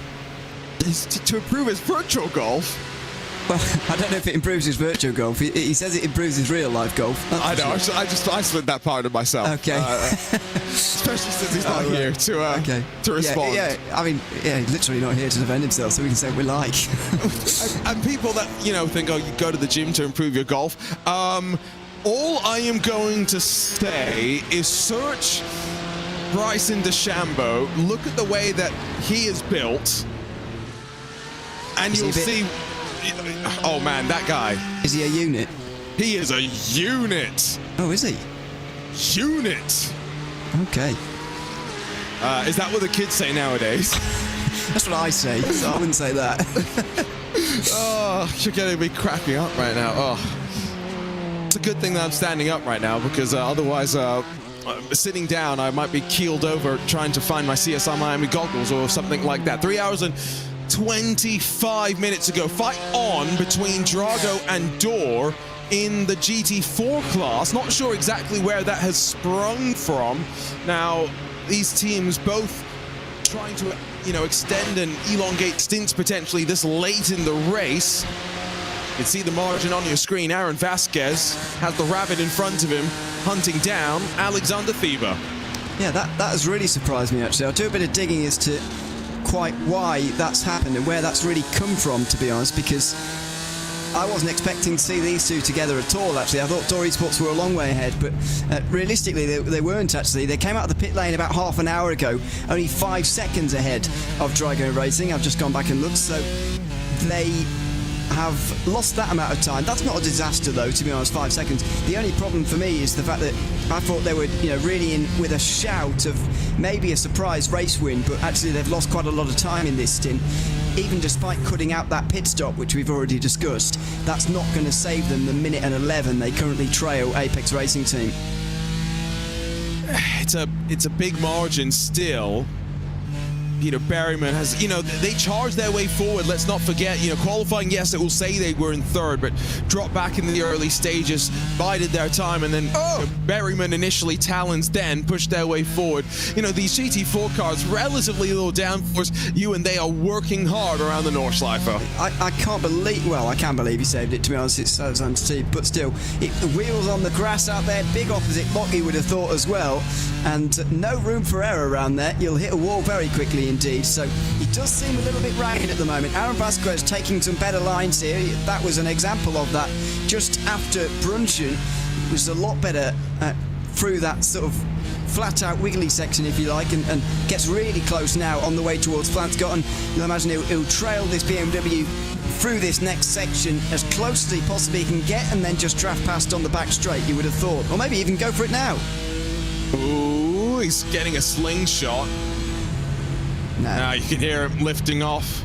I have seen some comments about the gearing in these GT4 machines. Now remember, they are a fixed ratio. The open setup, yes, but fixed ratio that they're trying to use and manage. So it can be sometimes difficult when it's not necessarily designed specifically for this track to then really try and find those little ranges to try and balance the car, straighten up the steering here as you exit out of Galgenkopf. And we saw a handful of the GT4s actually kick up some grass on the left-hand side, just pushing out too wide. But here we go, slingshot, and now running up the Dodingerhoa. And we say up because as you head towards the very end, it's a rise uphill, and then underneath that Bilstein Bridge. I think surely Dor Esports not going to fight. Apex Racing Team have come down to pit lane. Peter Berryman is going to hand on over to Sal Vitalis with 3 hours and 22 minutes to go. Aaron Vasquez out of the draft and making his way forward to second. Yeah, so this is going to be pretty easy in the end. Well, it's taken quite a while to get through on the way into the Tiergarten. Still side by side, that Dor Esports BMW has got legs on the straight, but not quite enough to stay ahead. Drago Racing may well be pitting in this time around, although it seems to me that Apex only did 6 laps on that tank of fuel there, which is a little bit odd. Maybe they've given up on saving a lap in terms of the splash and dash. Drago Racing are going to continue on, so Apex and Team 75 have both accepted the fact they're going to need a splash and dash. Instead of doing that, they're going to take 1 lap shorter out of each stint to the line. So with short time remaining, now you can work backwards from your anticipated checkered flag arrival time. You'll know where the leader is relative to you, how many more times that you can expect them to lap you, and if there's no major issues from there, you'll run through. Now, this is actually ideal in many ways, I think, for Door Esports, right? Because they've got a car feeding them some draft in front and a fast car in many ways. Now, hopefully they can run some fast times, save some fuel. Expecting, of course, Drago to come in this time by to the pit lane. And just a couple of liters to sip away in terms of the fuel usage, which definitely is not something to complain about. The BOP in this GT4 class did see the BMW lose a percentage of its fuel capacity in addition to 2.5% of its power. Still definitely has been, I think, in many ways the preferred choice of car in class, with BMW 1, 2 and 3, Porsche 4, 5 and 6. Yeah, I would argue not the dominant car, because, as you say, while Porsches do look very much second rate right now, it's partly down to the pit stop cycle, and the fact that Team 75 are behind these two is not entirely reflective of where we are in this race. But I think a pretty significant moment just happened in terms of the race at the front here. Apex Racing Team getting out ahead of these two, I think, is fairly significant. Not only it means that Door Esports is cutting out of a pit stop means a little bit less than maybe I previously thought, but also the fact that Apex Racing Team are really starting to stretch their legs now. Over the last stint, Marvin Streller's been losing time to Peter Berryman, who I actually think is a little bit slower than Salva Talons in that car today. And so now that Talons has got in, as they've just made that driver change, the 25-second gap between those two main favourites for the GT4 race may well continue to extend to half a minute.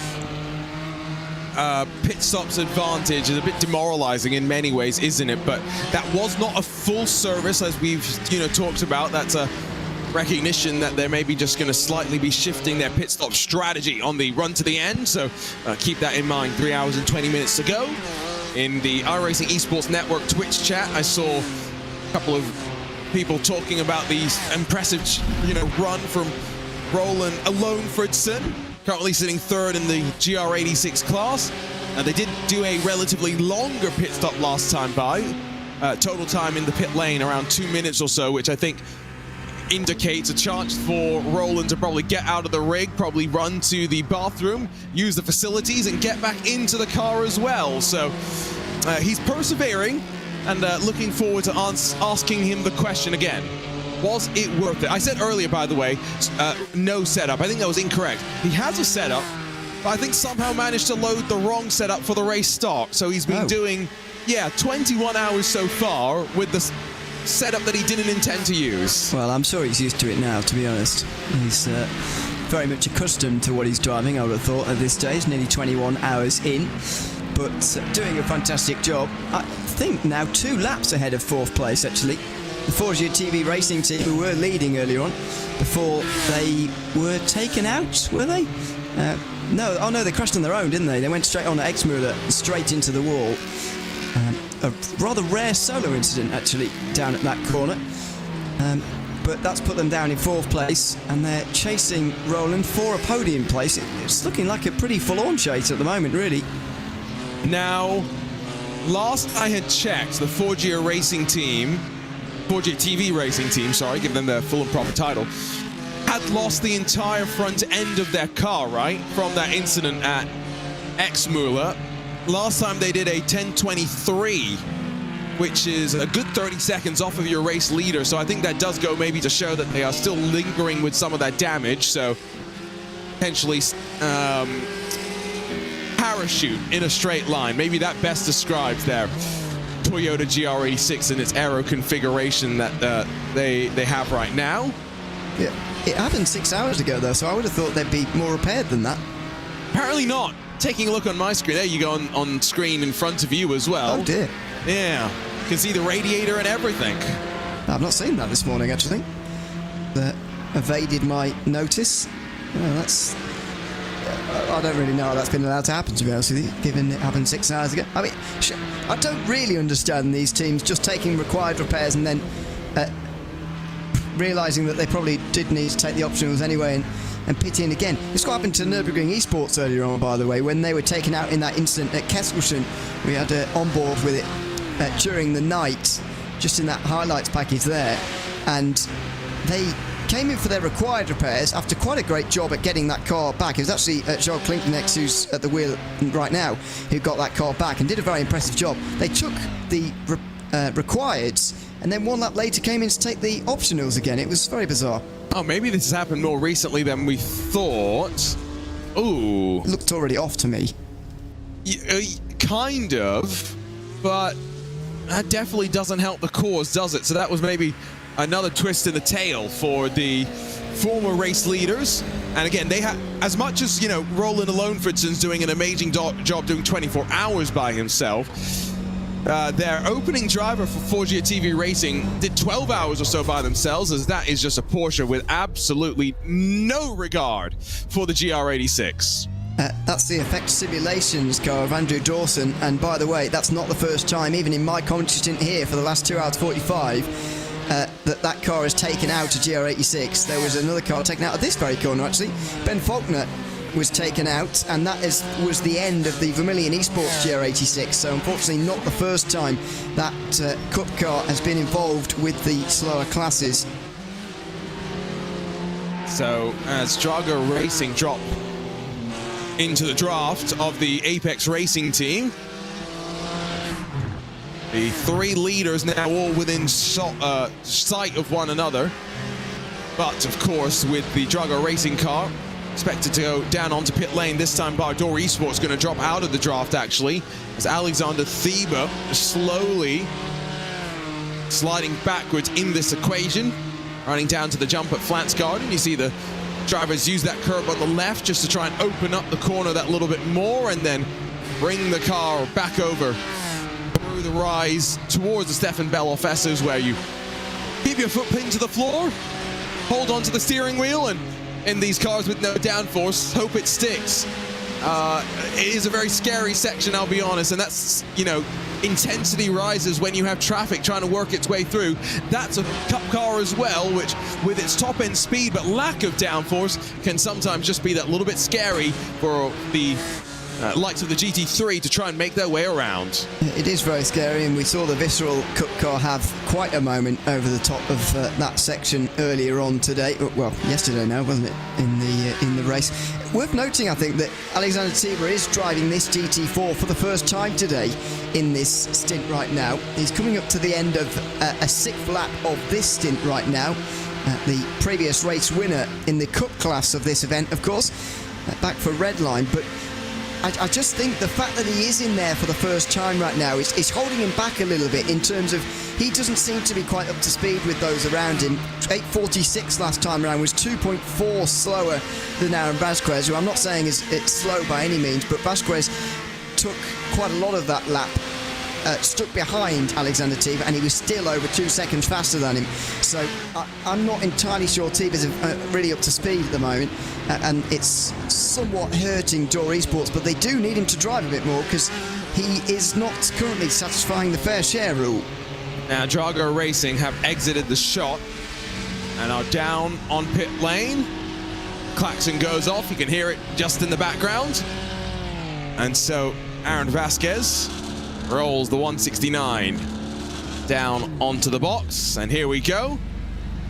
Up on the jacks and 4 fresh tires, and a driver going in as well, it would seem, as Aaron Vasquez out, Vlad Kimichev jumps in. So that's going to be a very, very interesting story.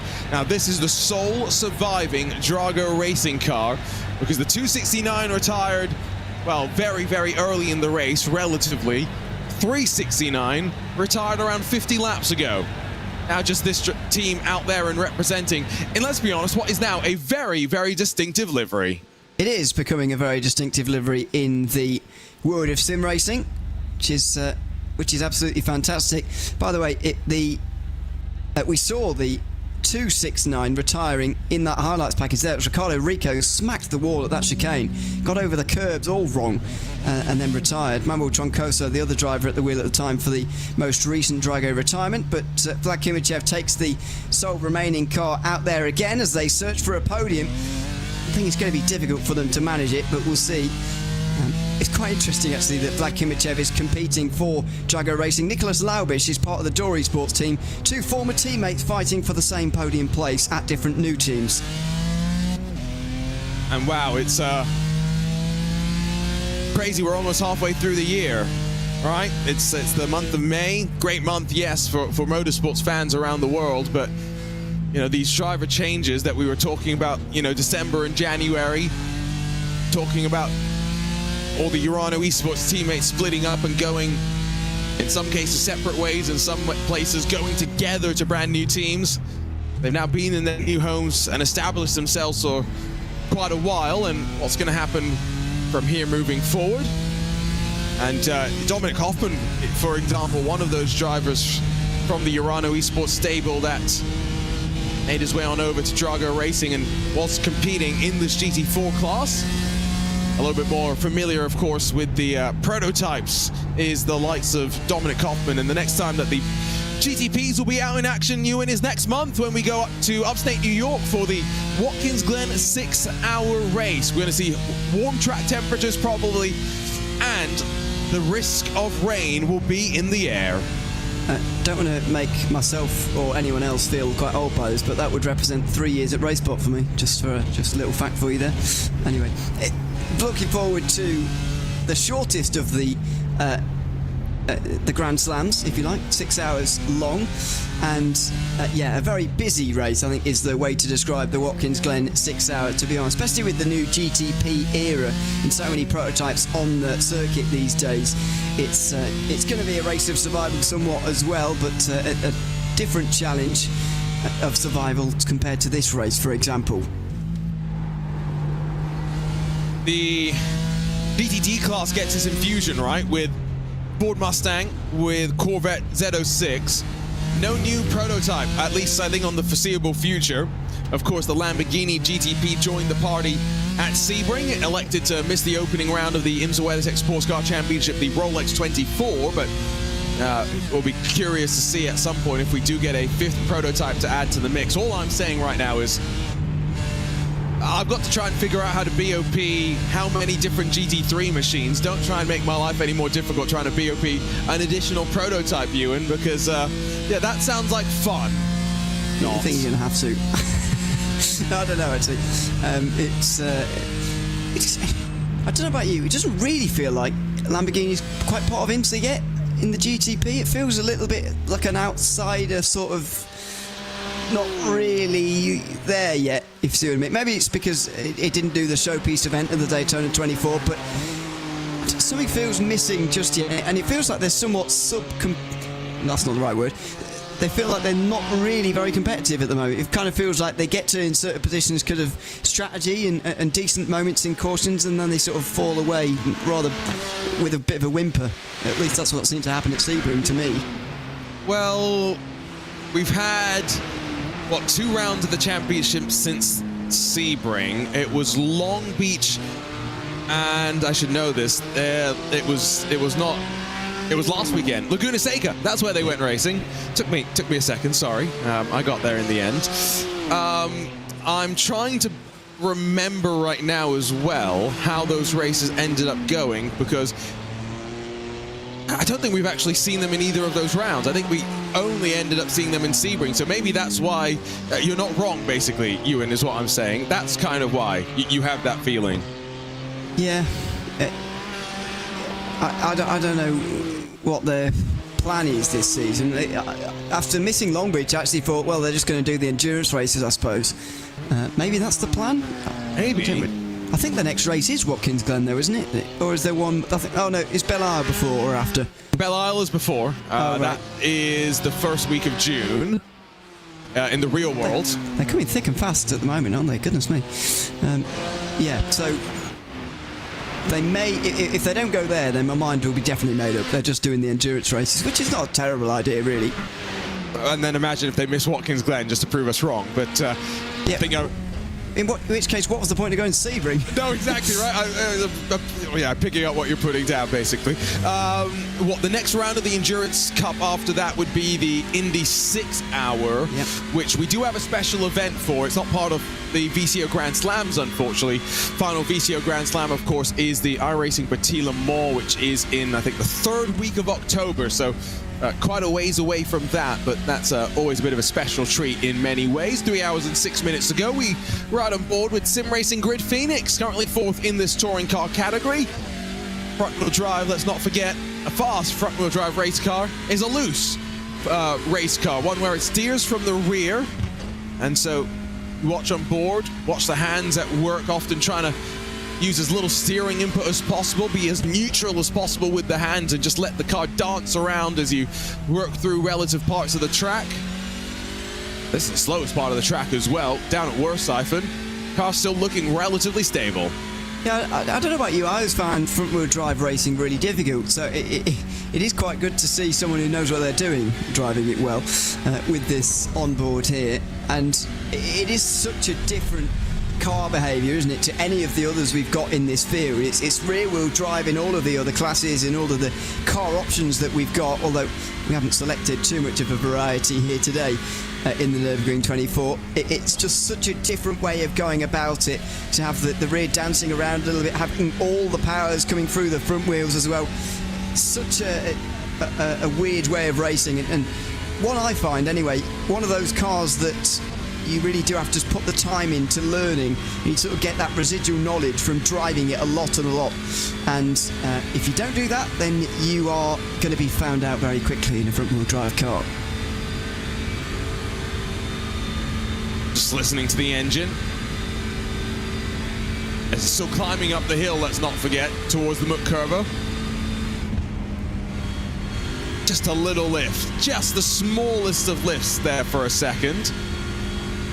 Very, very committed in fourth position and having a pretty good race, all things considered, as this crew started in fifth, stayed out of the trouble for the most part, and are still technically on the run inside of the top five. I think they're technically 3 laps down from your leaders, but it's been a decent run for them as they head out of the carousel. Back over to Door Esports, by the way, in GT4. Ewan, surely they're going to come down to pit lane this time by... Yes, I've just seen on my timing screen that they have entered pit lane, and Alexander Thieber brings the Door Esports car in. So that is 4 minutes shy of the top of the hour. Yeah, but they make up that a bit of time in GT4. Their lap times are at nearly 9 minutes. So 7 times 9 is what, 63? It's not quite that extreme, but it's about 61 or so minutes. Tim Yarshall now gets into the car. Excuse me, I'm not entirely sure whether Tiber's done enough laps, to be honest with you. He's only done 7 laps in this car. Confirming. Give me a sec. Might have done 2 stints. Been here for a while now. He has done 14 laps. Oh, he did 2. So he's fine. And probably, without being too rude, I don't think you'd want to have him in again, because they did lose a bit of time when he was in the car, which I guess is understandable. He's clearly not quite as accustomed to it as the rest of them in this lineup. I'm looking through that lineup as well and thinking, you know what, that's a pretty strong lineup to enter into an event like this. Yarshall, Muller, Thieber and Laubisch just revs the engine now, and off and away. Tim Yarshall navigates his way into fast lane on pit lane. The klaxon goes off to signify, I believe that's Alessandro Bico, the Williams Esports hoisting belt machine that runs in 5th position overall, and is now down in pit lane. Yeah, Kimichev's just gone through. So Drago Racing are comfortably 3rd. In fact, having stopped a lap earlier, they've really made hay there while they were on their own. And Door Esports have got a bit of work to do now, although cutting out that final stop, you would have thought they'll be comfortably ahead of Drago Racing. Yes, I don't think, though, that when it comes to this class that... So realistically now, the pit stop that we're talking about, Door cutting off, is more to try and jump them in front of Team 75 and Drago Racing at best, right? We're not really talking about the Apex Racing team as being their target right now. The margin up front is 23 seconds. So, you know, Salva Talon's, last time he lost 7/10 or so to Marvin Strel in that Porsche that's chasing them down. But this is something I was saying midway through the race. 25 seconds at around this sort of a track you in, it sounds like a lot, but it's not. You may lose 4 or 5 seconds a lap in traffic. If that happens 3 laps in a row, suddenly the 25 seconds is down to 10.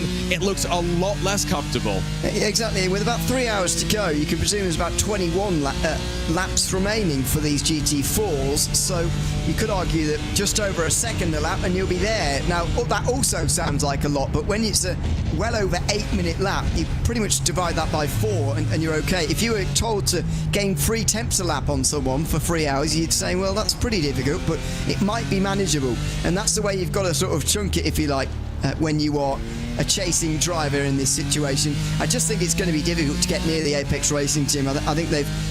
You mentioned Door Esports brought a strong lineup. Apex have also done so, and Talons especially has really impressed me this race. I think he's going to be difficult to catch with anybody other than Corentin Guinet at the wheel of the SimRC car. They do have that, ace in the hole still left to go. Salva Talons, has just taken over from Peter Berryman, so, we're not necessarily expecting him to go to the end. Could be Maxime Brienne, it could be Maxence Godino to finish out this race. Have to wait and see. Saw a request on our iRacing Esports Network chat to switch to the battle. Ewan, what battle? It's a good question, right? There aren't any gaps below what we're seeing at the moment, which is Drago and Door. So, no. Whoa! What has happened to Door? Yeah, they've gone.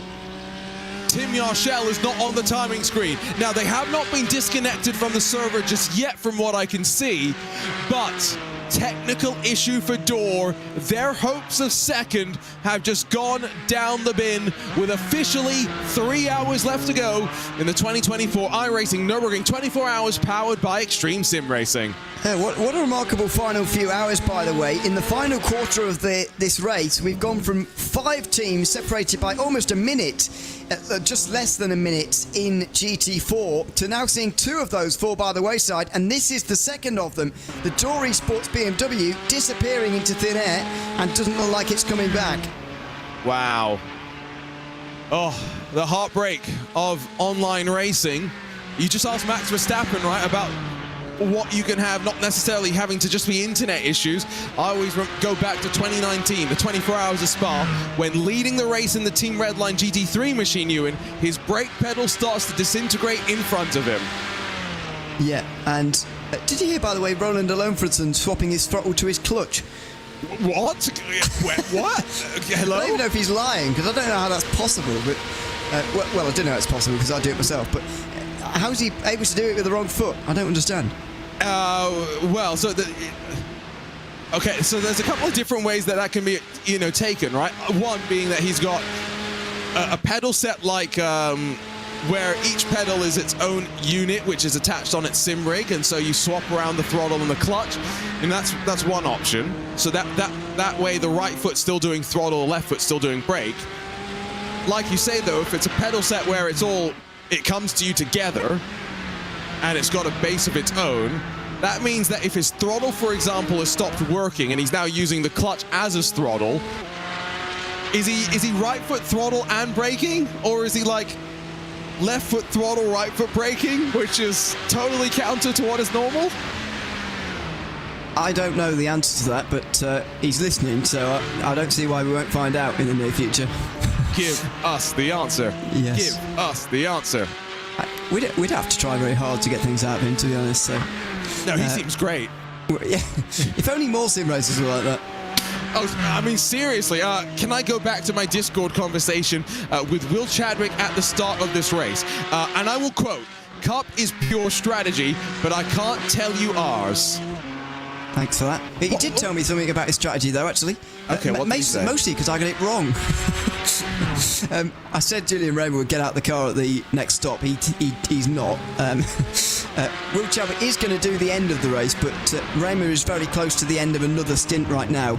Will Chadwick is not getting in right now. He will get in for the final 2 stints, or 1 stint and a bit. And given that Xander Reed has just come down for a pit stop, don't think we're far away from seeing that Sherra Esports machine do the very same. There, though, is the Team 75 Porsche just continuing to pound around and try to close up the buffer. Now, opinions on this livery, Ewan. Of course, last year they had the what do we call it? The Spider-Man livery, the blue and red, coincide with the 2023 Team 75 Bernard liveries in the real world. Of course, SimRC may be most known for their Bumblebee, the yellow and black that they've worn for many a year. I haven't come up with a nickname for this car just yet, but you know I like an asymmetric livery. I quite like this one. What do you think about it? It's okay. I don't love it, but it's fine. I just wish SimRC would use their traditional livery so they would be able to be spotted from a mile away, to be honest, because that makes life so easy for us, given the fact they've had the same livery since about 2015. Same livery, but you know, it's gone through its alterations, kind of. Yeah, not really. Minor ones. So minor, I've not really noticed, to be honest with you. No, and you know, most of the changes are quite subtle. You know, we used to have the Biela Racing team that would do unique, shout-outs specific to each event. I remember, at one point they had stars and stripes on their car when they went to Sebring.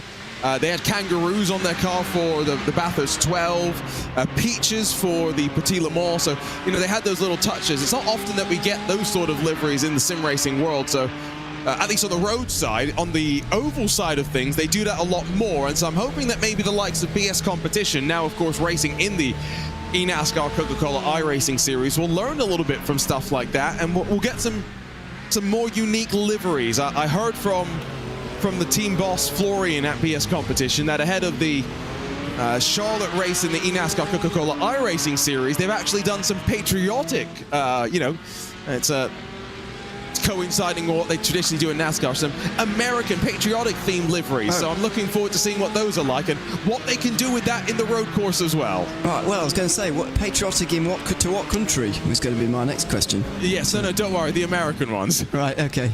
Well, don't worry, I would like to see patriotic for another country in America. That'd be hilarious to me, but maybe that wouldn't be very widely accepted, really. I don't know.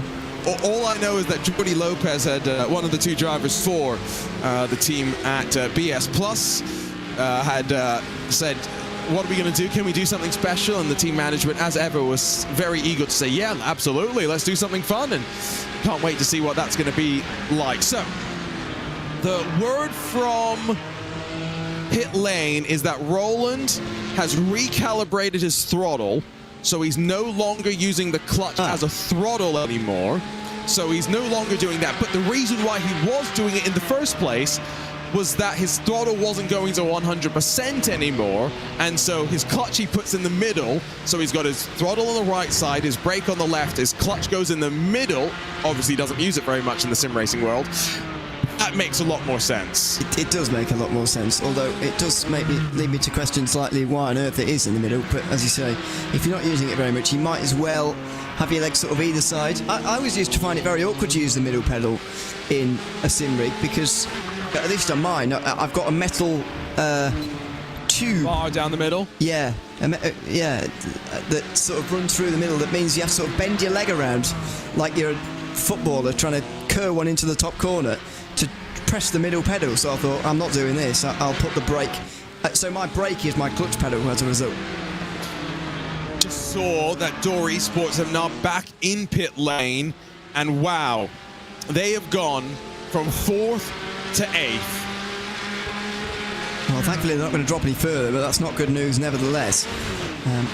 A real shame for them after a good run today. It's the heartbreak of 24-hour racing, isn't it?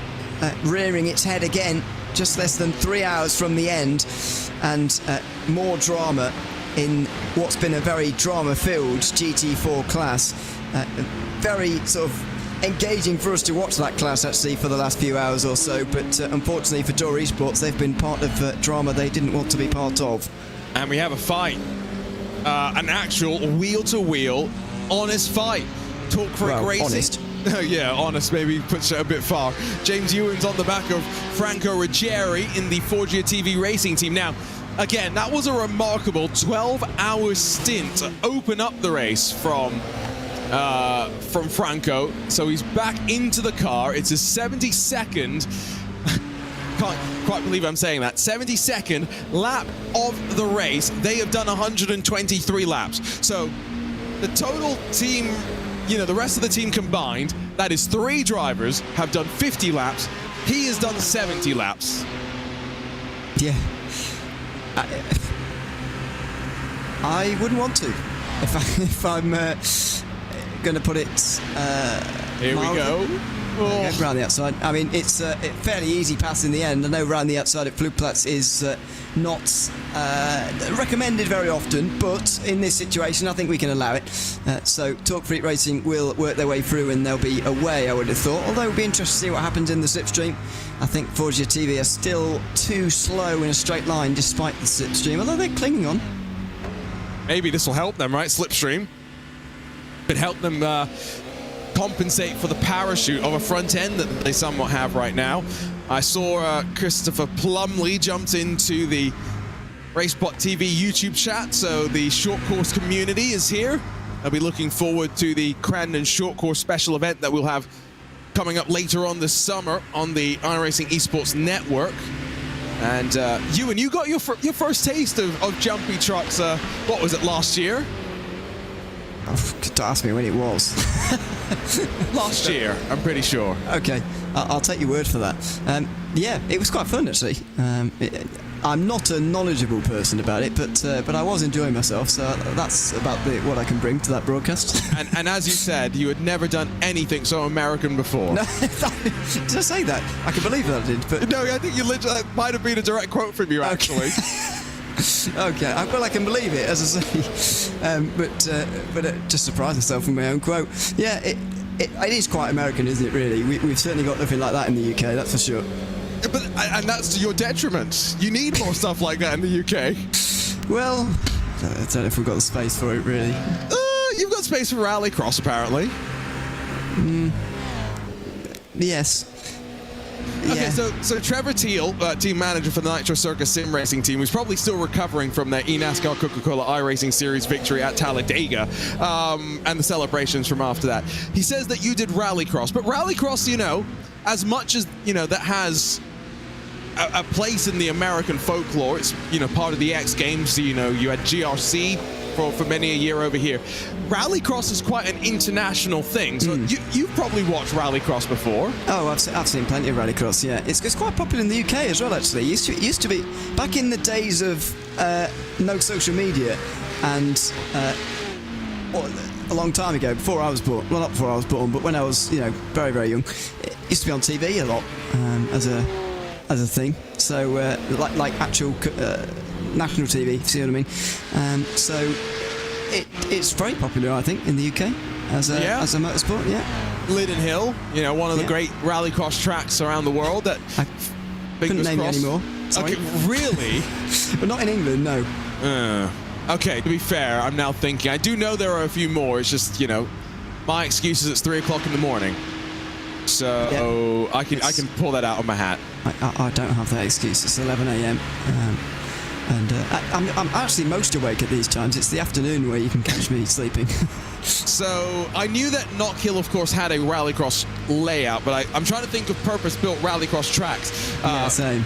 Motorsportcircuits.co.uk, which sounds like the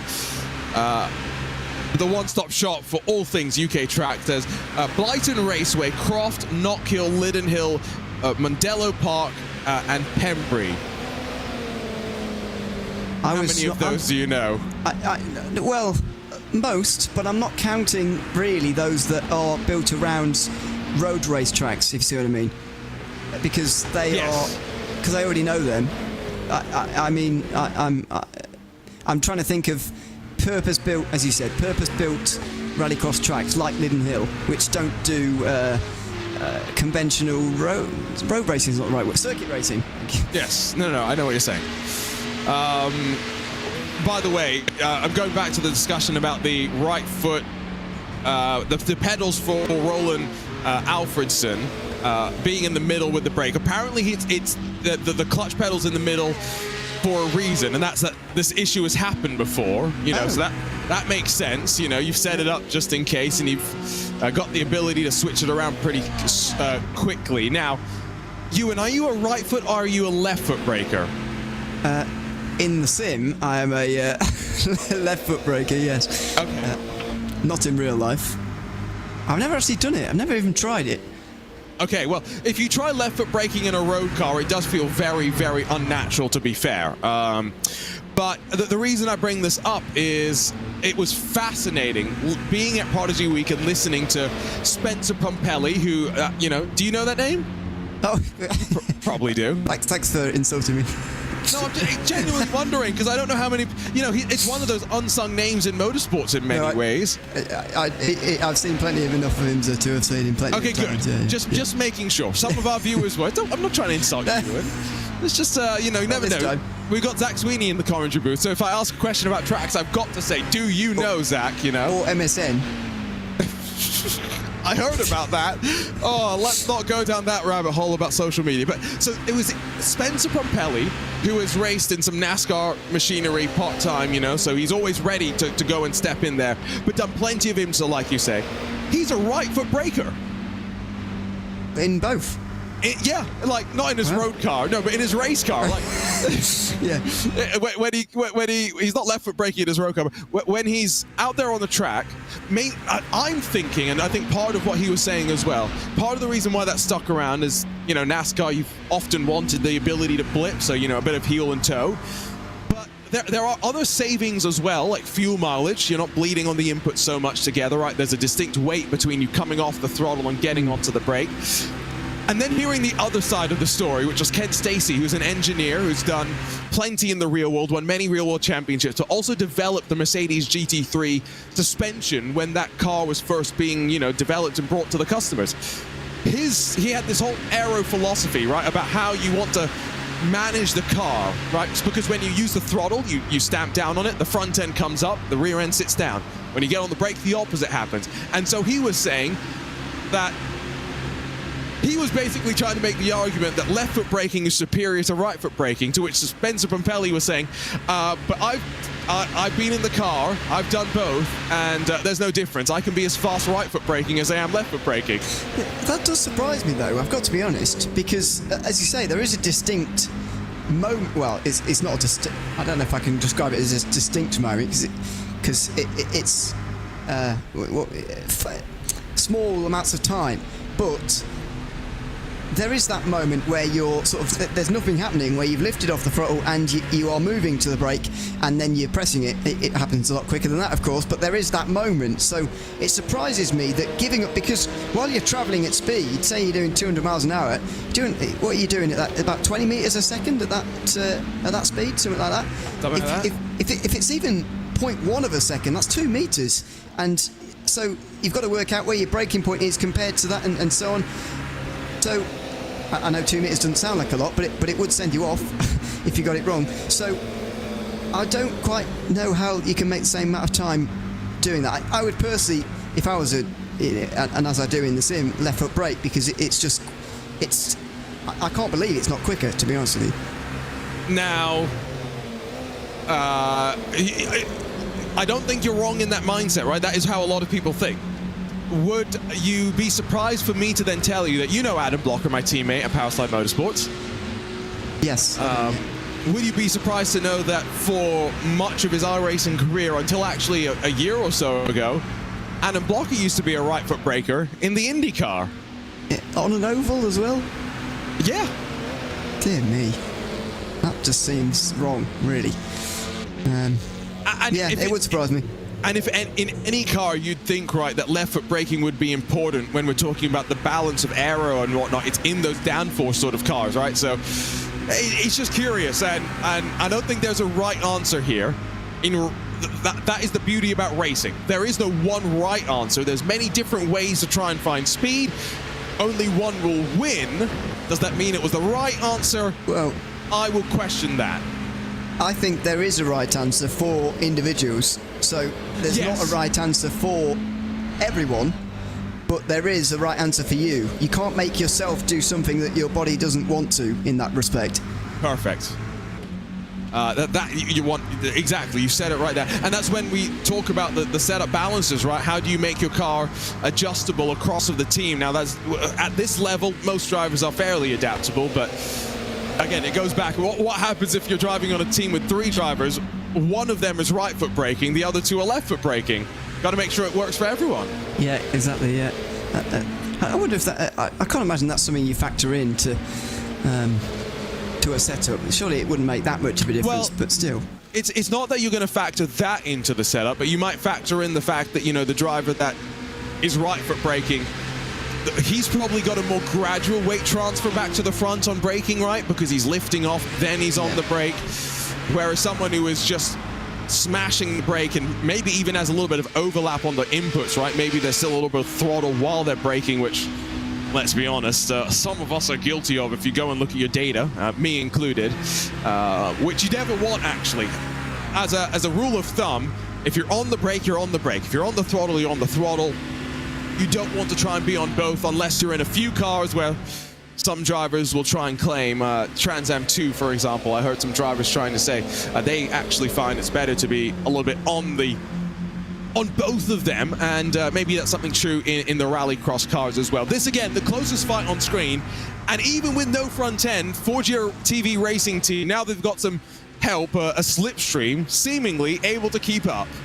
Well, I do feel like they're clinging on quite distantly now and beginning to struggle a little bit to do that clinging on. The gap now just increasing at Adana Force to about 0.8 of a second, and surely that elastic will break apart very soon and the gap will balloon, I would say, very soon. I'm kind of surprised they're still struggling so much, because they were in for 4 minutes last time round and it's not made much difference.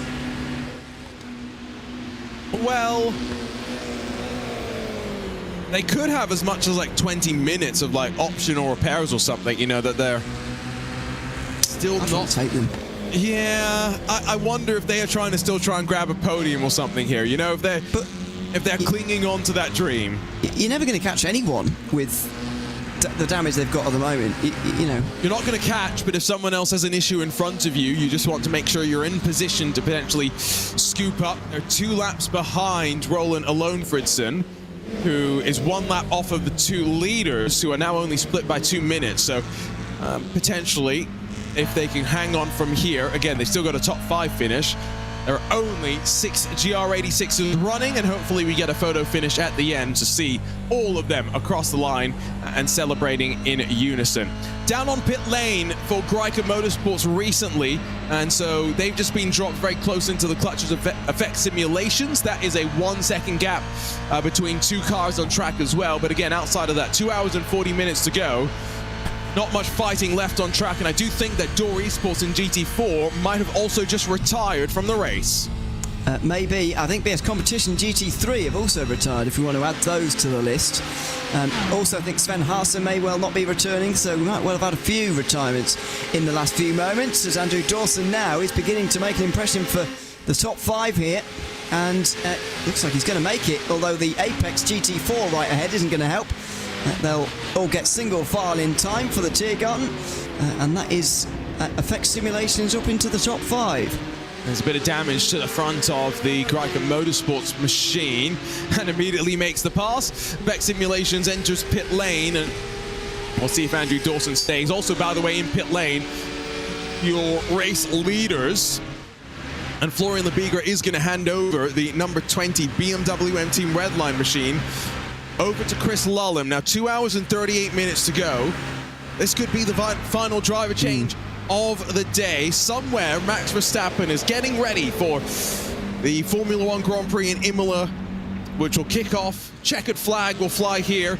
10 minutes after that, green flag will fly for Max at the front of the grid. But I'm sure somewhere his phone is out, and he's checking in with the progress of his teammate as Lullam out onto track. Yeah, Chris Lullam has done the same amount of driving as Max Verstappen so far in this race, by the way. Verstappen completing 5 stints throughout the 24 hours, so someone's going to have to do 7 to even it out, or maybe Lullam's just going to go to the end and just do 7.5. But anyway, they've done the same amount of driving up until this point, so I was told earlier, and Lullam will now pull ahead as he makes his way out onto the circuit, maybe, as you say, to bring this car all the way home. Maybe they will have one last driver change to get whoever they want to cross the line into that car, but to 2 hours and a half should be fine for a driver to complete on their own.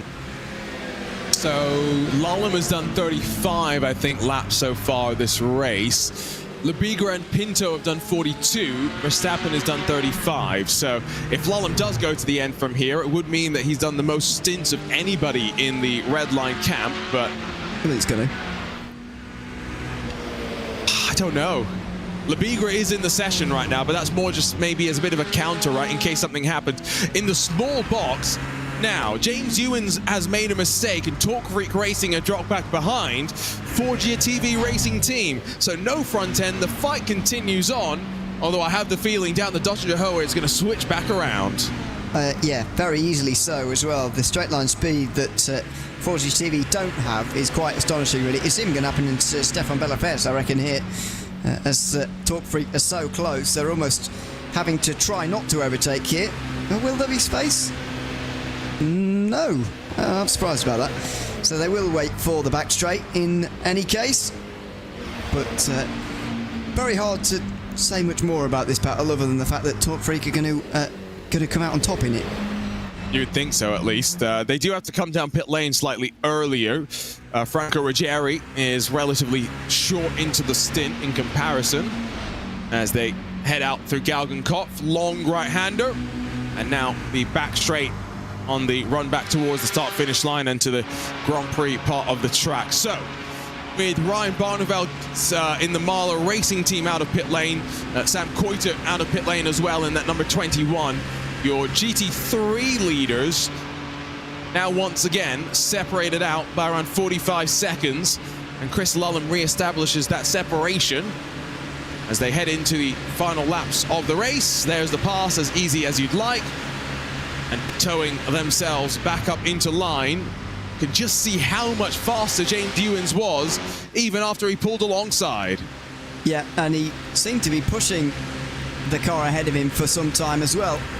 Wasn't immediately pulling out to the right-hand side there and making his way through. He was a bit hesitant, but eventually does. And look at the way he's pulled away immediately as well with the straight line speed. Quite remarkable, really.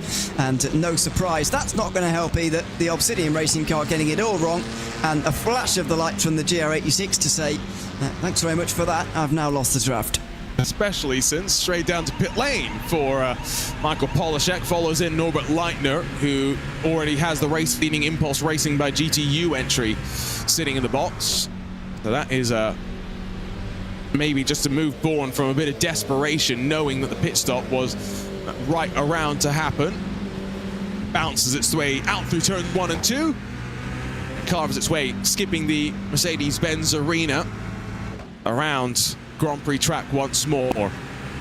One thing that I had mentioned in the broadcast earlier is the fact that, you know, the Grand Prix section is always a compromise to make the car feel good around the Nordschleife, and so when you do, the Grand Prix section tends to struggle in comparison. The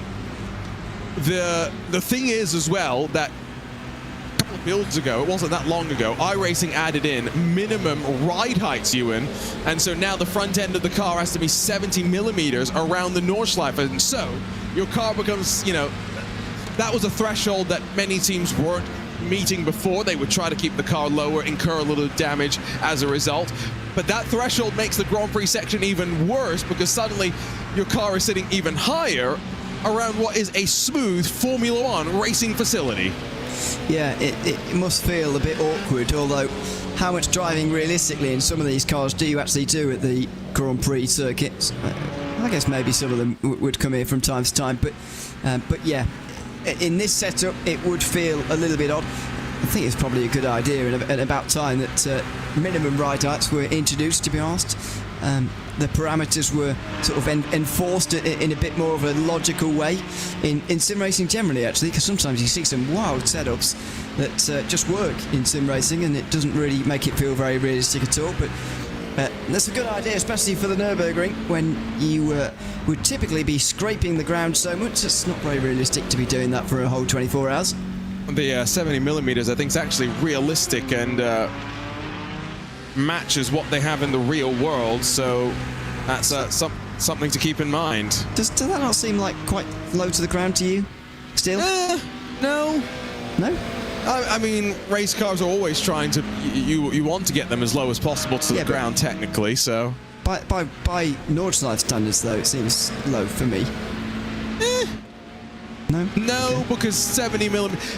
What do you think the minimum ride height is for these cars, Ewan, without that restriction?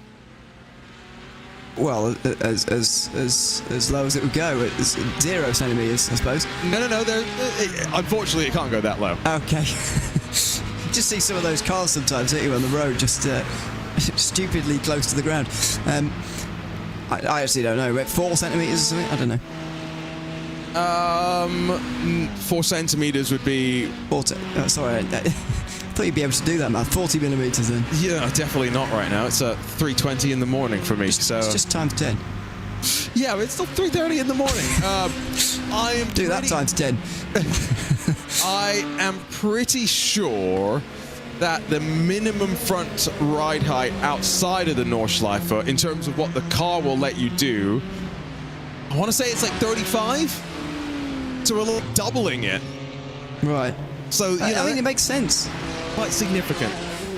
It makes sense to me though. It's so bumpy around here, and you've got to forget you leave the ground on this circuit. You know, it's not like a Grade 1 Grand Prix circuit in any way. It's very different. So it doesn't surprise me that there's quite such change, really. Correction, by the way, Will Chadwick has just let me know GT3 cars 50 millimeters is the front ride height minimum, so it's up to 70, so maybe less drastic, but again, just goes to show what these drivers are thinking of. Now, something else that Will Chadwick and I have just been having a chat about in the background quite quietly is tyre management. Now, remember in these Porsche Cup cars, fuel and tyres done separately, and we have seen a couple of 2-tyre, nose tyre, 4-tyre stops. There's been unique strategies across the board there, and there was word that in one of the stints there was a tyre blowout, Ewan. They are flying close to the sun. They are, yeah. I'm sure that Will Chadwick sent you the same picture he sent me, and my eyes visibly widened, I've got to say, when I saw it, because yeah, it's quite a sight, to be honest with you.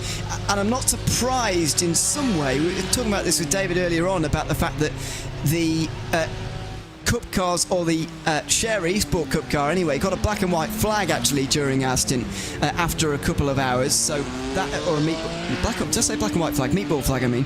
And so that's obviously meant they had to come into pit lane, but luckily they were on their final stint, final lap of their stint anyway, so they've been getting away with it. But yeah, it's been apparent to me for a little while they are flying very close to the sun, and they are getting close to disaster, really, which surprises me somewhat. We were waiting for Daniel Herrera to get into the Obsidian Racing car, and well, unfortunately, out through Flugplatz, they don't get much bigger than that. And well, that was the very first time he had gotten into the car, the first time he had gone through that complex. That car on the flatbed, heading back to pit lane, and unfortunately, that's the battle for the lead, done and dusted. Impulse Racing now 2.5 minutes clear. All they've got to do, Ewan, stay out of trouble. They have to take their first TCR win in the Nürburgring 24 Hours history, and to prevent Team Heusinkveld from going back-to-back in the consecutive 4 wins, which has never been done before. And looks like we're going to pull up one short for the 3rd time here this year if things stay as they are. But that has got to be the worst feeling in the world, hasn't it, for Daniel Herrera? He's just gotten into that car. He's been registered in, needs to do the driving for the fair share rule, in which case, that if their damage bill is too big at the moment, they'll be slightly worried about satisfying as well at the moment, by the way. But it's just got to be the absolute worst feeling, because he's seen his teammates drive so well so far today, put them in a great position, and he must be feeling so guilty that his crash has put them out of contention for a win. Oh, heartbreaking. And that is the cruel part of motorsports, endurance team racing as well, is that in the real world as well, it's not just the drivers, right, but the crew, the engineers. We've been talking a little bit over the course of earlier parts of the broadcast, Indy 500 qualifying. Yes, the driver goes out there and puts the 16 corners together, but the crew builds the car. Rinus VeeKay crashed the car.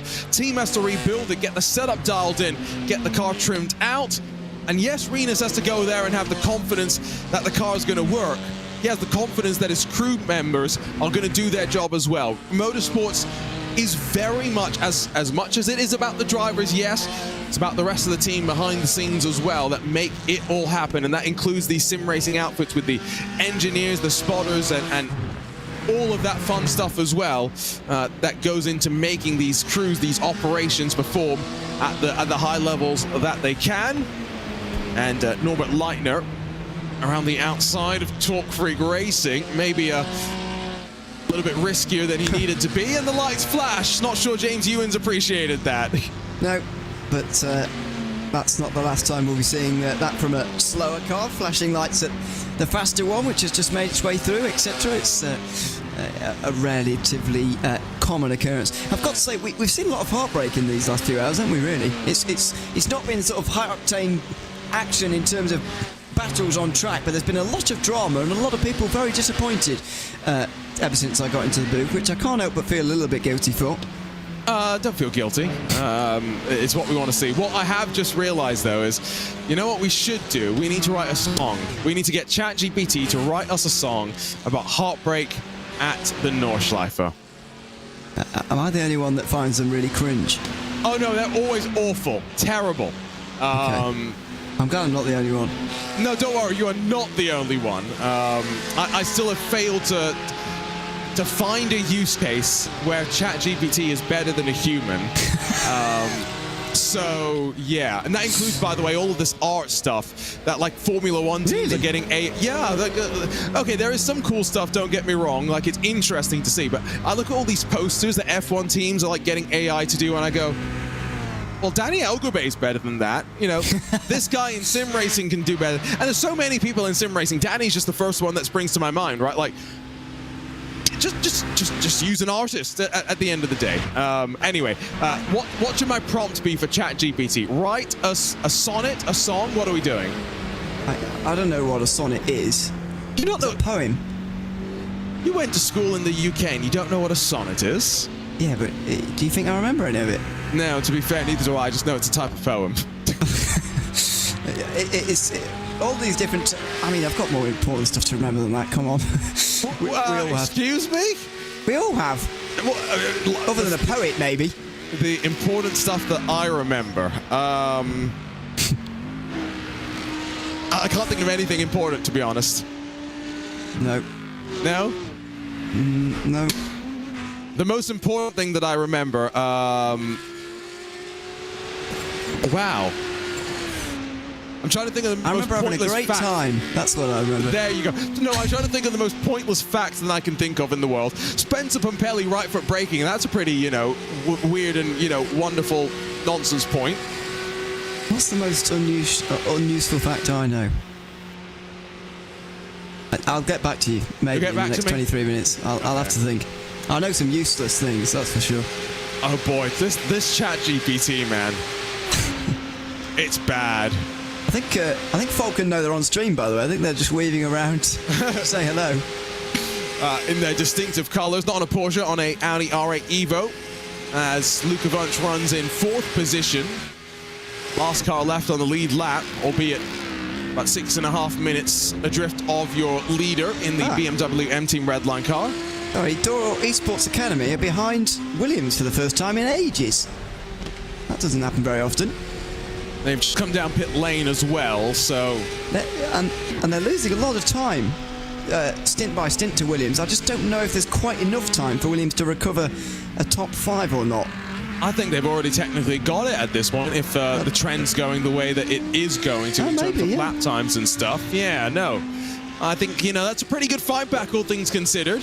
Yeah, I'm just worried about them needing a splash and dash at the end, whereas Door's pit stops are more regular, or should be towards the end. But yeah, you're right, great recovery for them to get back in the top 5, and fair play to them again. Usually these big teams just say, well, we're not going to win now, so we might as well go home. But fair play to Williams and Coanda especially, who've run this race for the most part at least a lap down.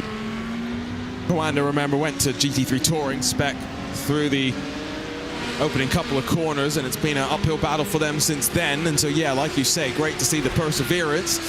And for Coanda in particular, they're running in the only Porsche 911 GT3R, so maybe not the most favorite of cars with the way the BOP funneled out, but they, like you say, stuck with it. Spirit of endurance racing. If we were to give out our own little award, they may end up being somewhat of a contender. All right, I'm here to read you the first verse of the song about heartbreak at the Nordschleife, okay? I'm going to cringe so much. In the haze of the Nordschleife's embrace, where dreams and speed collide in this relentless chase. Through the curves and the bends, I push to the edge, but in the end, it's not the track that left me on the ledge. Oh no, I'm cringing. I didn't mind the first 3 lines. Yeah, and then that forced rhyme at the end. It's the going first person that annoys me. I didn't insert that just for clarity. That is what ChatGPT told me to say. Yeah, it's meant to be in the third person. They can't even get the whatever that's called right. And I'm reading through. They wrote me a chorus, an outro, a bridge, and 2 verses. Not once is anything around the Nordschleife reference outside of the track name. They don't, say we're in the Eiffel Mountains. They don't say Germany. They don't say Germany. They don't say this corner. They don't nothing. Just Nordschleife. Oh dear.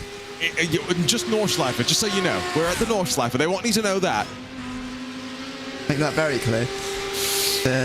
Disappointing. Yeah, see, just going back to that discussion earlier, it does make me feel a bit bad for artists and photographers and stuff, to be honest.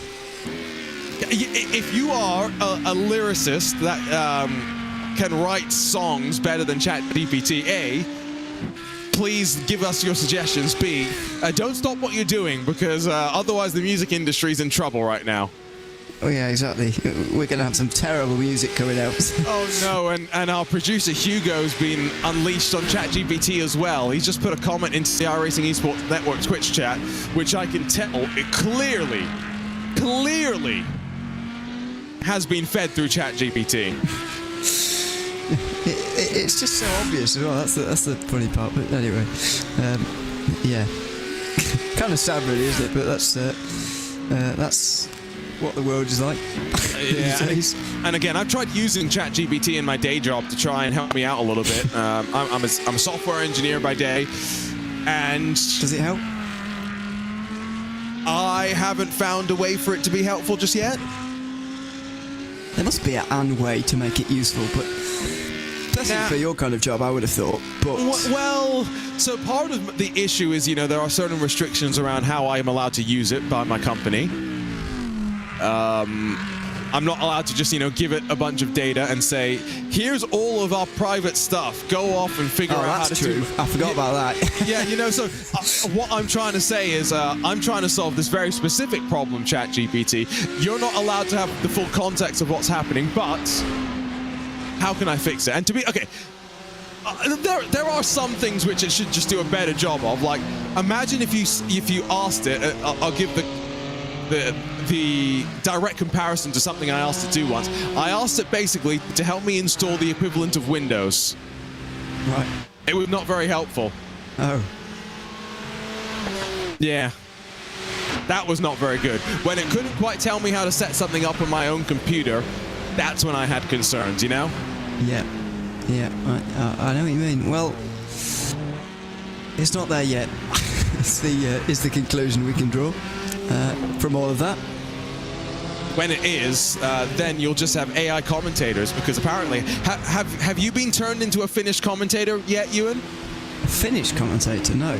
So I've been turned to Finnish, Spanish, I'm sure something else as well, but we can feed this broadcast into AI, and we can turn it into every conceivable language, apparently. Oh, right. And it's not bad. Make my French sound competent, maybe. That'd be good. Parler un petit peu de français? Yeah. What word did you just insert into the middle of that sentence? Un petit peu. What's that mean? Bit. That's literally French. Oh, a little bit. Oh, sorry. Yeah, it's literally French for you, sorry. Ewan. Did I just not say it properly? I wouldn't have inserted petit in that, to be honest. I just would have left that out, but that's fine.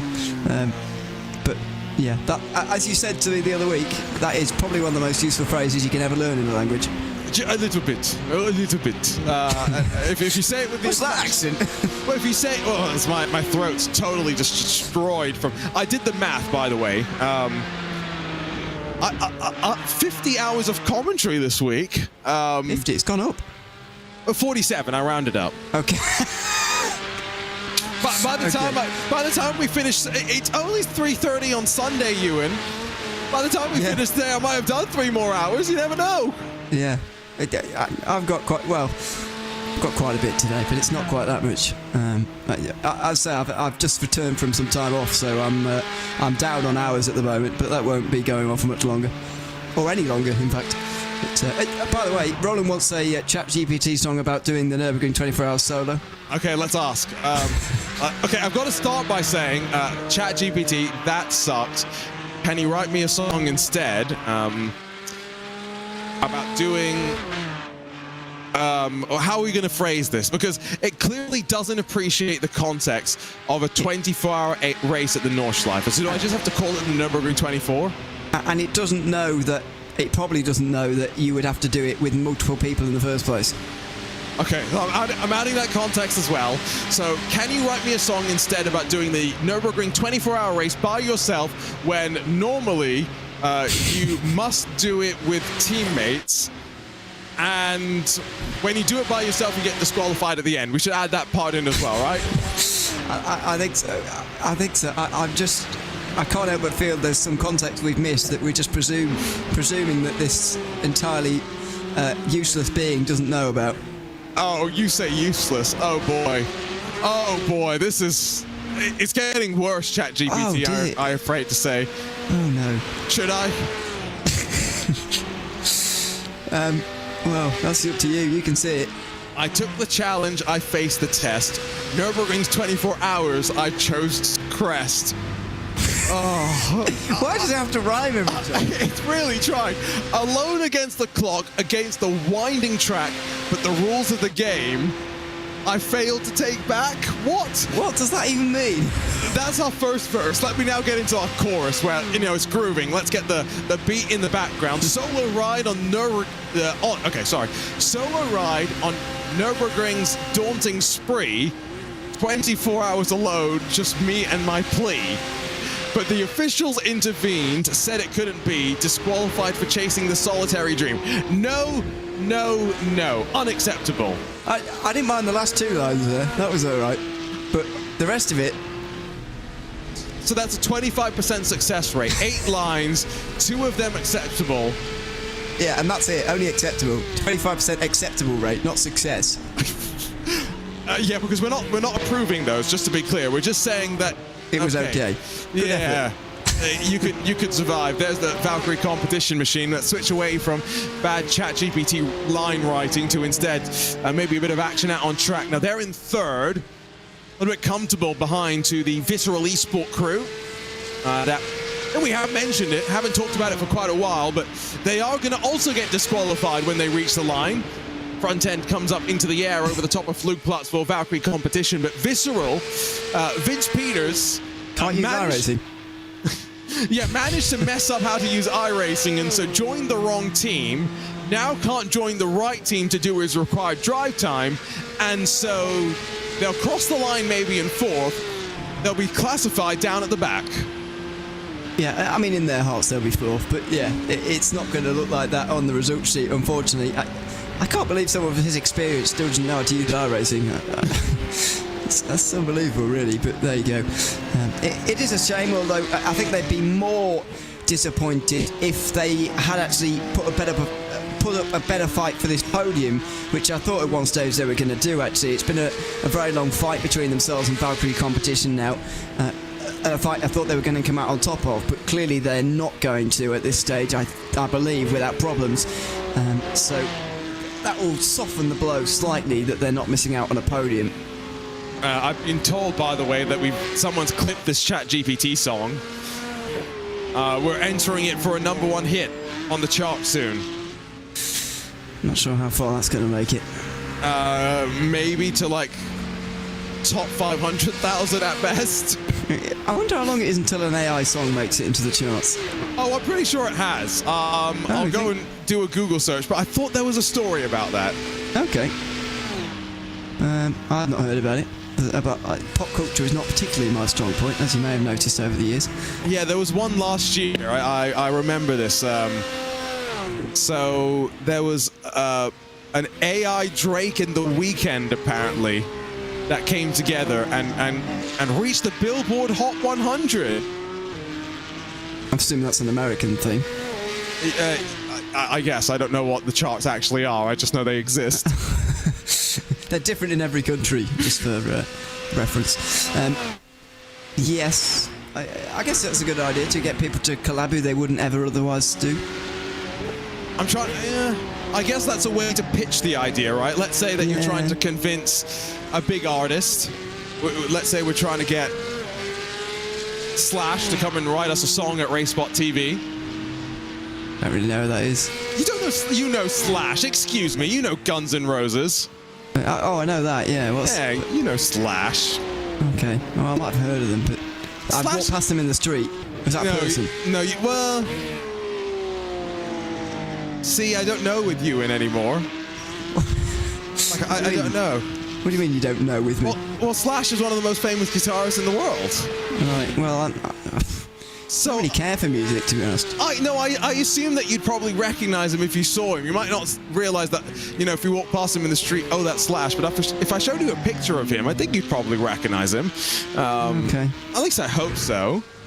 I think you're hoping a bit too... I think your hope is misplaced. No, I don't think so, because I'm being told by producer Hugo that you don't know who Slash is. I've got to kick you from the broadcast booth. I know, well, it's going to happen anyway soon, so I'm just making use of it while I'm here, really. About 10 minutes or so before Lewis McLean will rejoin us here for the final 2 hours of coverage. Before we let Ewan go, catch up, if we can, with Luca Alpert, part of the Scherer Esports team that currently leads, of course, in the 992 class. Luca, how's it going up front? Of course, still a handful of hours to go. You've got a 2.5-minute lead. How comfortable, it's a weird word there on the Nordschleife, how comfortable are you feeling right now? Well, I think it's with 2-minute lead it's quite good. We know the strategy working fine. The track time is giving us quite a hard time to keep on managing the tires, as you mentioned earlier on, I think. But yeah, I mean, I'm confident that if we don't have like a bigger crash or disconnect, we should be able to bring this one home. And talk to us as well about preparations for this race. Will Chadwick coming on board to join your team, and the one thing that was interesting to hear is you split up the qualifying and start duties so that you could have the warm-up session and the build-up to the race be focused in. Me and Ewan, we commentated on you and the Scherer Esports crew across of the Digital Nürburgring Endurance season, where we saw you racing against the likes of, Sebastian Job, Team Redline, the Apex Racing team. So you had the confidence in the car and the setup. What have you done special for this event that's seen you guys be so quick from the drop of the green flag? Well, in this race, because it's so long, we couldn't exactly plan how long the stints are have to be to have a certain amount of pit stops. Like in DNLS, we always plan every single lap of the race. And that's why we only had to do 15 laps instead of 16. And that was the biggest challenge now, because as you can imagine, it's a lot harder, especially in these high temps, to keep the tire working for 16 laps. Yeah, it's great to have William in the team, to have new or different experiences and different views on certain things, to maybe find even some more performance that we might have overlooked in the past. And yeah, like you said, I think we couldn't be more confident on this track, because DNLS was successful, and the Neo race, 24-hour series esports race on the Nordschleife was also very dominant. And I'm just happy that after winning this race last year, we are on a good way to do it again. Well, we'll let you go off and watch on for the rest of the 2 and a bit hours that are left. And hopefully, Luca, in about those 2 hours' time when they're up, we'll be chatting to you as winners once again here at the end of a 24-hour race. Best of luck to the Czech flag. Thank you very much. Great to catch up there with Luca Alp. The one thing that I questioned, though, Ewan, is that he said it was a pleasure to have Will Chadwick on the team. That's it. Well, I'm sure. Shots fired to Will. He can't respond right now. He's getting ready to get in the car. I know. So I was just so stunned that you said that. But no, we're joking. I said this to Will actually when we were interviewing him earlier on, that we do often take the mick out of him, but he's a very good driver, and he's put this car on pole for the first part, and he's also contributed very well over the course of today's race as well. He will be getting in for the final 2 stints of the race to take the car to the checkered flag, so we'll have that pleasure as well, which is a really great thing for him. So yeah, really pleased that Will can be involved with the victory this time round. As Luca mentions, Share Esport won last year as well. By the way, I've had no real other moment to use this statistic that I noticed earlier on, and it's not really an ideal time now either, but I just want to use it before I go, to be honest with you. Every year other than 2022, an all-German team has won a class, which I find slightly bizarre, but somewhat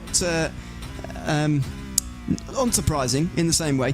2022, for some reason, the only time that a non-all-German team won. And I'm looking up and down and seeing, or trying to find, a team of all Germans who's going to keep that going this year. Nürburgring Esports would be, I guess, the obvious choice. Are they all German? I don't know where they're from. Well, I'm assuming. Oh, right. I didn't want to do that. No, I'm willing to assume, the German team probably have a mostly German lineup, although, they may have a handful of non-Germans there. Ooh, Impulse Racing, Norbert Leitner, no, Hungarian, instantly disqualifies them from the mix. The Apex Racing team definitely not, unless Peter Berryman has suddenly, and Salva Talents have suddenly become German. And Scherer Esports without Will would potentially fill that as well. So you're right, actually. I think we are potentially on for that sort of a trend. And to make it a bit more different, by the way, in 2022, a team of another nationality won, because Kova won, and they're all Finnish. But this time we've got all mixes. Kova who? Sad. Unfortunately. That is sad, yeah. Feels like a long time ago that now, doesn't it? End of 2022, wasn't it? Yeah, very long time ago. 18 months. Happened midway during the IMSA esports season that we had. At least with the Urano, we got to see them finish out the year, right? We saw them finish up the championships for the most part that they were in. So yeah, that was a bit of a short and sudden end. Atte Kalpanen's jumping into the Williams Esport Hoisingfeld car, so Door Esports are back into 5th. But Ewan, your stint on the broadcast is about to come to an end. I think you said that you had plenty of sleep, and so as I mentioned, noted it for 24 hours of Spa. You're going to have absolutely no sleep whatsoever. But what else are you going to take from this race as we head into those final couple of hours? Of course, I think with the wins basically at this point mostly wrapped up. Well, yeah, that's the point really at this stage, isn't it? It's about survival now for those at the front of the field. Don't think any of those leads can change on pure speed anymore. We're starting to wonder about TCR actually, as that gap has fluctuated quite a lot throughout the day, but with Obsidian crashing, that's out the question. Redline have really driven this advantage home in the Sunrise as well in GT3. They're now nearly 3/4 of a minute ahead of the rest of the field too. So it's looking very good for them. So it is about seeing where the incidents are going to come from, I think, really. There's not been anything particularly notable in the last 2 hours in terms of those incidents and battles indeed as well. There hasn't been a whole lot going on, so it's about those teams getting to the end now cleanly. Still the closest gap is in GT4, but we're starting to run out of time for Apex to be caught as they still hold 24 seconds. I've just seen a picture, by the way, of the sim rig that Kaika Schuber is racing from. We sometimes wonder, where do sim racers grab their sleep? I've sent the picture on over to our producer Hugo, hoping we can pop that up into the broadcast at some point. He quite literally, Ewan, has set up a mattress next to his sim rig on the floor in the basement. Commitment. Yeah, where the chair would normally be for his desk, by the looks of that. So He's moved. He's not sitting down anymore. He's just lying down to use his desktop. But he could have made his bed in that picture, to be, and he could use a pillow probably. Where's it? It's not really got a pillow. I had not realised that until you had just pointed it out. To be honest, I would be perfectly fine with that. I just know a lot of people like pillows. I like a good pillow. I don't really care for a pillow, to be honest with you. Yeah, well, the only reason why I think it's important is in sim racing, I can't quite believe I'm going to say this out loud, but I am going to say it out loud. You know all the forces that we have through the direct drive wheelbases that, you know, sometimes our drivers deal with? It sometimes actually means that they have quite strong necks in some ways because of the force that the sustained loads that they deal with, because most sim racers are silly and set their wheels up to be stronger than they are in the real world. And so, yeah, I remember Gustavo Ariel shot some of the people at Prodigy Week Part 1 last year with his neck strength. Apparently they could barely get the Hans device on. His neck was so chunky and strong because of all the sim racing he does. Let's see that sim break just before we let Ewan go. Yes. No pillow, mattress on the floor, no office chair. That would make a lot of people very sick. Sleeping on there. But I respect it, by the way. I absolutely respect it. So fair play to him. He is going for a record, by the way. I'm sure I've said this to you before. I've certainly said it on the broadcast about 4 times. The fact that he's going for the most individual wins as a driver in the Nürburgring 24-hour race, either as a class or an overall winner, because he's done it 3 times before, looking for a 4th. Well, on that note, with that wonderful shot of the rig that Kai Kashube is running around with for this iRacing 24 Hours of the Nürburgring, powered by Extreme Sim Racing, it's time for us to bid Ewan O'Leary a fond farewell and head into the final 2 hours of this race. Sun well and truly out as the peak temperatures reached on the surface of the track itself. And welcome back into the commentary booth, Lewis McLeod. Lewis, it's been, let's be honest, a more interesting 24 hours of the Nürburgring than either of us could have necessarily anticipated, although I think both you and I would have probably put some money down that it would have been like this at the end.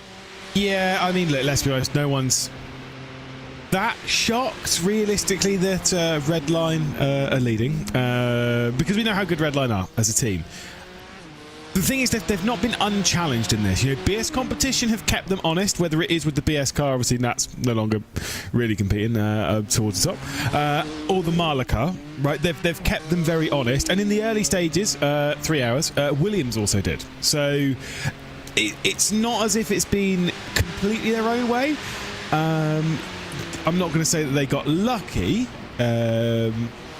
because they might have ended up in this position anyway. We just don't know. That's the nature of the Nürburgring. They've done well to keep themselves out of trouble. I though personally feel that this is a bit like it all kind of coming around after Sebring, where they were kind of like robbed of some fairly decent positions through a couple of issues that weren't really of their own fault. Yeah, that is the danger of the Nordschleifer as well, right? You could put a clean race together, but just one moment, maybe not any relation to your own race itself, can leave you in trouble. I think back to, you know, early stages of the race when a couple of those GR86s, one of them got tagged around, and was it Team RSO ran into Ava Vavadik, both former race winners in the slowest class when it used to be a Mazda MX-5, and find themselves on the back foot and fighting forward from there. There, though, is Chris Lullen with the 45-second advantage as he leads. That is, of course, the car that Max Verstappen did a handful of stints in. Did he? Apparently. I wasn't here for any of it, so I wouldn't know. That's a good point. Yeah, I think... hang on, I think I was on for most of them, actually. Were you on for all of it? Oh. I definitely did. I saw him over both sides. I think I left partway through his second, in his first stint, in his second appearance in the race. But obviously, yes, no, it is great that we were able to see Max Verstappen in the race. Great that you were able to commentate on it as well. I really appreciate that. Okay, I don't mind. Sometimes when you've commentated on it enough, it's fine. And sometimes when I do, you know, big things seem to happen. Yeah, like him intentionally wrecking people going down that Spa, but that's fine, whatever, each their own. David Haynes did point out one actually very important thing, is this does mean that we've commentated on commentated on a Formula One world champion on a Grand Prix Sunday, which is true, if a little bit like of a skewed fact. Yeah. I was trying to think, because we have talked about Max on Grand Prix weekends before without a shadow of a doubt. Oh yeah. He's jumped into iRacing sessions to like spectate, right? His teammates as well in BMW MSIM Cup and whatnot on Grand Prix weekends. I think this is probably the first time, though, that we've actually commentated on him. Because you remember in Saudi Arabia earlier this year when he got asked about staying up late? He wasn't on a broadcast there. He was just having fun. Yeah. And also he was racing on the controller stuff. Wasn't taking part in the serious stuff. Well, I mean, he was still pretty quick, but yeah, wasn't taking part in serious stuff. And I would actually like this. So yeah, I don't know. That's interesting. I mean, the main thing that I'll take from it is this does now mean that Alex Dunn and Luke Browning had absolutely no excuse not to be taking part. No, you know what their excuse is? They didn't have a sim rig in the motorhome. The motorhome, yeah, exactly. They have that kind of cash lying around just to blow on that. And I mean, no, fair enough. You got to deal with it. Got to roll with the punches. Maybe Max could have shared the rig at some point. Obviously, Luke Browning is a teammate, so there's really no excuse on that side. Yeah, Alex but Dunn's a rival, so I get it. Sharing sim rigs. I feel like once you dial a sim rig in for yourself, yeah, when someone else goes and tweaks it, nah, not happening. No, absolutely not. I mean, this always happens in LAN events.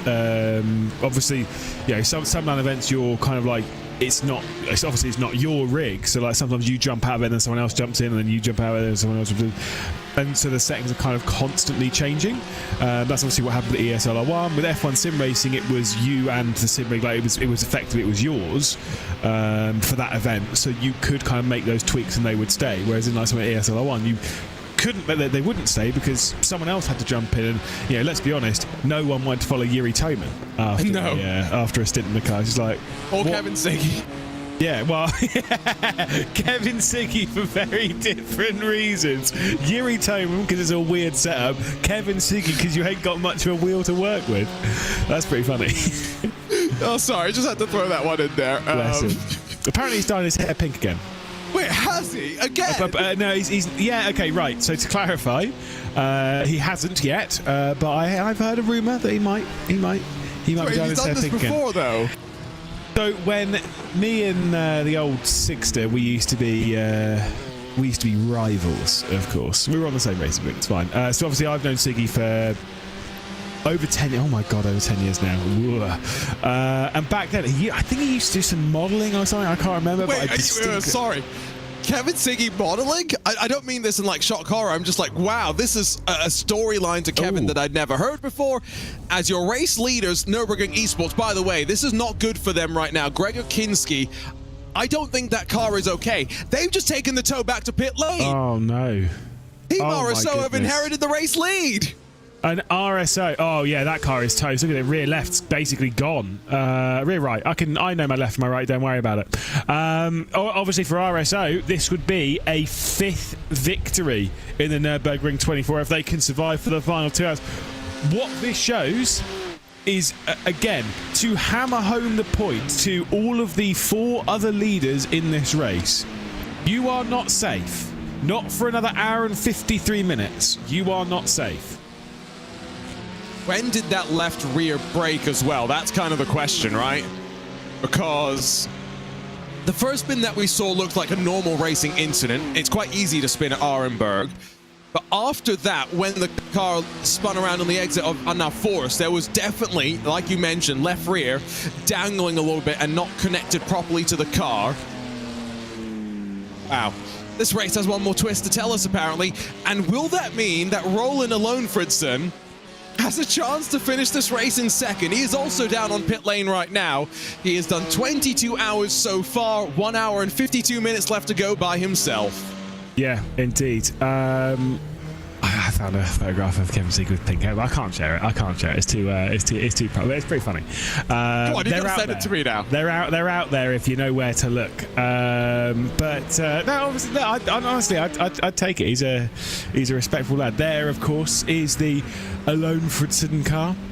I wonder if we can catch an interview with him in the next hour and 40 minutes. My only fear is that I've been told that his voice is... Is it going? Yeah. I mean, to be fair, he's been awake for a long time. I have promised Lewis that I don't care where he finishes, he gets a question at the end of the race. Oh, yeah. And that question is, was Why? it worth it? Are you going to do it again? Why? What are you doing, son? So we interviewed him earlier on this broadcast. Yes. I don't know if you heard the interview. Yeah, I heard a little bit of it, not all of it. So, how much... Do you know how much prep he's done for this? 0. He's got the wrong setup on the car apparently as well. Yeah, he does. For one, he does have the wrong setup on the car, so it's not got as much straight line speed. He's got damage, which has also taken some more straight line speed. He's also done pretty much no practice, which would be hilarious for anyone doing this race in any of the splits. The fact that this is happening in top split is just honestly absolutely ridiculous. The car behind is the I believe it's the Torque Freak car that is not for position. There's a few laps between them, yeah, that's I don't know. I just think it's pretty funny. He's doing this for the vibes, and again, he's got what 7,500 I rating, so he is going to take a bit of an I rating hit for doing this race. Like, he is going to lose I rating for being here and finishing, but hey, vibes, I guess, and they must be pretty good, even with the voice going. How many people on Twitch stream now, Lewis? I know you directed a couple of people over to him. I did indeed. Obviously, twitch.tv/Daniel_Alfredson. Daniel? Roland. I know. I was going to say, what? Hello? No, it's fine. He's gained like 60, 70 followers in doing this. He's got 28 viewers at the moment. Does old Roland? And the thing is, the reason why I'm happy for people to jump over there. Obviously, you leave us open in the background. That's fine. You've got to give him some support. You've got to keep him in the race. Like, that's the whole thing of, like, right now he needs everyone's help just to keep his mind going. You know, ask him questions, see what's going on. Don't let him, like, just falter right now. We need this to be a community effort. He is looking tired. Like, I know it's a Twitch stream. Quality is sometimes not the best. I swear I could see bags below his eyes right now. Oh, he looks done. Yeah, he's still got an hour and 50 minutes left to go, which probably means in that GR86, 14 laps. That's what his overlays are telling him on his stream right now, so I'm just guessing based on that. One more pit stop, I think, left to go. He's got a thumbs up. Oh, I'm looking at the stream right now. He's doing a thumbs up, so the chat's keeping him awake right now. Yeah. Good to see. Absolutely, and I could see a lot of support for him. I mean, look, we wanted to see him finish the race because it is a mammoth effort. I do know that, you know, across all of the splits, he is not the only person that will be doing this, right? Because we do have some absolute psychos in sim racing, to put them nicely. They like to commit to these kind of things. That's crazy. To anyone that is doing it, you're not listening to this now because you're obviously focusing on driving. But unless you're Daniel, why would you say Daniel? I'm changing his name now. iRacing to Roland, where he's just continuing to drive and to listen to us. Daniel, I'm trying to figure out why you would even say Daniel. I don't know. There's no I said it earlier in the race as well. Did you really? Yeah, I don't know why. There's no one in the class that's called Daniel right now. No. I don't think there's anyone on track called Daniel at all. Like, I don't think there's anyone called Daniel Alfredson. But alas, I'm committing to it now. I will change his name by deed poll. He has no choice in the matter. He's got no choice. Poor Roland. The Nürburgring esports team are still in pit lane. They've been there for almost 6 minutes and counting, getting their damage repair. He is, halfway through the lap, so probably still has another 5 minutes or so before he's back to the line. Yeah, there is a very, very possible chance that he cycles forward to second.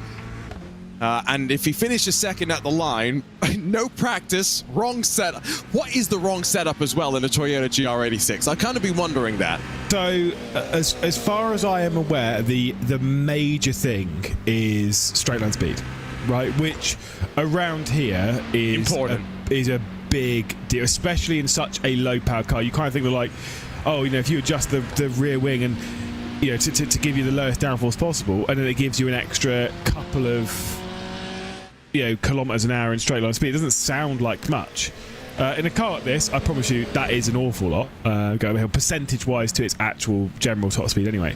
And you would kind of go, maybe the car will be undrivable.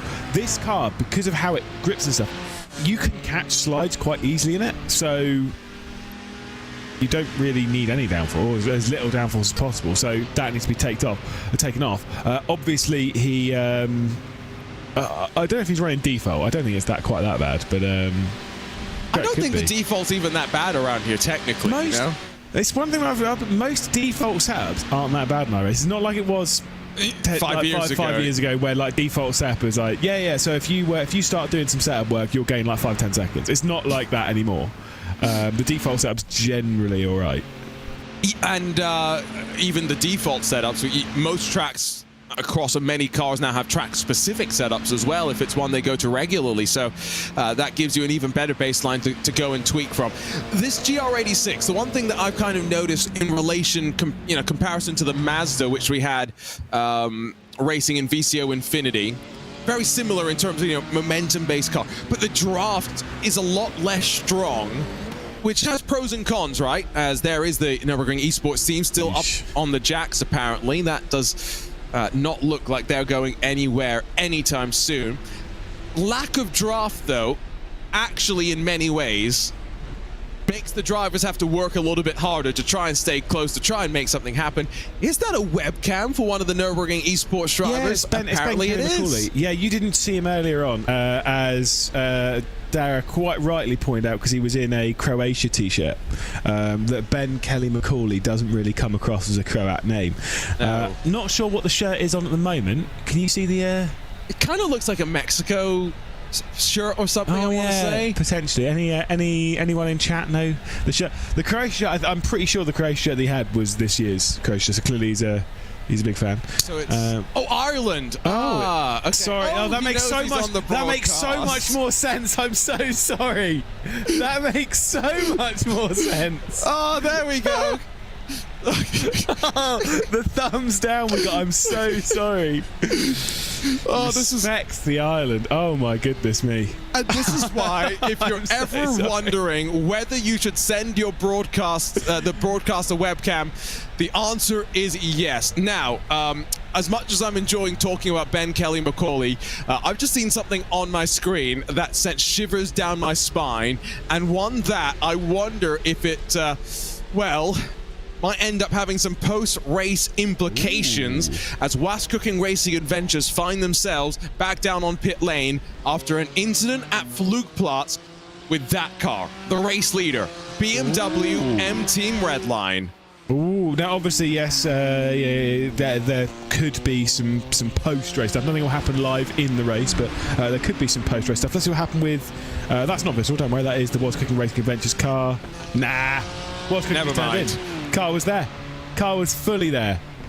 Defending race winners in the bin, unfortunately. And, racing incident as well, right? Because I feel for the GT4, it wants to turn in. Unfortunately, the GT3 was already alongside and ready to make the corner. I think that was Jack Cedric behind the wheel that had the crash. Potentially. I mean, look, again, I'd say racing incident, but, like, if you're going to point any blame, it is, in my opinion, it is towards GT4 in that. I know there's the whole thing of like your GT3 has to lap cleanly and blah blah blah blah blah. It's their responsibility. We all know that. There was the BMW M Team Redline car. It's not they were a little bit alongside going up and over the crest. They were fully there on the right hander going in on the inside at Flugplatz. So there's absolutely no problem with that. It just maybe just a misjudgment from the GT4. Yeah, potentially rolling off the power a little bit earlier and just dropping it behind if you feel like you need to turn in that early to make the corner. There is very little grip on the outside of the corner. There is Jack Sedgwick. That's the super slow-mo. Maybe a better look as well would be like the cockpit camera or something on board with Jack, because it would just show us as well how small the margins are. I don't think it was intentional by any means. Surely he wasn't caught by surprise that the red line car was there. I think it might have something to do with the crest as well. I think as he's come over the crest, that's pushed the nose of the car right. Like he might have been turning a little bit, and as you've come up over that crest, that might have indicated. We'll see on the steering wheel movement as to how much there was. Oh no, he's already come over the crest. No, okay, no, take it. I was trying to give him some credit there. No. I see what you're saying, though, you know, because when the car gets light, maybe there is just one continuous weight transfer that's brought the car over to the right-hand side of the track a little bit more than maybe was wanted. But yeah, no drama for BMW M Team Redline to worry about. I think that we're on the same page about. Yeah, no. The red line car's going to get away from that scot-free. No worries. What a brilliant driver it's been as well. For the barely put a foot wrong in this race. Max Verstappen had some great stints. Florian Lebigra, some great stints as well. Chris Lullam, Diogo Pinto.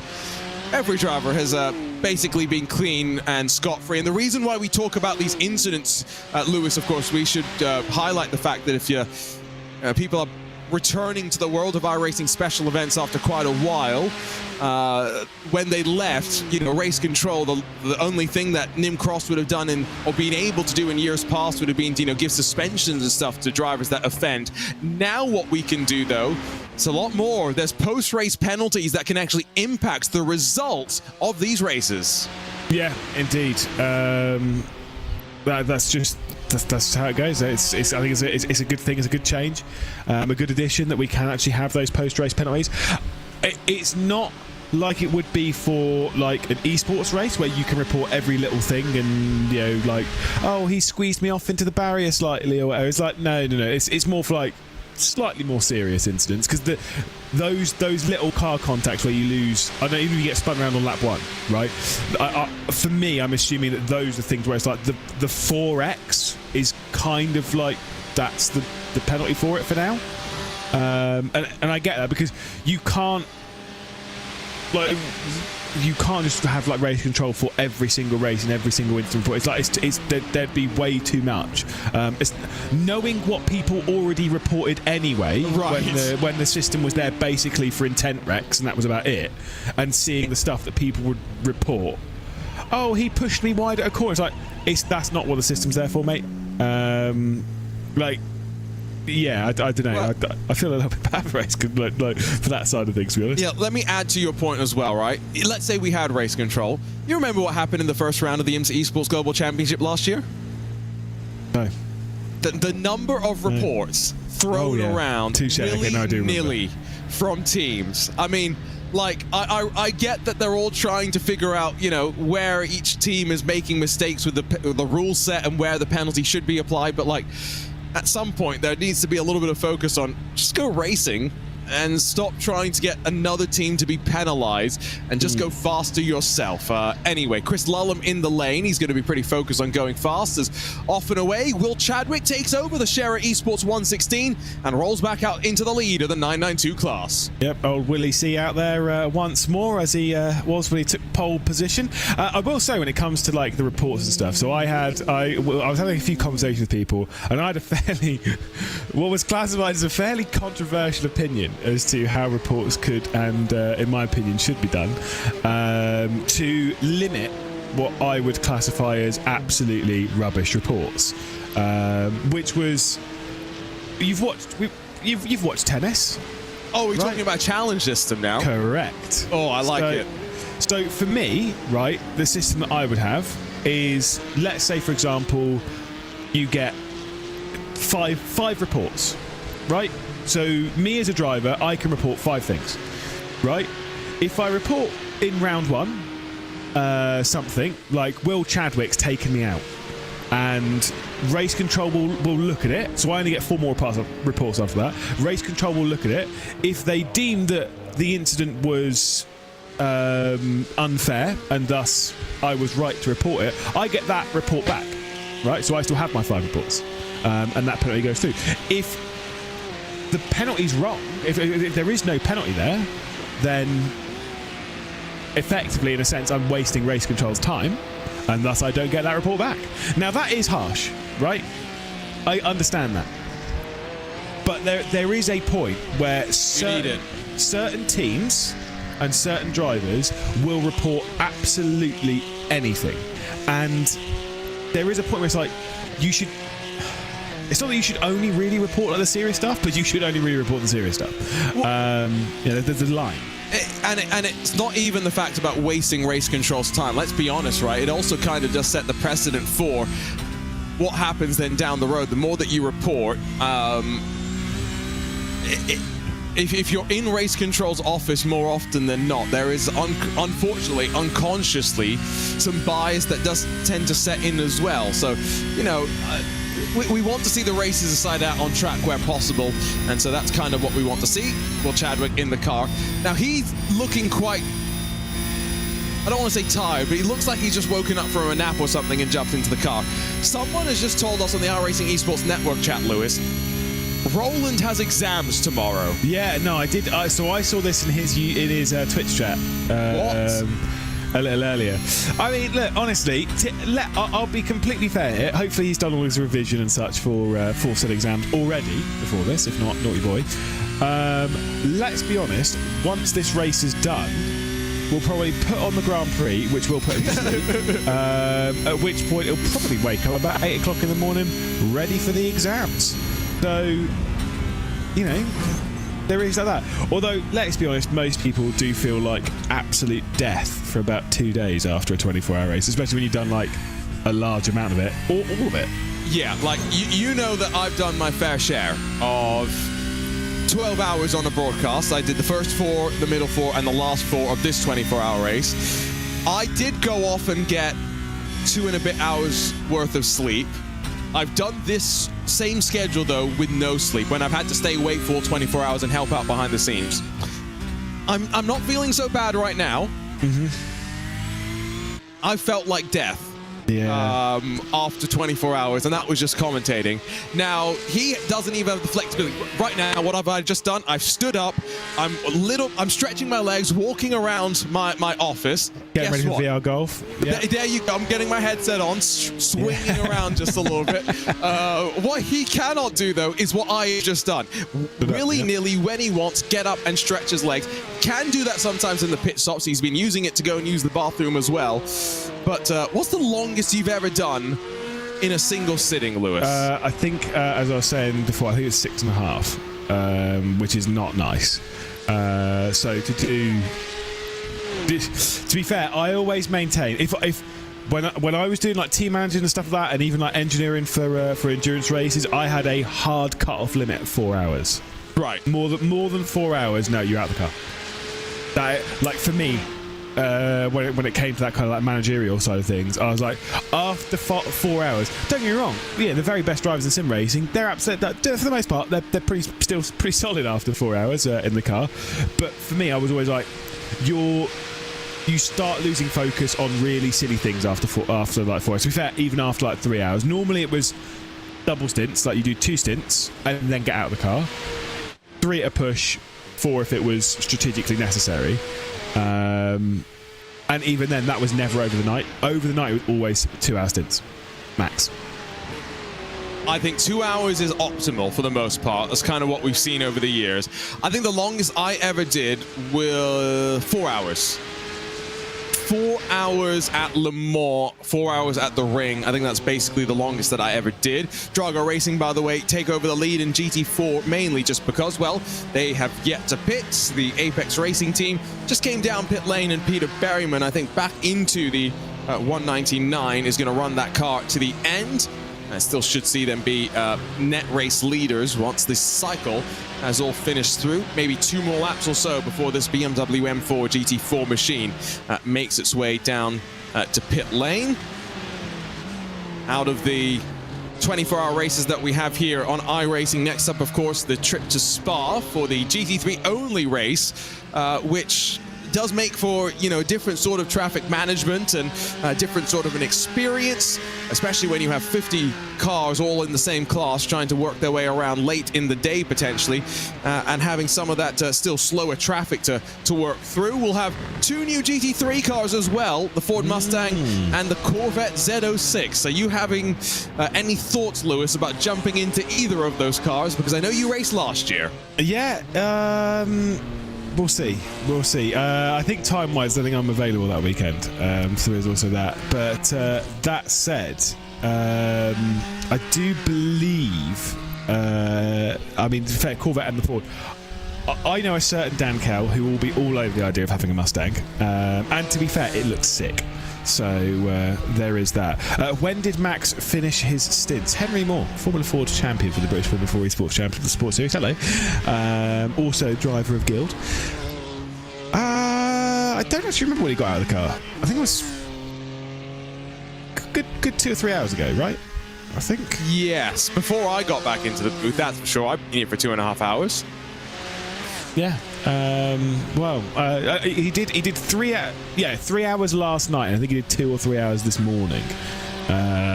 Did Max what I'd classify as excellent preparation for. Hold on. Hold, please. For the. Holding. Oh, no, it's fine. You have to carry on for a second. Oh my god, I don't know where I've put it. Holding. I've got a link somewhere for this race. For the Holding. Formula 1 MSC Cruises Grand Premio del Made in Italy del Emilia Romagna 2024. Okay, right. Sorry, that was Lewis, not worth the hold. Commentate on the start of the Grand Prix for me, please. No, good Lord, no. I've said Harry Benjamin must call it as whoever comes out of the final corner. And you'll need from Variante Alta all the way around the final sector to be like, and the winner of the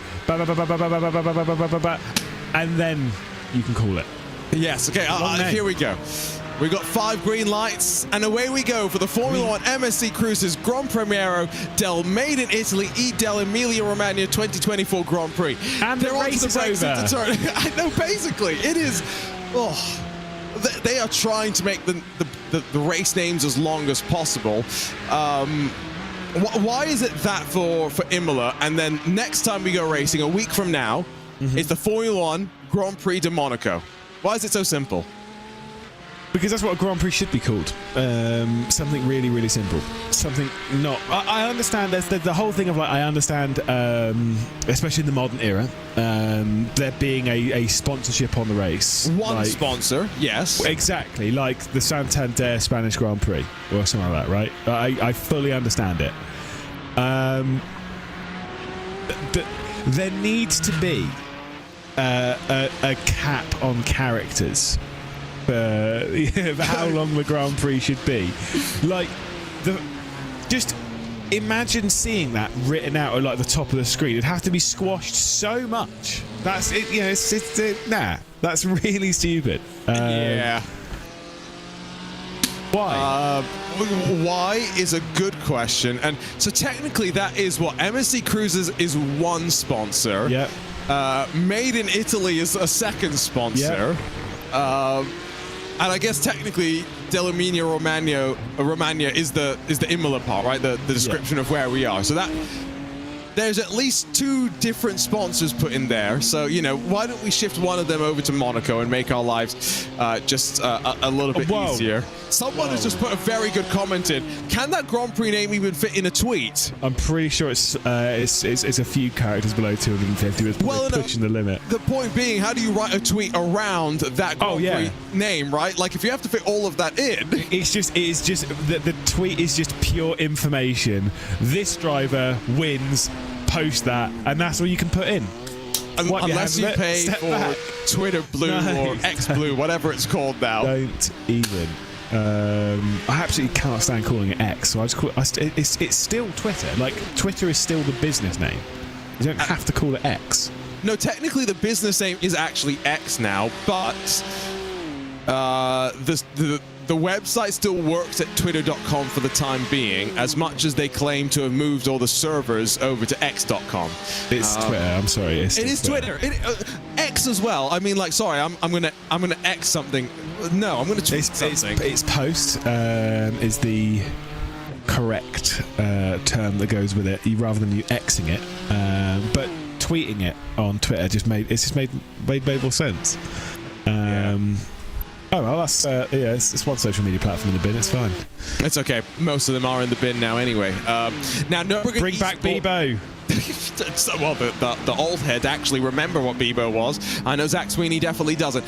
Ben Kelly McCauley is back out on track in the Nürburgring Esports machine. 1 lap down from Team RSO. So GR86, it is Team RSO that looked like they will grab another win in the slowest class here in the iRacing Nürburgring 24-hour race. Now, Roland Alone-Fridson, it's only two and a bit minutes behind the 487, and Ben Kelly McCauley did drive off the track at Hoa Acta a couple of moments ago, so it's not for a lack of pushing right now. All it's going to take is one more mistake, and boom, Roland is in second. Yeah, I'm going to assume then, based on the shirt, that he is Irish. Based on the 2 shirts we have seen Ben Kelly McCauley in, and with that name as well, he's Irish. Now, the reason why I say that, we can do a little bit of investigation here. For one, he had the Ireland shirt on. That's generally a good sign. Okay. And number 2, what is something that we all know about the Irish? They absolutely despise English people, right? Right. So he was in a Croatia shirt earlier on, Right. which obviously Croatia did knock out. It was a Croatia football shirt. Did knock out England in the 2018 World Cup. And also, let's be honest, he wouldn't stoop so low to go in a French shirt. No one would go that low from the British Isles, let's be honest. So, no, obviously he's going to remain in an Irish shirt, and so I understand a Croatia shirt. There could also be some Croatian blood in the family, but I'm just doing some investigation. Exactly. I have my CSI Miami goggles on, and it is telling me that I should take my sunglasses off, put them back on, say a cool line, and then play the hoop and move on. I don't think that was technically just your CSI Miami goggles. That was your Sherlock Holmes. I've got a pipe, yeah, and my you've got it all. The fox, was it fox catcher, fox hunter hat, or whatever it was. What I was wondering, monocle. That's what they call those things, right? Back in the day. I'm not. What's his name from like the Pringles can? Is he got monocle? Yeah, I think that's what it's called. Monocle. No, see, sorry, this is the whole thing. Isn't this the whole Mandela effect? So I can't remember whether it's the Pringles can that's got the monocle or whether it's the Monopoly man. One of them does. Whatever. Let's just move on, please, as swift as possible. Now my head has just been absolutely blown wide open. Which one is it? No, because the Pringles can's got a moustache, no monocle. Then why would you have a monocle on a Pringles can? It makes no sense. Nothing. Most things don't have to make sense. Let's be honest. Goodness me. Yeah. By the way, I saw a question about the 992 class. Those are not GT3 spec machinery. Those are cars without ABS, without traction control, and also without a significant amount of the downforce that the GT3 cars have. It is what Porsche uses to find its next crop of factory racers, of course used in the Porsche Super Cup and the Porsche Esports Super Cup, its virtual counterpart here on iRacing as well. And so their lap times, they're not that much slower, all things considered. Fastest lap times from your GT3s around 8:08. Fastest lap time for a Cup car, an 8:10. 2 seconds slower around this 22-odd kilometer circuit, Lewis. It just makes it speed in a very different way. Yeah, we actually saw this a little bit earlier on, but there was actually nearly an instant between one of the 992s and one of the GT3s going up towards Ardnau Forst. And what had happened was the GT3 had come past, coming down the hill, and then back up to Foxville. But then as you go into Ardnau Forst, when you're at like the peak speed of the car, relatively speaking, at that point in the circuit, the 992 was actually closing back in. Because they've still got very decent straight line speed. Even going out onto the Döttinger, we were hearing a little bit earlier on that the 992s, if set up correctly, the 992s and the GT4s can both be as quick as a GT3 in a straight. And that is why some of the leagues sometimes run with a power cap on the 992 Cup cars. Now, was that? Yeah, it was Roland. Oh no, that was scary. Honestly, you should see his facial expression. Did it not change at all? Barely. I don't think he's got the energy. We're now going to get a really good example of that straight line speed between these two, because look, you can see that 992 sat on the rear end. Theoretically speaking, Chadders could re-overtake. He's not that stupid though. Well, Okay, he used that stupid. He's not going to do it. He's a racing driver. You know, sometimes they don't think with their brain. Sometimes they think with the hands and the feet, a bit more reactionary. But no, Will Chadwick recognizes that we've got an hour and 23 minutes to go. It's time to settle in, and with the 3-minute advantage, no need to risk anything right now. Again, remember, Roland Alfredson, or Daniel as he's now going to be called, very broken car, wrong setup, wheel damage, engine damage. It's about 8 kilometers an hour slower in a straight line. Klaxon just went off, and that was for the Forgia TV racing team down onto pit lane.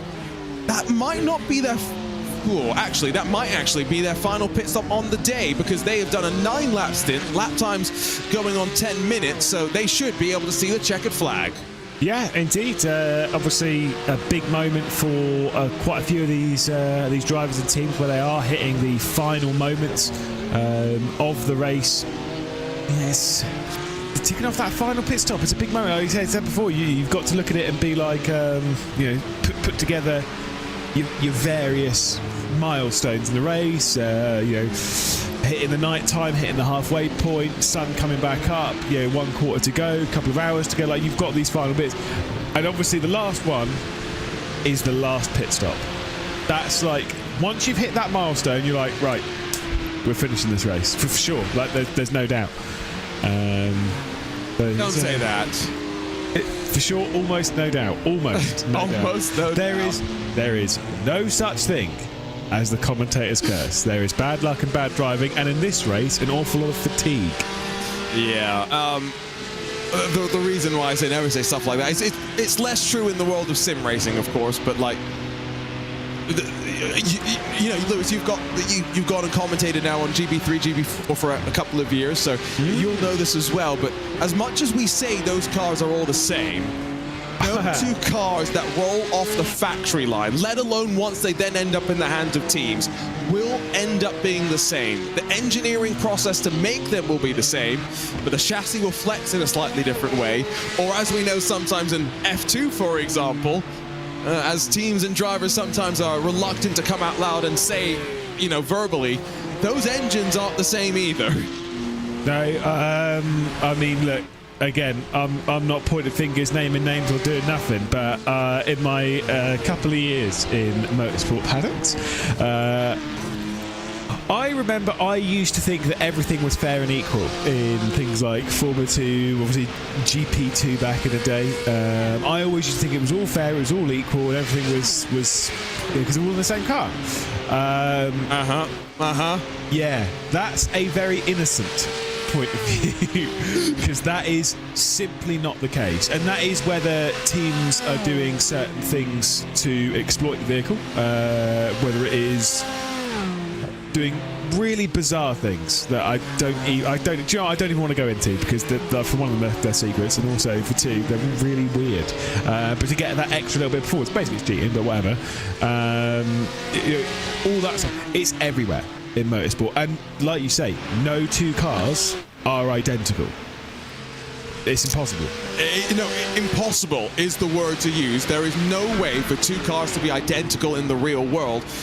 And that's before you then go and look at, series specific rules. Indy 500, for example, there's qualifying for that right now. And iRacing. That camera, by the way, that just focuses on that logo every time, it just made me giggle. But those cars, remember when McLaren had their issue trying to qualify with Fernando Alonso? To be clear, a year after they successfully got Fernando Alonso in collaboration with some of the teams, Schmidt-Peterson Motorsport, successfully got Fernando into the show, but when they went back there and were a bit more in control of the engineering, they paid 6 figures to get damper settings and stuff from some of the other teams, and then forgot to go and convert them from the units that they were sent to them in to the units they were actually using, because Imperial versus metric. But yeah, spec car, not so true. And yeah, it's such a weird world, isn't it? Yeah. Do you know what? That's the 2nd time that story's been told in this broadcast. Is it really? Who else said it? Harra, of all people. He actually went and found, because I didn't believe him. You didn't believe it? Oh my God. No, because okay, so I heard this, right? I had heard this, but engineers are smart people. Mechanics are smart people. I refused to believe that they would do something so stupid as to... Again, as I said, I was like, let's be honest, if you were to look at a sheet of paper, right, where it said, if you were an engineer and you were doing like the, I don't know, suspension and stuff on the car, and you would look at it and go, oh, that's 5, that's 7, that's this, that's that. You'd look at it and go, well, that has to be inches, because that can't be centimetres, because centimetres would make sense in that scenario. Because the difference between a centimetre and an inch is 2.5. right? That's not a small difference. So you can't look at it and be like, how did you make that mistake? That's before even, I don't know if they've got like tyre pressure or whatever. If you were to go into like tyre pressure and do that, like the difference between kilopascals and PSI is enormous in the numbers side of things. Yes. Because again, metric makes sense and imperial doesn't. Well, I think that conversion is probably a bit more stark of a thing, right? Because the tyre pressure's fluctuations probably... That makes a bit more sense because you also see it in the roundness of the tyre. Mm-hmm. But when you talk about, I'm guessing, centimetre to inches and some of those conversions, I'm guessing a lot of the engineers were new to the IndyCar as well, right? So as much as maybe it would look slightly weird, I could also kind of imagine them going, well, they told us to do this. Yeah, but 2.5. And I mean you're not wrong. I mean that as 1 inch is 2.5 centimeters. I think it's like 2.57 or something. Yes, yeah, to be specific. It's something like that. But again, it is not a small jump, and that's the thing that kind of like concerns me as to how you would make a mistake like that. That seems just bafflingly stupid to me. And the point where there's that whole thing about some of the memes where they're like, there's a couple of people and then they're like realise like, oh yeah, that is like that scenario. It's like, how did you get that wrong? Oh well. Anyway, that's very angry. Yeah, they also had issues with gearing and stuff like that. That was just a comedy of errors. I think, there's no better way to describe it than a comedy of errors.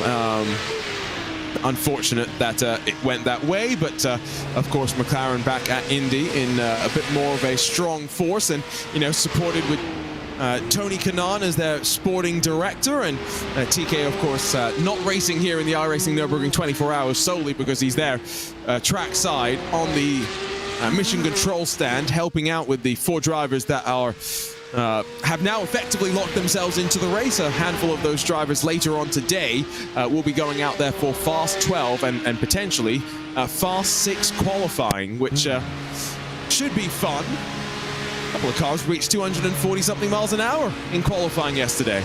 That is almost as fast as my Mazda 6 on the way back from Le Mans Virtual in 2023. Can't admit that without going to jail. The speed was kept well within the 70-mile-an-hour speed limit. Was it? Well within. Well within. No average speed cameras to catch you either. Look, I'm going to be completely honest. There is one speed camera between my house and Silverstone. It is right outside of Silverstone. Read into that what you will. You know exactly where you can and can't get caught. With racing, not condoning speeding, by the way. Right, we do not condone it. But Racing Prodigy, we were out at this wonderful, Airbnb in Big Canoe, Georgia, which is like, rural Georgia. We're like in a national park, in the mountains, in the type of place where they tell us that the lights have to be out by 10 p.m. outside the house so that we don't attract bears and stuff. Nice. But the hilarious thing was that, there's these gorgeous driving roads, Lewis, like switchbacks, up and down through the mountains. Like, I wasn't getting to drive a race car, but I was still enjoying my driving. And then I saw the instructions from the Airbnb team. Speed limit is 25 miles an hour. Cameras are posted around the property. Speeding charges will be added to your final bill. Wow. Yeah. Wow. Yeah. I would have a slight... there is a great quote from Cameron Roger who once turned round to me and said, "You are the fastest driver I've ever been in a car with, and I don't mean that as a compliment." No. Oh dear, that was ERWC, of course, last year at Milton Keynes, when I decided it was a good idea to attack some roundabouts at the speed limit. Roundabouts, by the way, I saw one of them in Georgia for the first time and I actually commented, I'm surprised that they put one out here. I thought most Americans got confused by these, but no, it was great. Very simple. Roundabouts Very are very simple. Yeah. The only thing that makes roundabouts confusing is in this country when they decide to put traffic lights on them, and I just don't understand. That defeats the purpose of a roundabout. A roundabout's there for smooth traffic flow, and then you break it up. At that point, you might as well just have a crossroad. No, yeah, at that point it becomes an intersection, basically. Yeah. You know, why What's not the just point? make it a four-way? Yeah. It's funny you talk about being a bit of a bat out of hell on the road. I left the Atlanta Motorsports Park at 5:10 p.m. It said it was going to be around a 2-hour drive, so get there at 7:10. I had someone. Be careful with what you say. No, I'm being very careful. To court. I'm not getting in any trouble here, but because I used HOV lanes. I had passengers that I was taking. They had an international flight, though, is the point, right? 8 p.m. was their international flight, Lewis, and I was going to get them apparently to the airport at 7:10. Right. You can see how there's an issue, right? Well, Tight, yeah. Yeah, tight. As soon as we leave, I put Waze on because Waze typically gives you a bit more accurate. Boom, we're down to 6:40. We're not speeding. We're making our way through. And I get them there at 6:30. Then I get the message from Will Redford that he's made it to the gate, got through security in time, and I go, let's go. I didn't even have to speed that much. No, you didn't have to speed at all. No. That much. iRacing.com. Didn't speed that much because remember, in the US, you go with the flow of traffic. I was going no faster than anyone else was. You go with the flow of traffic. What does that mean? You let the person in front of you get pulled over speeding. That's what you've got to do. Oh, yeah, no, I did get told a story. I'm not going to name who it was, but they were driving back from Cornwall or something like that, and they needed to make up an awful lot of time. Again, not naming names and not condoning speeding, but he said he was driving down the motorway and someone in a McLaren absolutely bombed it past at probably about 120 miles an hour, to which he thought, bear in mind it's like 4 o'clock in the morning, right? He was like, brilliant, what an opportunity. Oh, no. In my Ford Mondeo, watch me keep up with this McLaren, because if there's a flash, he'll have enough time to slow down. So just staying far enough back to realise if he gets pulled over or done for speeding, I've got time to adjust. It's okay. Right. So that's just brutal. We don't condone speeding. All of your speeding should be done on the racetrack in a safe environment. In a virtual environment, if you want to be even more careful. Yeah, there are city simulators that you can go and drive around. If you're feeling the need for speed, don't need to go and do it out on the road, that is for sure. But yeah, when I always tell the story that I was driving across. I used to live in Atlanta, and now I'm out in California. And so when I moved, I drove across with my dog. And so, that's it's 2,500 miles. Like it's a pretty long drive. And so I split it up into multiple days. Find some hotels along the way. But the trick is that you stay. Okay, first, I'm just saying this out loud right now. A lot of America has poor lane discipline. The right lane should be used for driving most of the time. Yep. The left lane should be used for passing. Yep. So it's very easy in America, if hypothetically, just stay on the right-hand side, right? And long straight stretches, just stay there and make your passes occasionally. And then you get the person that's coming up and doing a bit more than is reasonable over the speed limit. There are a couple of cars following them as well. And so you slot into line behind them. You put Waze on. Got to know where the speed cameras are. And where the cops are on the road as well. Because in the US we don't have so many cameras, we more have actual cops out there to stop you. So right, fair play. Yes, fair play. there you go. We don't condone it, but safely. Safe ways to do this. Aren't you allowed to undertake in the US? I don't know if you're allowed to, but I'll say it right now.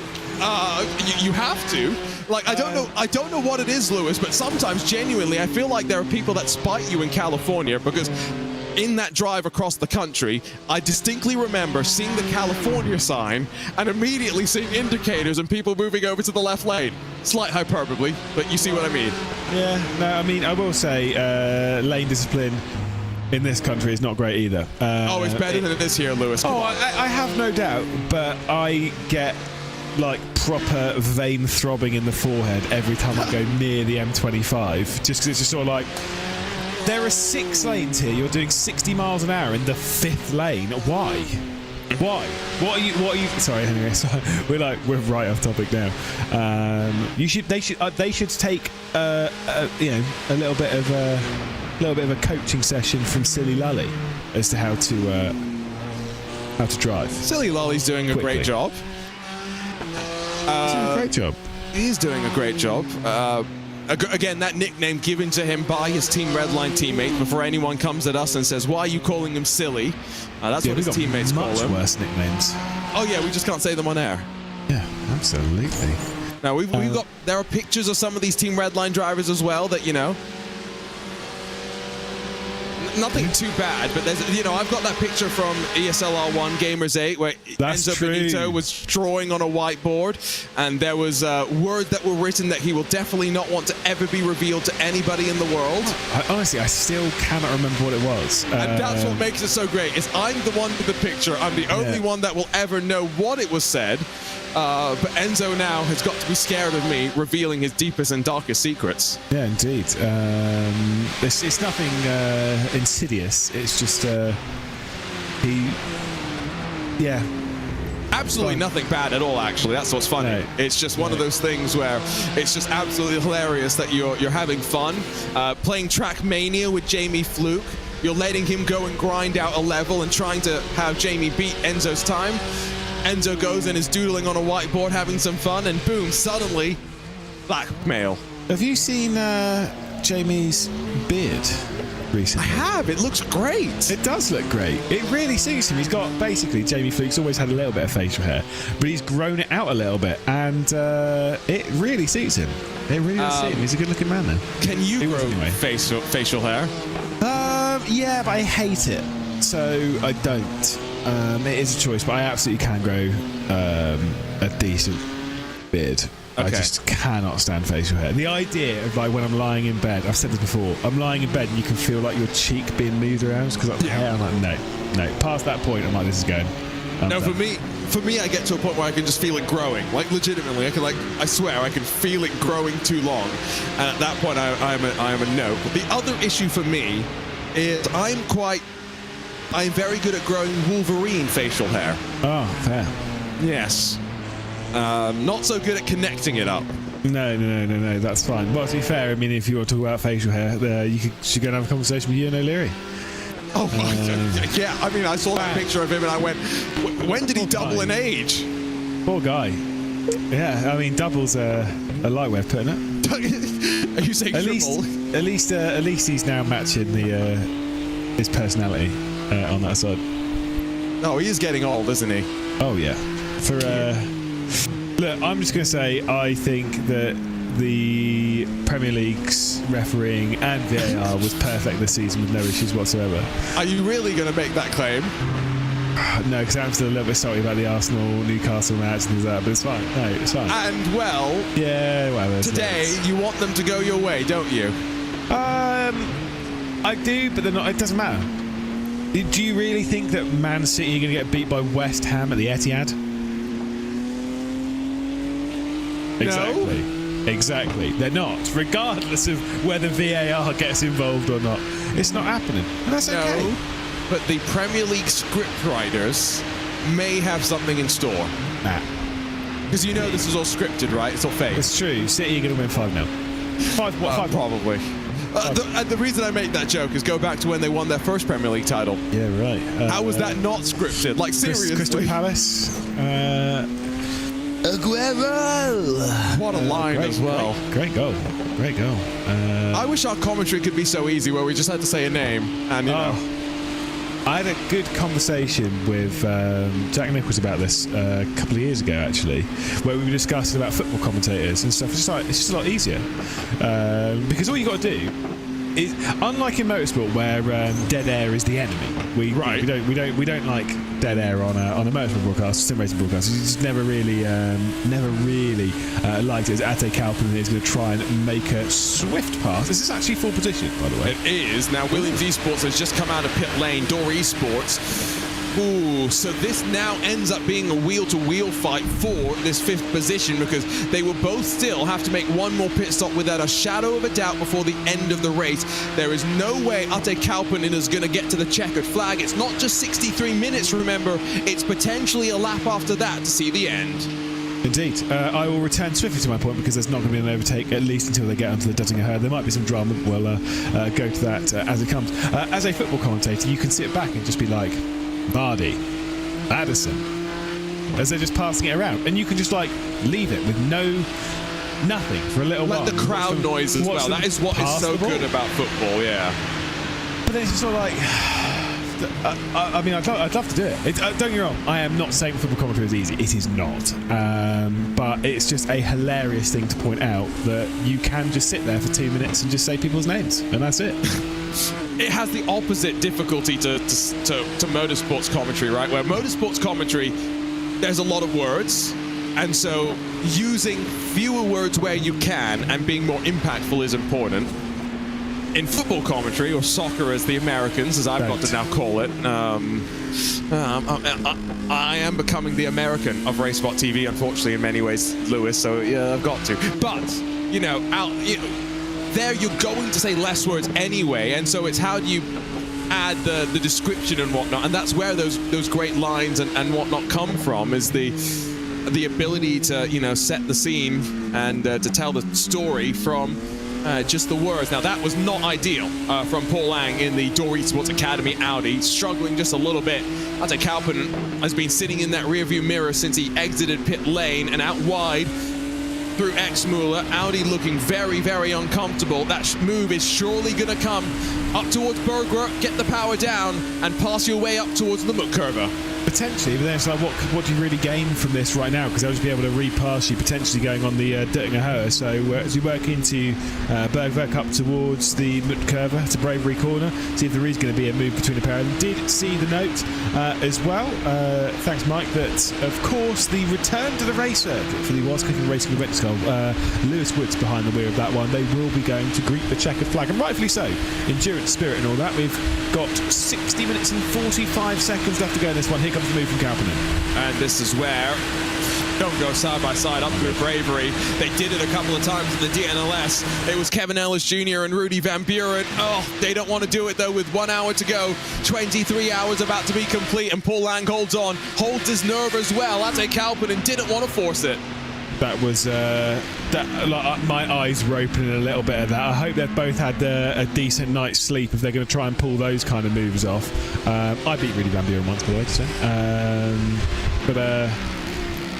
Yeah, that's it's not the place to do it, especially when you've got. I've always said, like, why would you make the move there when you've got a perfectly decent place to do an overtake on the Duttinger Höhe?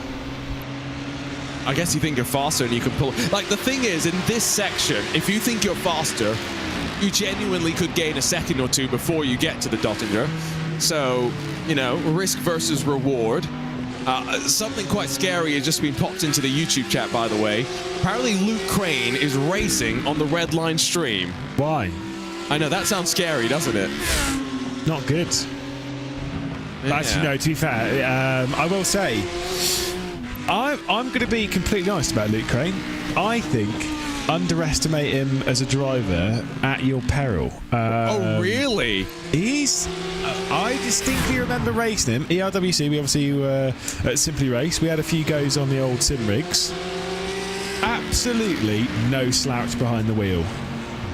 That we did know, but we now have to find a car combo. I know what suits us a little bit more. Yeah, I know what we should avoid. What? Anything to do with a Clio. Yeah. He is pretty good in a Clio. There are no Clios. I know he likes an Indy car, but I don't know how good he is in an Indy car. I'd rate neither. myself up against him. I'm going to say Super Tourers. Okay, is that where you're going? Yeah, 100%. So we're going to do this race between the three of us at some point. Maybe we'll add George Morgan in. Oh, no, you don't want to do that. No? No. Pedal to the metal? No, no, no? Pedal to the metal and no. I stole that in the final race on Friday. I was like, boom. Also, I think it's really funny in the ESLR1 intro. It's me saying his line. Honestly, 10 out of 10. But no, we did a hot lap challenge around Spa in the TCRs and Red Sport, obviously in Sweden, right? Okay. And the goal was we had one lap. That was it. This was when TCRs were before they'd been released. They were brand new. Before they'd been released, as here comes the move, as we'll see this one first. Hoising Feld to the outside, the Williams Esports Hoising Feld rather, to the outside to sweep past the Dua Esports car. Should be a pretty easy move coming down into Tiergarten. There is the move fully completed. Might be a move coming down to T1, so we'll keep our eye on that one. But yeah, so we did Spa, outlap, time lap. That was it, right? I want you to guess how many seconds I was faster than George. Just pluck a number out your head. This is touring cars, we're saying. Touring cars around Spa. So quite a long lap. I'm thinking here, just to be clear. Yeah. What's a reasonable number? Well, so you're good in a touring car as well. I'm pretty good in a touring car. I can tell you something, my lap was pretty good. Yeah, so I'm trying to factor in that sort of, that margin to give you... George, I know, he's decent in downforce cars. He does a lot Henry of... says 4. 4 seconds? Yeah. No, that's too small. Exactly. That's way too small. That's way too small. Like, I was thinking 8 to 10. It's more than that as well. Whoa! It was 12. Okay, so I wasn't that...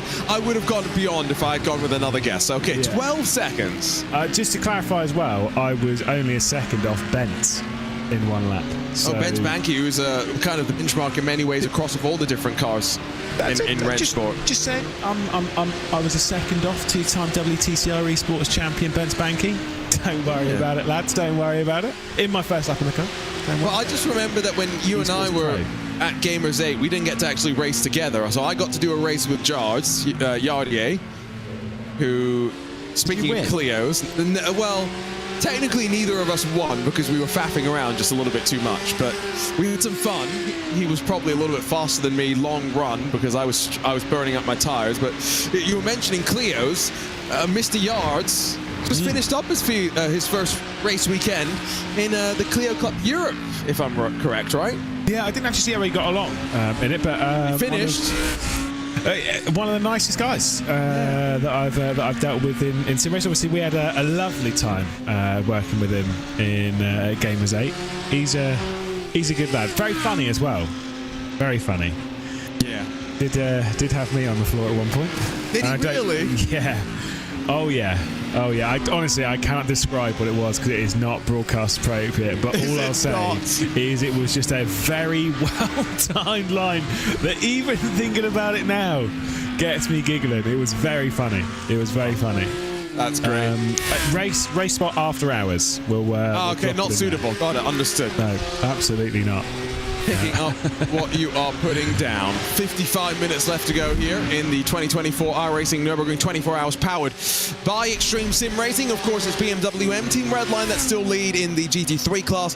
Sherra Esports Blue leading the way in the 992 class. And of course, the Apex Racing team, Impulse Racing by GTU and Team RSO on course, it would seem, for respective class wins in GT4, Touring Car and GR86 categories as well. Next week, the next iRacing special event, the Coke 600, part of the NASCAR iRacing series that follows around the Cup Series with its full season schedule.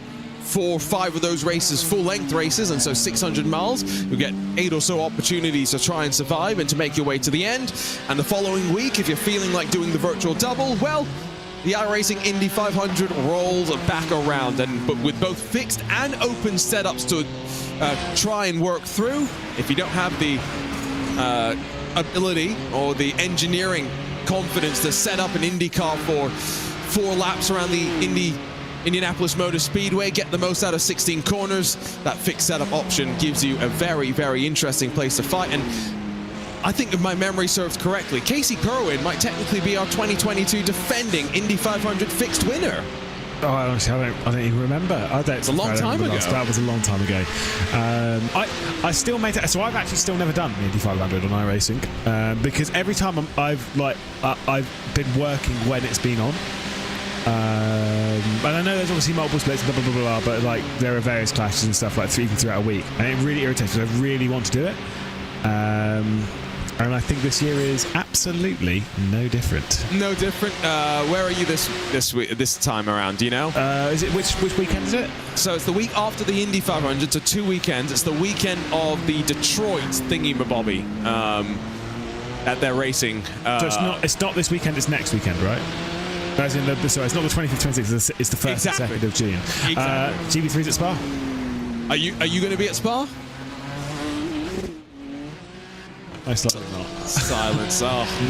Most likely I'll be doing it remotely. Well, it sounds like maybe you can do the Indy 500 then. To be fair, maybe. But then the problem is what time it starts. I'm pretty sure we got a race. I haven't double checked our schedule. You'll is it on have Saturday or Sunday? Well, you've got 7-8 time slots across 3 days, so I'm sure. How many fixed time slots do we have? 4. I think okay. 4. So, because just to clarify, when you're saying about not setting up the car and blah blah blah blah, me is what you're talking about, and that me. I will give you this. I could get you a setup that is capable of making the big show. That is the fastest 33. It is publicly available, and anyone could get access to it. The race setup, yeah, you're up a creek without a paddle. Yeah, that's why, again, we roll with fixed and go with that. I've got to be very careful about what I say about race setups, because somewhere, Team i5G, Team Talent, / private label, Team Hype, Satellite Racing, they're all listening and trying to get the secrets of the Powerslide Motorsport setup, which that race setup, it's won 2 open wheel 500s in a row. Hugo Olsen has got some work, I think, to do the month of May to try and make it Powerslide Motorsport's first ever win. No bias from the commentary booth. No bias. Well, I think what I'm hearing here is that you could get me a pretty decent setup for the race as well. That's what I'm hearing. I can get myself a good setup. I'm not sure about you. Yeah, I've got nothing really to offer. I should have held the Kevin Siggy pictures. For a bit later, you should have said, if you give me the setup, I'll show you Kevin Siggy with pink hair. Blue hair. Blue hair as well. What a hero. What a hero. We've got 51 minutes left to go in this race. I'm going to float it out there now. Okay. Just so that, because I know he's listening, that I think we should definitely have a little conversation with Roland. He did say he was up for it. But I'm just going to chuck it out there now again, so that he can prepare himself, and we'll have a little chin wag with him in a few moments' time, because I'm sure he's exhausted. Did he talk to you when you talked to him during his previous stint? How much was he focusing on the road? How much was he focusing on your questions? I don't think he was focusing on the road. Okay. He was very relaxed, very calm, and bearing in mind, like, we were talking to him, I was like, not gonna start there, I'm just gonna answer a nice easy question, and he's just there, just chatting, coming out of the carousel, a bit of power slide, coming up over the top at her act. It's like, yeah, just have a chat. So here's what I'm gonna say to you. The time between the winner of GT3 crossing the line and us actually getting to read the results, it could be as long as 10 minutes, right? Let's say that there's a GR86 that crosses the line just before the GT3 car winner sees the checkered flag. They've got to go around and do the entire lap. So what we're going to have to do, in my mind, is we want to interview him potentially before he's even finished the race. Yes. You don't believe in a commentator's curse, so... No, that's fine. Lewis, are you going to win the NURBS 24-hour in a TCR car? Well, I'm not in it. Along with, see how Henry says, along with your 2-time VCS Sumi Awards, because everyone remembers that I'm a 2-time VCS Sumi Award winner, aren't you? Who's the current 2-time Sumi Award winner, though? Well, I mean, we're both technically current. You're just the current holder of it. Yeah, okay, that is a technicality. Yeah, but we are currently both. We are both currently 2-time winners. The main thing is, let's be honest, should we just withdraw ourselves from contention this year? Yes, Or should let's we put- both do that. Should we put all of our weight behind one commentator and get Hugo Luis his first ever VCO Simi Award? Absolutely, let's do it. Hugo Luis, VCO Simi Award winning commentator. Look, I will say, as a requirement of that does mean that we do have to have him commentating at least once. Exactly. Oh, you heard me. That's exactly what I was thinking. Now, what would make him most uncomfortable to commentate on? Probably this when nothing's going on. No, you see, because he's done endurance racing and he's done he's if we put him in a Formula One Grand Prix broadcast, he'd be fine. Right. So what we need to do, I'm thinking jumpy trucks, World of Outlaws. That's what I'm thinking about. Yeah, iRacing. Every time it pops up, if you watch this ER Seagull. Yeah, seagull. So at Zandvoort, me, Luke, and you, every time there was a seagull that kept popping up on R Factor 2, and every time it'd pop up in the middle of the screen, we would just immediately, mid-sentence, Seagull. we'd stop what we were saying and just say seagull. That iRacing logo is the same. Regardless of what point we have, you've got to stop and just say seagull.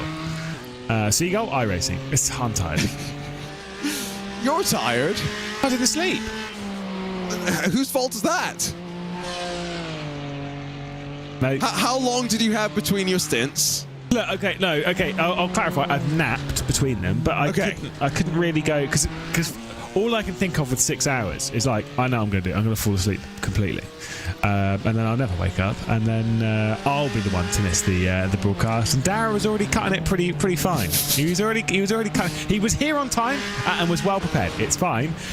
But there was a point about 10 minutes before where you were getting concerned, where both Lorenzo and David posted in the chat being like, "Where's Dara?" And I went, "Don't worry, lads. If he's not here, I'll just do it solo for a little bit." But I remember thinking, I'm like, is he going to pull a Cameron Roger? He is a professional. Not Cameron Roger. that I was is. going to say. Well, we're about to find out. Well, I'm going to find out how professional Cam Roger is when me and him both tackle the 5th hardest golf course in the United Kingdom on Tuesday. Tomorrow we're doing a slightly easier one. So 5th hardest in the UK. How hard is it around the world? I actually have no idea, but it almost broke Rick Shields. So, wow, you will. I need to go watch that video. If you Google Rick Shields or look on YouTube, Rick Shields time to quit. First video, that is the Brabazon. Now, it is a disgustingly difficult course. 14 of the 18 holes have water, mate. 14 of the 18. I'm guessing it sounds like it's pretty intense water as well. Now, Rick Shields, for those that don't know, YouTuber. I say YouTuber, that sounds, maybe a bit dismissive of his skills as a golfer as well. He's quite good. But, does he have any interest in motorsport? I don't actually know. I've never seen him. There must be a crossover between golf, fast cars, and motorsport. Well, 100%. Especially because most of the drivers that I've commented with in like GB3, iRacing, and GB4 and stuff, they all do golf. Pretty much all of them go and do golf. Most of them did really badly as well. Yes, I know it's great. But all of them do golf to some degree. I remember even talking to Henry Moore. I was talking to him, being he's a golfist. His Instagram has a little bit of golf now. And I asked him what score he got the last time he played golf. He said, "I don't know. I wasn't keeping track." And I was like, "Oh right, what are you roughly aiming for?" And I think he said, "Oh, yeah, a few over." And I was like, "Oh, all right." Maybe more than a few over if he's not keeping score. Yeah, I was like, do you know what? I'm hoping you're in the region of, I don't know, 15, 20, maybe 30 over. What's your handicap now? 19.4. Ooh, it's getting there. It is getting there. I'm no Peter Mackay yet, but... What's Peter's handicap? Oh, it's single digit somewhere. Ooh, that's scary. Don't want to think about that now. So, Lewis, I got a question for you. What's the longest ever pit stop that you've seen on iRacing before? 40 minutes. Really? Yeah.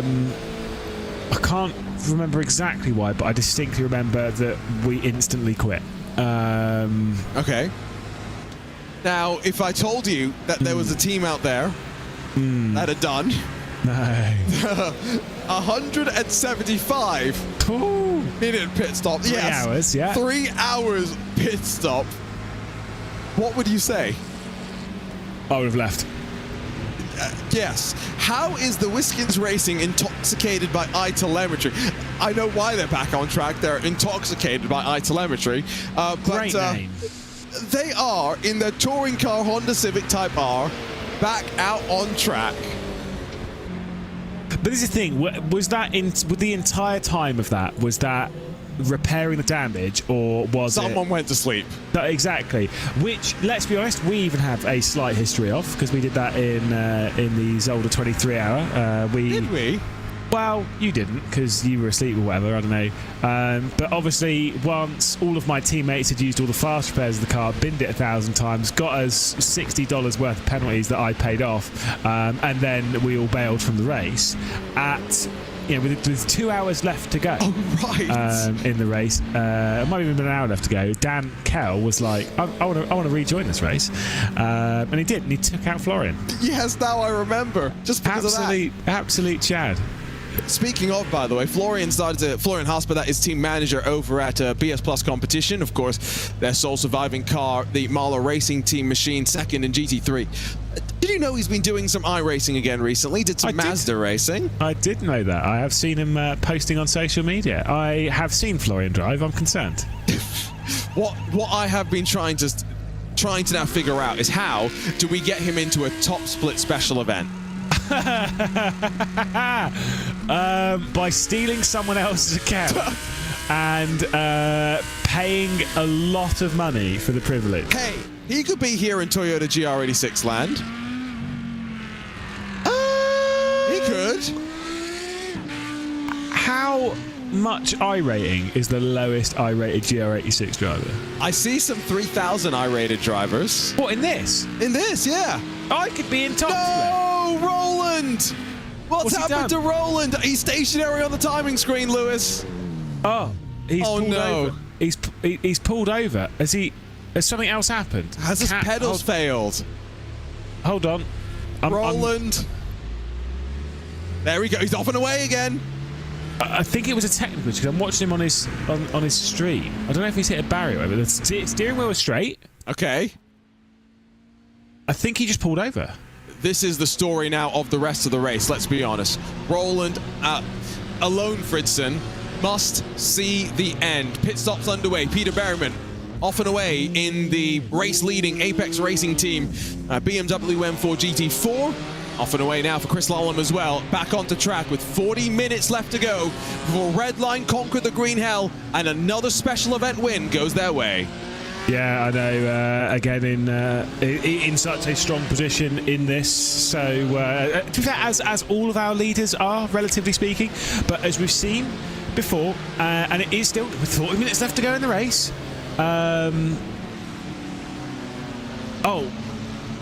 His PC was dying, apparently. What? I don't know. I'll read into that. Maybe we'll grab an interview and we'll see if we can actually find out what's going on. We'll cross the bridge when we get to it. With the GR86, leader who binned it earlier on, or had an issue earlier on in this race to allow RSO to take over, or set the Nürburgring Esports team. That really hammered home the fact that no one is safe. No one is safe, and not even our favourite team, at least right now on the broadcast. So let's talk about overall event wins, because with Team RSO finding themselves, I don't want to say gifted this chance to grab the victory, but if you had told them 2 hours in that they would be leading with such a comfortable margin, I think they would have not just bitten your hand off, they might have asked exactly what medicine you had taken as well. But, Tobias Cerny, Niels Carstensen, Alexander Lang, and Elmar Urkelot are the 4 drivers on driving duties there. Now, this is going to be Tobias's 4th win, quite remarkably. For the other drivers, it might actually be, I see Elmar has won 3 as well. These are some big names who are quite familiar with winning races here. Yeah, exactly. In things like DNLS or whatever, or even I'm sure a few people are in the race overall. Like IRL, I'm sure someone's snuck a few, or even just cool hot laps. Winning around here, it's a privilege. In sim, etc. I have never won around here. Have you? Never for a 24-hour race. I think I might have won a VLN race once. Okay. Which counts. Yeah, no, fair enough. Fair enough. I'll allow it. I will allow it. But realistically speaking, I will never win a race around here, because I can tell you how many races I will do around here in the rest of my life. 0. It's a goose egg. Yeah, it is a solid goose egg. Scaredy cat. Now, I should have a race win here in the IndyCar. I should. You know what I did? I don't know. What did you do? Sped on pit lane. Wait, sorry, that's pretty funny. Yeah. What was heartbreaking is I'd done the hard work. I'd managed to convince the community to vote for it, and it was the very first time we had brought the Nordschleife into the iRacing IndyCar Open Series. It was the first week of the iRacing week, first race of the iRacing week, which means that as many people will know, that when you do races here at the Nordschleife in official series, qualifying is usually done separately, but because it was the first race of the week, there was no qualifying, so we were all gridded up by iRating. I probably would have been on pole if we had qualifying, but no, instead I was starting slightly further behind, and so I was taking it a bit easy in the first stint, and I just remember blasting down into pit lane, missing my marks, and realizing before I even got to the line where I had to be down to speed that, oh snap, this is trouble. Yeah, that was frustrating.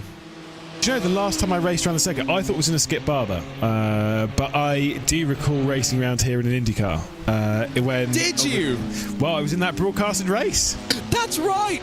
I commentated on you! Yeah. In IndyCar. Oh, I feel so happy now. I distinctly remember when doing it, I was like, oh, this will be fun. It's a broadcasted race, IndyCar, blah, blah, blah, this will be funny. Everyone's going to crash, or, blah, blah, blah, blah, blah. And then I joined and I see the entry list, and I was like, yep. I have made a catastrophic error, because I'm looking at it, and it is just a list of IndyCar specialists. Like, everyone else on the grid is an actual IndyCar specialist, and the amount of crashes in that race was almost none. Like, I don't think anyone... I think I finished stone dead last. I don't think there was a retirement. No, there were definitely retirements, but... I don't know. There weren't many. There were definitely not many. Yeah. Oh. I'll go and find out in a sec. I've got it somewhere in my results. Because it was probably, 2 years ago? No, way more recent. No, because it would have been in 2022. No. Lewis, it couldn't have been in 2023. It wasn't in 2023. It was in 2024. It can't have been, because I've commentated on one race, and that was the first race that we did back. Unless you were in that, and I don't think you were. I was. That was 4 months ago. Yeah, I was in that. Were you in that one? Yeah, that's the one I'm talking about. So me and you and O'Leary got to tease you then exactly. On the broadcast. In fact, it was the last race that I did on iRacing. I finished in 15th of 18. There were 2 disconnections, or 2 retirements from the race. Definitely which had was crashes in that race, by the way. And that was also... What date was that on? That was on the 16th of January. No, it was on the 15th of January. You just lived in the future. Oh, yeah. Sorry, it does say 16th of January, 12 a.m. Yes, no, yes, I just, that's what the YouTube was telling me, but, okay. Wow. Can't believe you, it must have been 2 years ago. Get out. How many, you know how many broadcasts I do, they all kind of blend together. Yeah, whatever. The only important broadcasts are the one where I don't have to commentate on Lewis, let's be honest. That is true, true. Just so we know, by the way, this very lap, we will catch up with Roland once he's come out onto the... We will? Okay. Yeah, once he's come out, I've told him, once he comes out onto the Dittinger, we'll catch up with him. Okay, we'll do our interview with him now, so that, let's be honest, when the checkered flag flies, he can get out of the rig. I think he wants to go to bed. Yeah, and go to bed. So, good shout. Let's get that interview done and dusted when we can. Whenever you get word, Lewis, drag him in here, and we'll have a catch up with him. In the meantime, though, 34 minutes still left to go. Quick update around the track. Well, not much to update you on. We're still waiting for Drago Racing to come down to pit lane from the lead of the GT4 class. That will give Apex Racing Team back the lead in the category. Outside of that, Lewis, right now, it's 34 odd minutes to survive and hope you don't have internet issues. Yeah, that's a real good timing on that one. Just popping in and out there, blinking there for Drago Racing. Yeah, right now, the thing is, half an hour left to go in this race. Realistically speaking, when you talk of the big numbers, which is how many laps left? 3 or 4. You're really not talking a very long left to go in this race. And the thing is, with it not being that far, it still feels miles and miles away. You've done, 23 hours, 30 minutes of racing until this point, and yet still that end feels miles away. Yes. How do you think, by the way, Roland is going to go to sleep? Is he going to put on the Formula 1 Grand Prix and watch turn 1 and instantly fall asleep? Or do you think he just literally will put his head on the pillow and will be escorted into the night? Well, I am told sleep and Roland don't get on. He's just going to keep going. So obviously he does have to get ready for this exam. This exam on Monday, yeah. We'll question him about this. How important can this exam really be? I hope it's not like his entire future rests upon this exam. At which point I'd question what is he doing in this race. Especially since he properly YOLO'd this, remember. No practice, no preparation. Wrong setup was loaded onto the car. Not the same story as what has happened for Shera Esports and Will Chadwick. Back out onto track they go. Final pit stop in the books officially.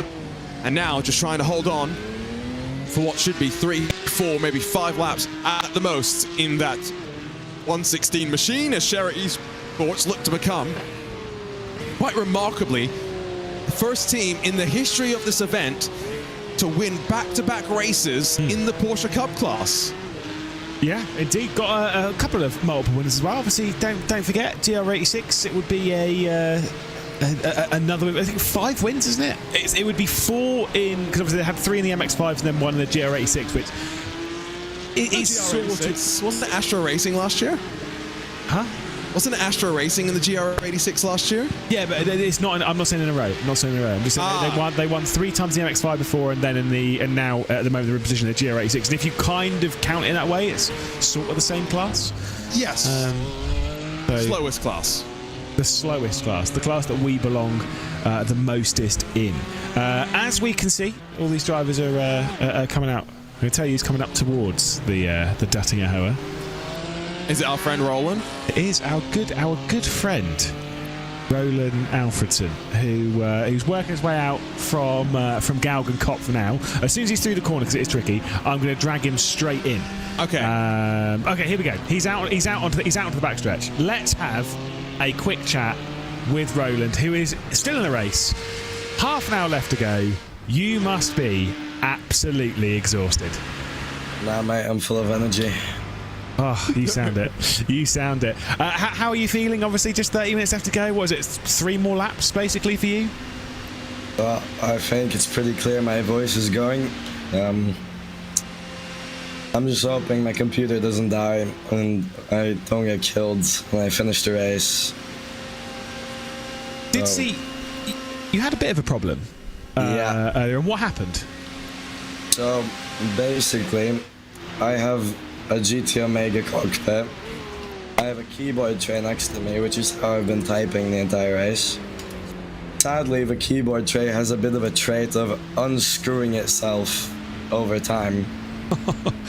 And it got loose, and my keyboard and mouse slid off the tray, and it fell on the keys. I clicked the Windows key and started typing stuff in my search bar, and I couldn't see where I was going, basically. So, and I'm hoping it doesn't do that again. Well, some organisation to make sure you got some tape nearby for that one. So solid effort on that one. We're wisely informed you've got some exams tomorrow, and yet still you're doing a 24-hour race in this? Well, it's not really exams. I'm too young for those. It's just more of a test, end of year kind of thing. Right. Okay. Fair enough. Fair enough. So it's not super duper serious, not life dependent type stuff then. So what are you going to be doing post race? Are you going to put on the Grand Prix? Are you going to sleep? Like what's the post race scenario for you? It depends. I might go race on F4. Formula maybe. Wow. Would you not think you'd be bored of driving? I am very bored, but not. I think it's because I've been doing this track for 24 hours straight, not because of. But I think if I hopped in an F4 car right now, I'd have the most fun I've ever had in my life. Right. I see. Fair play. I'll give you an extra question as well here as well. We can't see your livery in game. We don't have your livery on the broadcast, but I can see it in my own game. Bit of a meme livery. What's any stories behind any of this? There's a lot going on it.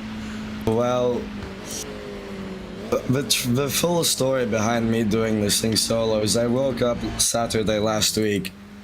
I basically said, damn, I'm not in a team. I have no one to run this with, but you know, it's the biggest event of the year. I can't miss it. So why not do it solo? And here I am. And obviously, I was never gonna take this seriously in the first place because I'm gonna get a DQ anyway. So I decided to make the most epic livery known to mankind, which I did. And I'm very proud of it. It is excellent. Unfortunately, you are just driving around in a bog standard livery on our stream, but I can see the livery and it is excellent and very well deserved. We'll let you focus and hunker down for the next 27 minutes, see that checkered flag, and then apparently go and do another race. Crazy. Yeah, I'm just chilling. The vibes are high. The energy's there. Well, fingers crossed for you. All right, good luck, Roland. Thank you. There we go. Twitch.tv/Roland_Alfredson. Obviously, doing the entire race, has streamed the entirety of it. I'm sure. He sounds pretty tired. the energy is there, Lewis. He sounds tired. Poor guy. Sorry. He's like, yeah, I'm maybe going to do some Formula 4, Super Formula. That was so hilarious. I like how he said, I think I'm going to have the most fun I would ever have if I go and do an F4 race right now. What? Yeah. I think that's because, like, the tiredness, right, is... He's delusional. You can say is lingering. Gotta say, though, 70 people watching his stream at the moment. So for everyone who has jumped over to go and give him a little bit of support, anyone who's thinking of jumping over as well, obviously go and do so, because... these are the kind of things that we love seeing. He needs all the support he can get to... I mean, you heard him. We all heard him. We heard him. The man's pretty tired. The man is pretty tired. He's giving it a good go. We'll give him that, though.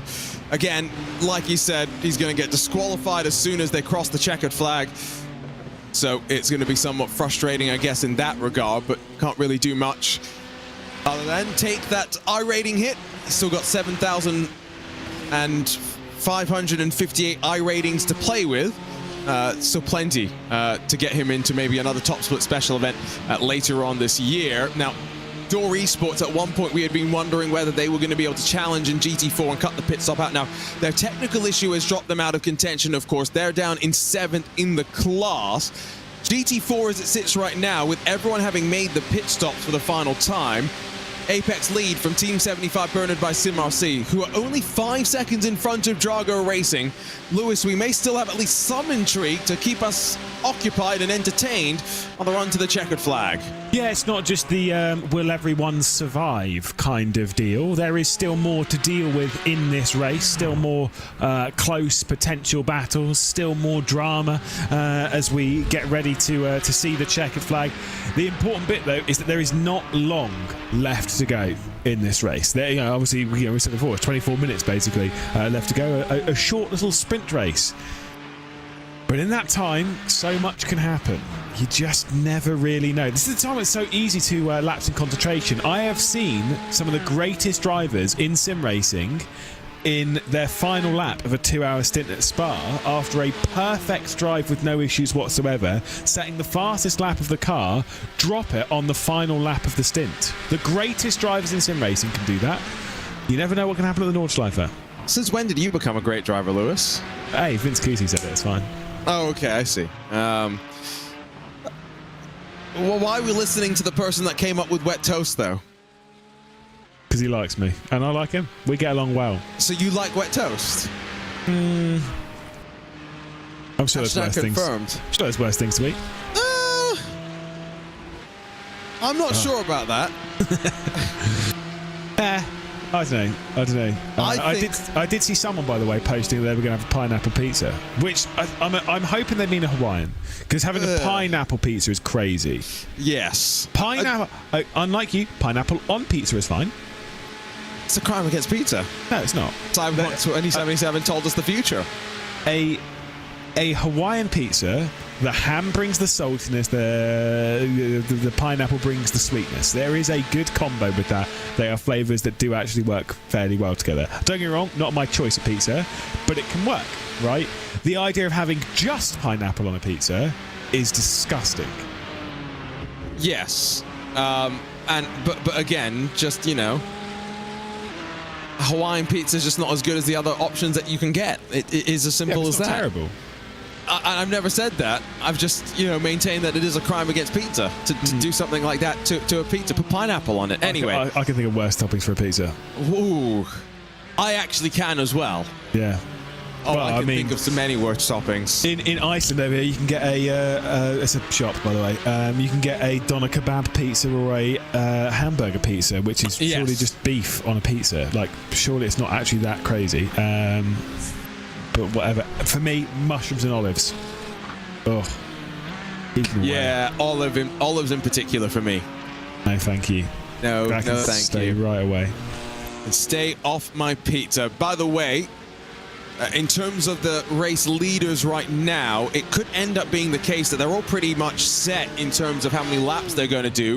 Of course, they'll have the knowledge already of where the overall leader is. Car on screen, BMW M Team Redline is in comparison to them. So as out of Arenberg works Chris Lullum, Scherer Esports, Will Chadwick, has just worked out through Fluke Plot, so he's only about a couple of kilometers behind down the road. Peter Berryman has just entered the Nordschleife, so another further couple of kilometers down the road. And guess what? Impulse Racing GTU, the touring car entry, well, the Redline BMW is about to go and put a lap on them, so by the end of the 20 minutes before the clock expires, they will go a lap down to your leader overall. And Team RSO, well, the Mazda replacement, the Toyota GR86, as Team RSO gets ready to win in that car for the very first time. They are once again already passed by the GT3 cars, and there goes the 992 leader to very, very simply make it that one by one, our class leaders will come across the line and we'll be able to talk about them individually. Nice and easy. Yep, indeed. And then we can also go to bed and put on the Imola Grand Prix, or the other order, or to give it its full title, the Formula One MSC Cruises Grand Premio del Made in Italy El dell'Emilia Romagna 2024. And again, other operation. Put the F1 on, then you go to sleep, right? Because that's what helps you go to sleep. Oh, well, no, I mean, I said get into bed. I didn't say go to sleep. Okay, get into good point. Bed, yes. Put the F1 on, and by the time that Harry Benjamin says whatever it is about the start of the race that he's going to drop, I'm gone. So, okay, for those wondering, Harry Benjamin stepping in for David Croft for one round of the Formula One World Champ. Is it 3? Ooh, I didn't realize that. It's this one, it's Spielberg, and I cannot remember the other one, but there is 3. Shows how much attention I pay. But if you're only stepping in for, a couple of the races here and there, based on David Croft's schedule, of course, do you come up with your own catchphrase, or do you carry on with exactly what Crofty's been? Do you think so? Okay. I think you will have to do your own thing. I would be surprised if Harry did anything other than that. Do you like Harry? It means I've now commentated with an F1 commentator. Just saying. I have commentated with Harry on Ginettas of all things. Ginettas? Yeah, too right. How random. Weird, isn't it? Well, yeah, I did 15 of the 16 races at the British GT weekend at Brands Hatch last year, and Harry joined me on one of those, and we had a good bit of banter whilst just checking out the Ginettas. Neither of us knew what was going on. We had an excellent time. When we talk about Ginettas as well, like for those that don't know, the Ginetta is sort of a race car that sometimes goes racing. They are sports cars, I would describe them. But how better would you describe them? They're front-engined, right? Front-engined. So basically, if you want to progress up towards something like British GT in this country, or even moving your way into GT's side of things, especially if you're moving first out of karting, Ginetta, there is like actually a really good ladder of Ginetta racing. So you've got Ginetta Juniors, which is basically like it's the GT5. It's like it's very small. People will jump into it after go-karting. Some of the very best people have done it. Cough, cough, Lando Norris. Just saying. People like that have jumped into it, as we'll see the 160 car in pit lane. Or damage on the front right-hand side. I don't know if that's an overhang from previous incidents or whether that's just their final stop in the race. So you've got Ginetta Juniors, you've got their GT4s, and then GT Trophy, which is a little bit of multi-class stuff, but again, we're not talking about it. So you can do those, and then you can work your way. There are also Ginettas in British GT, which sound thousands of times better because it has a V8 in it, and it sounds incredible. Actually, it's the best sounding V8 in British GT. Is the Ginetta? Is it? 100%. I don't know why, because as people know from me, I cannot stand the sound of the Ginettas that normally race. That Ginetta in British GT sounds incredible. Okay, noted. What's the best sounding car outside of that in British GT, actually? Aston Martin at the moment. Okay. Aston Martin sounds... to be fair, that Aston Martin, both looks and sounds very good. You could chuck, obviously, the Lambos in there, V10s. Can't really complain. Probably the worst sounding? This? Yeah. It's so boring. Yeah, it's just turbo cars, isn't it, at the end of the day? Yeah. It's so boring, so quiet. They all sound the same, don't they? Yeah.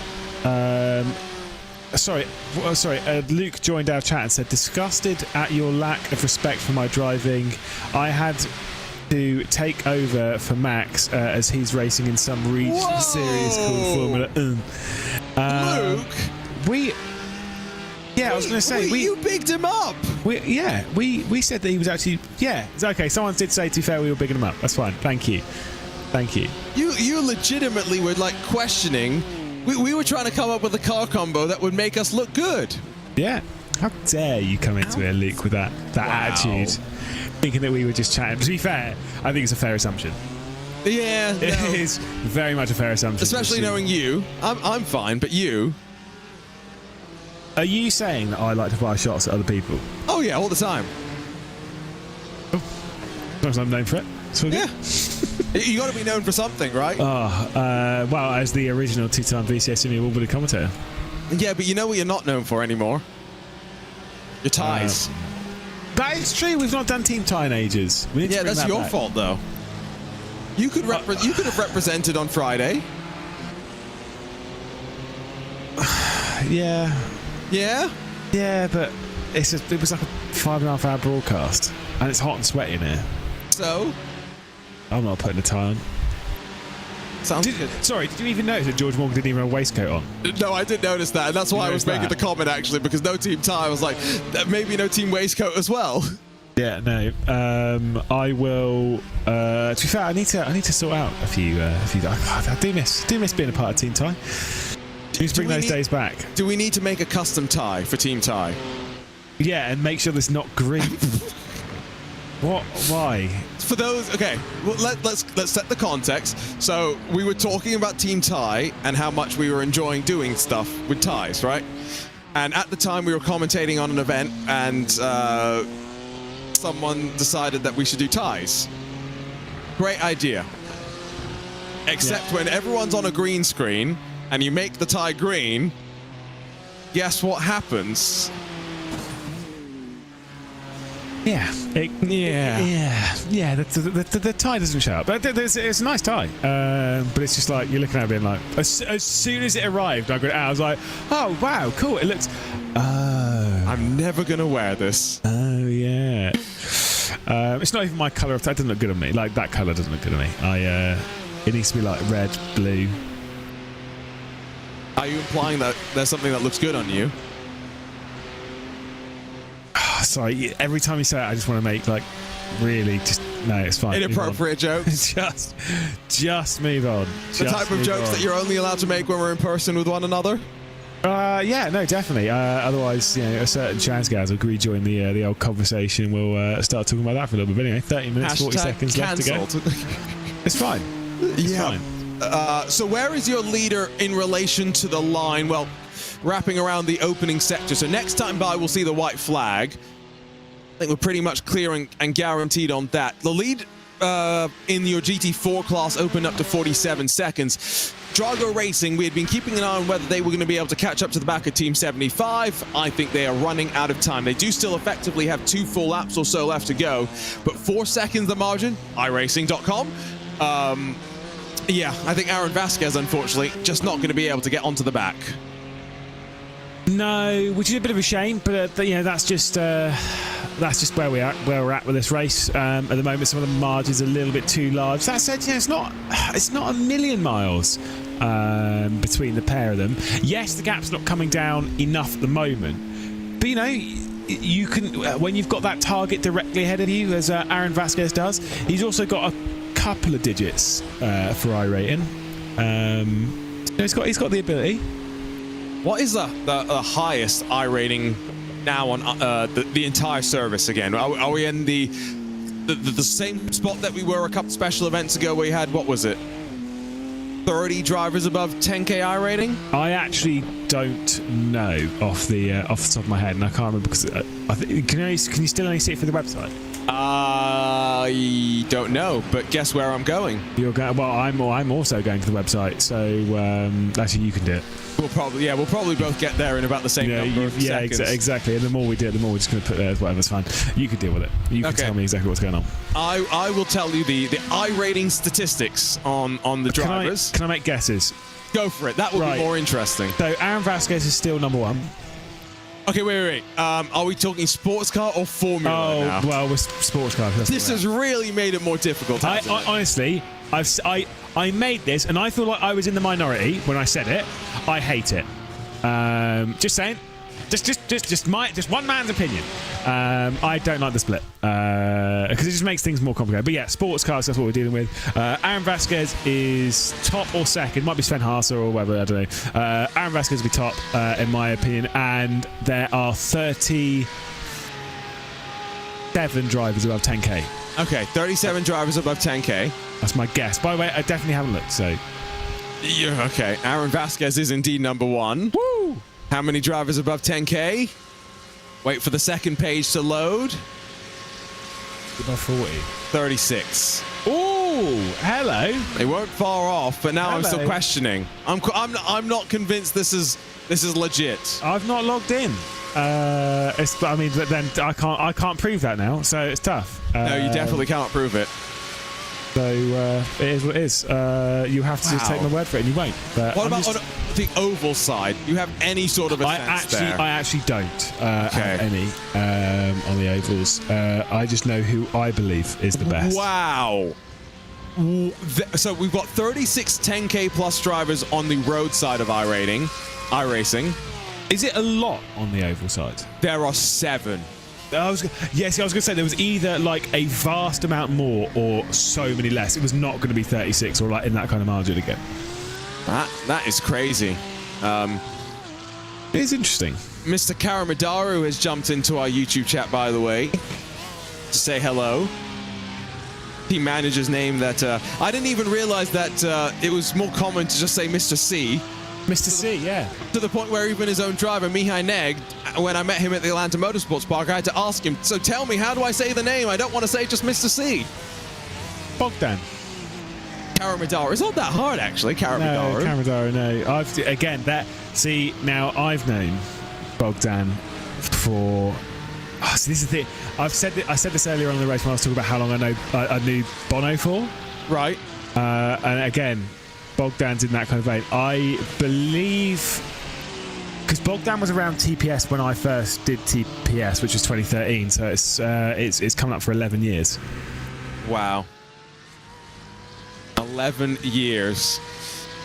Imagine knowing Lewis for 11 years. That sounds painful. Thankfully, he's not. Thankfully, he's not had to deal with me in most of that time. It is absolutely fine. There is shout out to Walk Racing. There is the VRS Coanda machine that finds itself, of course, Ian Changuren behind the wheel, 1 lap down after the early issues. Okay, so Lewis, I'm going through right now and trying to find various ratings. So before the split of sports car and Formula, there were 180,000 active road drivers. That is crazy. 180,000. It's a few. Where do you think you were in terms of your iRating ranking? Just for context, I am, 4,400 or so. I haven't raced much, of course, in 4 years. But I am apparently ranked 4,784 in the world. I reckon I am somewhere between 10 and 12. What's your iRating again? 3.2, 3.3, something like that at the moment. I don't know. I've not done a race since that IndyCar race, and I lost some iRating in that. I am 3.2, 3.265. In fact, I have not raced since the split. No, neither have I, and that's why I have to go back to the old road racing license to go and find some of these stats, because I don't show up in the sports car or Formula racing licenses just yet, because I have absolutely no history. So if you're iRating, Lewis, let's say it is around 3.265, by the way. 3.2. Okay, so I have to go digging a little bit deeper down through these pages to go and find you, but I think you're still not that bad, right? Because you got to remember the iRating's compliment. iRating's a bell curve, right? So you're what do we say it was again? 3.265.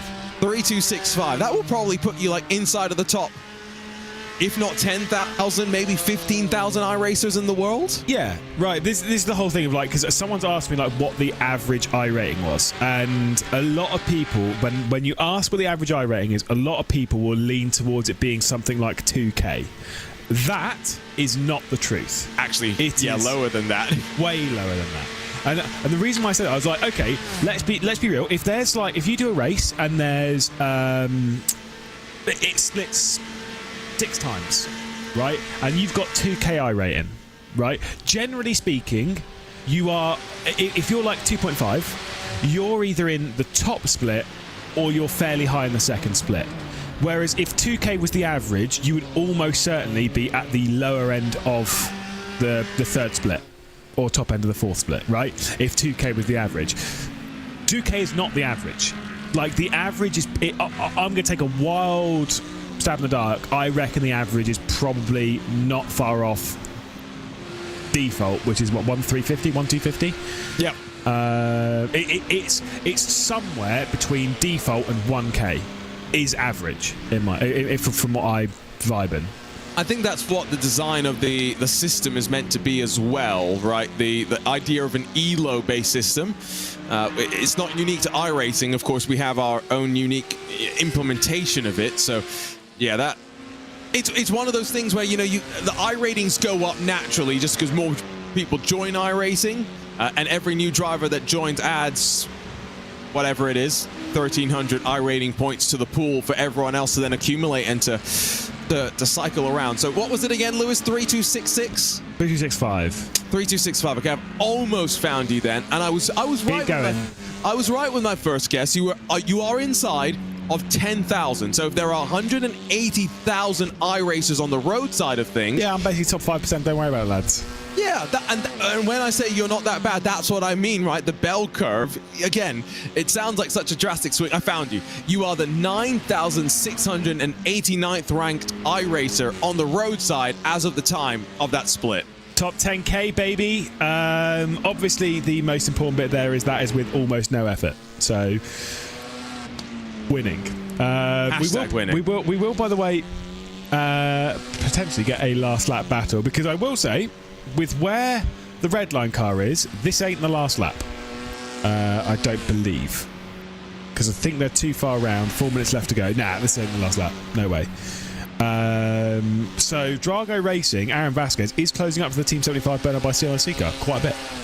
Yep. No, it should be a In fact, you know, and I had said, what, 5-10 minutes ago, that was a 4-second margin.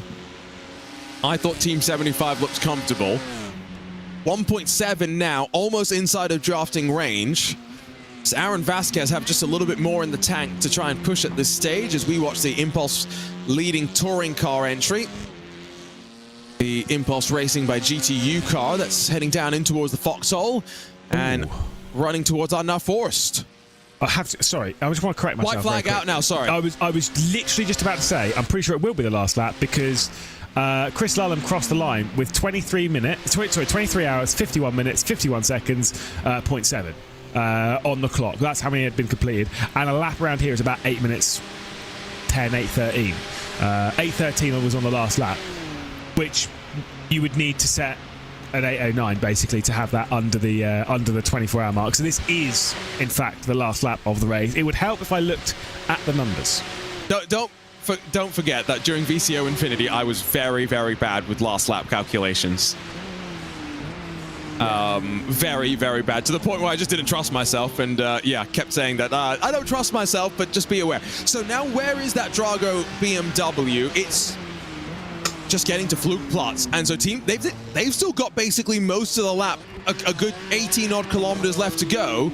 And if Marvin Strel is slow and feeds draft to the Drago Racing BMW on that run through the Dottinger, we could get a last corner pass in the battle for the second step on the podium. Oh, there's a battle in there. But Aaron Vasquez will be aware this is the last lap of the race.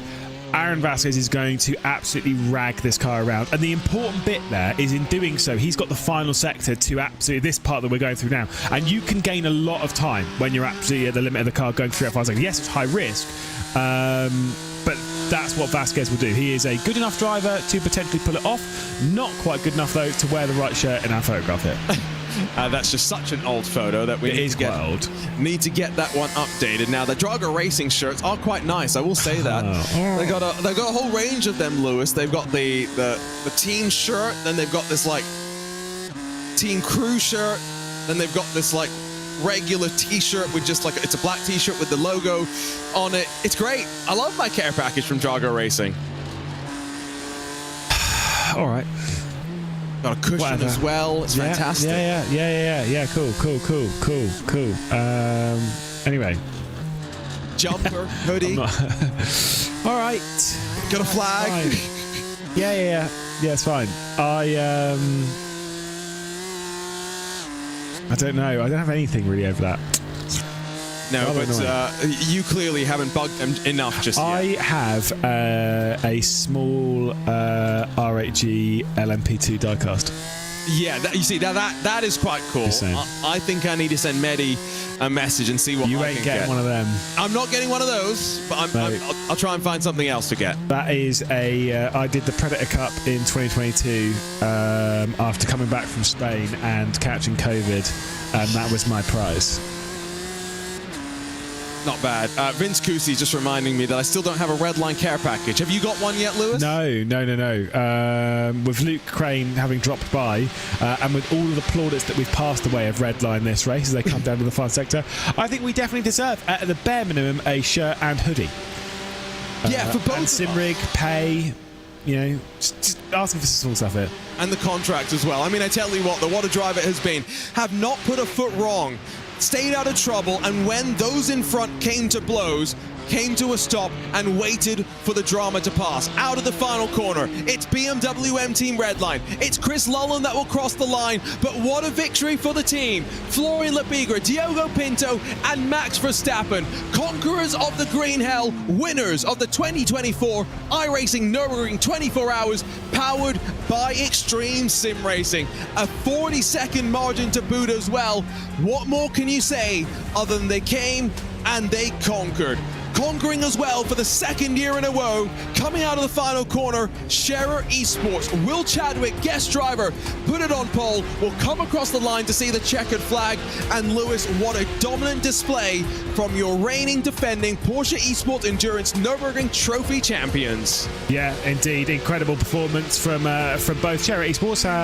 They did excellent, but let's be honest, our race winners there, absolutely incredible in this race. The next one, I believe, to cross the line will actually be impulse in the TCRs, but I am desperately keeping a close eye on the battle between Team 75 Bernard by SimRC and Drago Racing. It is still fairly close between the pair of them, but just not quite close enough. Need a big final sector here from Aaron Vasquez. And kind of hoping here, right, that the run out of Galgenkopf potentially will see the slingshot. I don't see any traffic in front of them, and so Marvin Strell's a bit of a sitting duck in terms of the slipstream, so that could be quite close and quite fun as well. As you can see them pushing just a little bit wide, trying to use every little bit of the track on offer. Yeah, indeed. Like I say, absolutely on the limit. This is going to be a tough. Imagine the heart rate at the moment. 24 hours of racing leading to this for Marvin Strell and the Team 75 Bernard by SimRC team. Heart rate rising. It is going to be very, very tricky for him to hang on. But slipstream going the way of Drago Racing. I say there could be a move coming down into this sector here, which we're seeing the Impulse team coming through. And I have seen my fair share of last corner passes here at the ring. It is possible, but it requires two that are willing to tango and two that are quite daring as well. Impulse Racing held their nerve, though, in what was a three-way fight. Team Hoisingveld and Obsidian Racing tried to deprive them. Impulse Racing come out on top, winners in the touring car category in the 24 hours of the Nürburgring, powered by Extreme Sim Racing. Next up in queue will be the Apex Racing team. They don't have far to go either as they work their way through. What a drive from them. Mark Tranter was saying behind the scenes and strategy, first time he's ever been able to go off and have a proper night's sleep behind the scenes. That's because they have been so calm, so collected. Peter Berryman, Salva Talons, Maxime Briand and Maxence Cadino coming across the line. Dominant win in this class, and now the drag race behind. Lewis, Team 75 or Drago, who holds on to second. Yep, indeed. This is where things are going to get very tight. Aaron Vasquez closing his way in. Is it going to be close enough? There's surely going to be an attempt. This gap is closing and closing and closing. Definitely within a second right now. We're riding on board now with Aaron Vasquez as we head under the Bilstein Bridge and then back down the hill up towards Tiergarten. I don't think this is close enough. It's going to take a real big drag race out of the final corner. I think the 75 car might have just done enough. Oh, whoa. Vasquez goes for it, shows the nose. Now the door gets slammed shut, but pushing his way on forward. Vasquez corrects Marvin Strell, points him back in a straight line, and it's a moot point. Team 75 Bernard by SimRC will hold on to second. Vasquez, though, with the desperation, the willingness to put it on the line. I will say, little bit of respect there for Vasquez. I reckon if he'd have actually fully spun the Team 75 Bernard by SimRC car around there, based on what I saw, he would have actually waited. Because he could have made that move. He could have gone past there, and rightfully so, lifted out the throttle, because, like, that would have been really silly. I understand you've got to go for it, but if you do go for it, understand the consequences. I've actually got no problem with that from Vasquez, because he did lift out of it, and rightfully so. Team 75 Bernard by SimRC crossed the line in second place. You live by the sword, you die by the sword, right? And so, you know, you're willing to go for the moves, you're also willing to live with the consequences. And yeah, Aaron Vasquez, you might see some comments about the move, but at least he lets the finished result be the way it is. At least we saw a little bit of a fun fight as well. This GR86 class, my word, it has been rough and tumble in so many different ways. But for Team RSO, tangled up in incidents in the opening hour, I don't think they could have believed it if you had said they will come out of the final couple of corners and on top. Yeah, indeed. Sorry, I just saw that the Roland Alfredson's been raided by Redlines. He's got 4,000 viewers now. Let's go! Oh, what a way for him to finish things off. Team RSO will come to the line for Elmar Erklot, for Alexander Lang, for Niels Carstensen, and for Tobias Cerny. It's victory once more in the Green Hell for the first time in this slowest class since 2018, and history made for Elmar as well as for Tobias, adding to the record book a fourth win in this event for them, just extending the record-breaking run. Plenty more cars still yet to come to the line, but let's not wait around. Before we take a look at the results, let's go grab a word with some of our winners. And first up, it's RaceSpot's own Will Chadwick, standing by with Lewis McLeod. Will Chadwick stepping in for again a bit of a free agent, I guess, but stepping in for Share Esport there, grabbing pole position, grabbing the race victory. It's too easy for you, isn't it? There you Talking's go. not there. There we go. Fantastic. Nice commentary. Nice Julian's commentary here as well. But yeah, no, it was a really good race, and I can only thank everyone in the team for making it such a good performance. Yeah, indeed. Julian, obviously, you join us as well. You did a few stints, including the penultimate stint of the race. Solid effort for the team. I mean, you were fairly dominant all the way through that one, right? Wait, I have some communication issues. I can't hear you, really. Perfect news. I'll pass that question on to you then, Will. Yeah, I mean, Julian and Luca were both late for the entire race, and truly, that I don't think we could have done it without all being together. I think we all carried our weight, and we were all really, really close on pace, and ultimately that led to us just being super, super consistent across the course of the race. And I think when you're so close between all three drivers and you implement a solid strategy, it's no surprise that a result like this can come. Well, we do also have Luca Alper also in the old channel. Let's jump down to you. Obviously, Sherra Esports have a very good record around here, and not just in this race, but obviously things like DNLS and all that kind of stuff. What is it that's special for you and the team here? Well, I think it was said in the stream early on that we are the first guys to win this event back-to-back in Cup, and I guess that makes me super proud of what we achieved today. And yeah, what's special?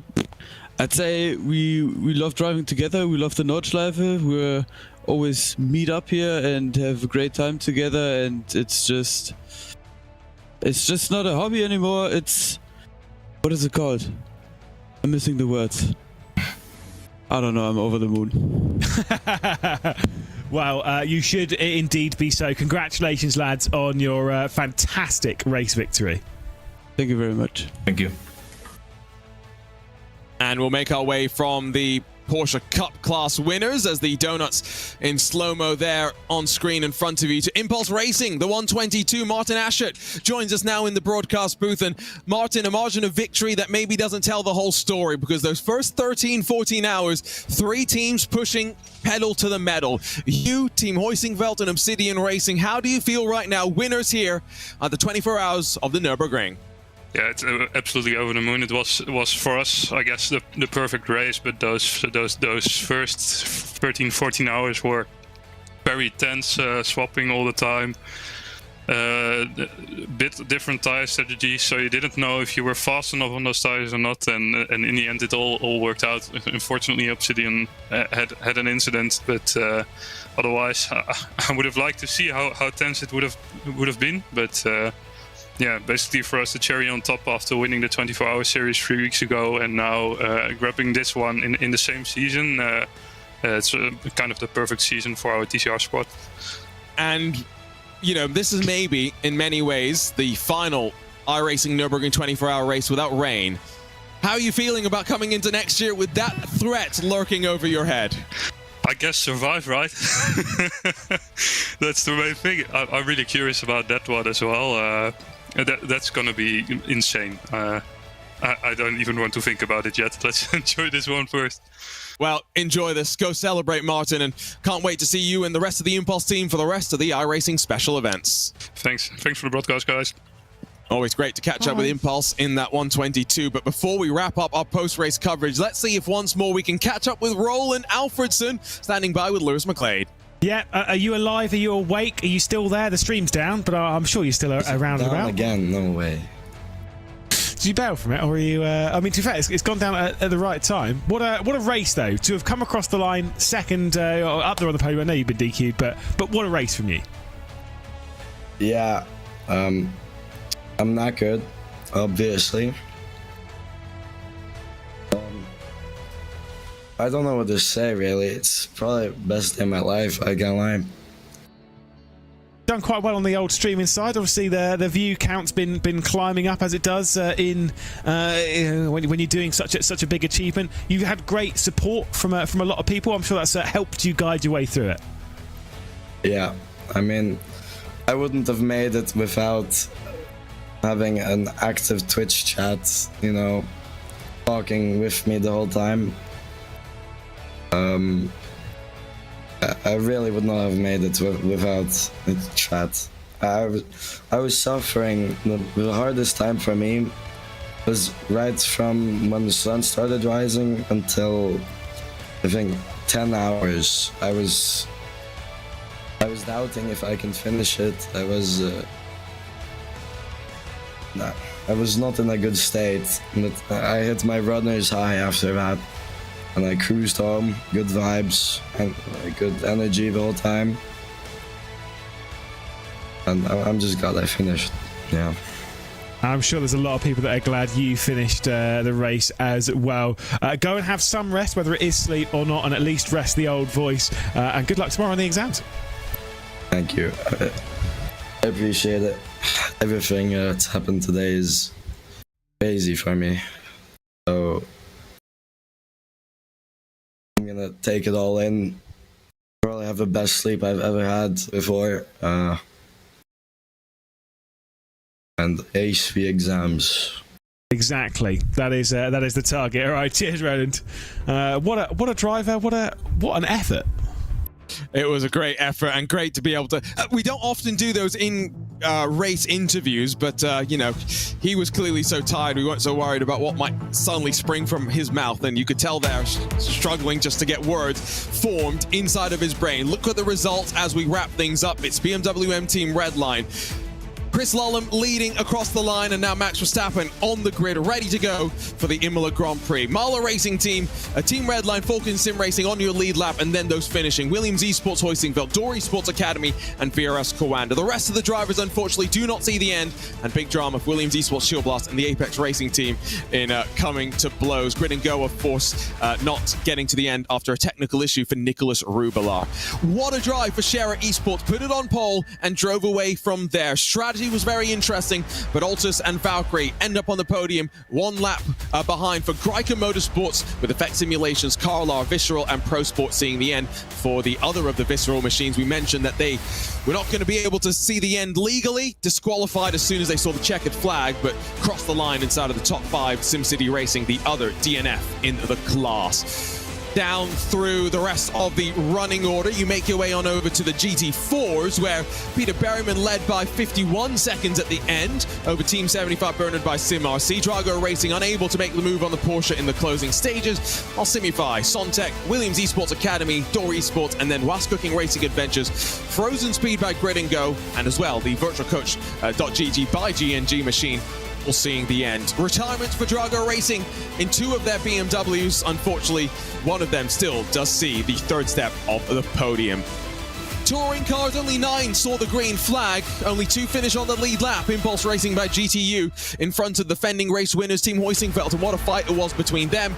Obsidian Racing dropping down to 5th after Daniel Herrera's incident through Flugplatz saw them drop from contention. Sim Racing, Grid Phoenix, and Carlar Esports see the end, while Whiskins Racing, intoxicated by iTelemetry, 3 hours in pit lane at one point, back onto track to finish down in 6th, while SimCity Racing, the second Impulse machine, and AWK, your top 9 in class. And last but not least, it is the GR86s. Team RSO, history made for them. A win in the GR86s for the very first time, but it is the 4th win in the slowest class of category. Add that to their win in the GT4s. They are the dominant force here at the Green Hell. Nürburgring Esports recovered to 2nd in a remarkable day for them, with Talk Crick Racing, Forgia TV, and then Tier 1 Motorsports seeing the end. Vermilion Esports, Moya Regards, and then Ava Vavadik, Roland Alonfredson, and XCM, along with the Medicus Kiwi Racing Team, the 11 that saw the start. Lewis, 24 hours of racing. It is crazy that we get to do this with so many people from around the world to share our joy of motorsport. Next time we do the 24-hour races, it's in the summer from the Ardennes when we make our way to Spa. There's plenty more special events though to come, including next week with the iRacing Coke 600. That is definitely one that I'm not going to do. If you fancy yourself an endurance race and you think Nürburgring 24 hours may be slightly too long, go do the Coke 600, because that is an endurance race, especially when you have to deal with all of the full course cautions, which will be all over the place. It's a tough one. It's a tough one. And twice around our clock, our team behind the scenes has made it all happen for our graphics team of ATVO, Nick Thiessen, Kevin Niatola and Simon Grossman, working alongside of the likes of Timing 71, Dougie Beard, and of course our producing team of Hugo Luis and Dane Baird. Our commentators, 24 hours of coverage, Lewis McLeod alongside myself, Arjuna Kankipati, Ewan O'Leary, Paul Smith, Zach Sweeney, Lorenzo Bonder, David Haynes, and Dara Tacker, as he will forevermore be known on RaceBot TV. It's time for us, though, to bid you farewell. The best weekend in motorsports comes up next weekend in the real world, and we got plenty more to come on the iRacing Esports Network. So long from the Green Hell. Redline, Apex, Scherer, Impulse, and Team RSO leave with the biggest smiles on their face, the winners of the 2024 iRacing Nürburgring 24 Hours, powered by Extreme Sim Racing.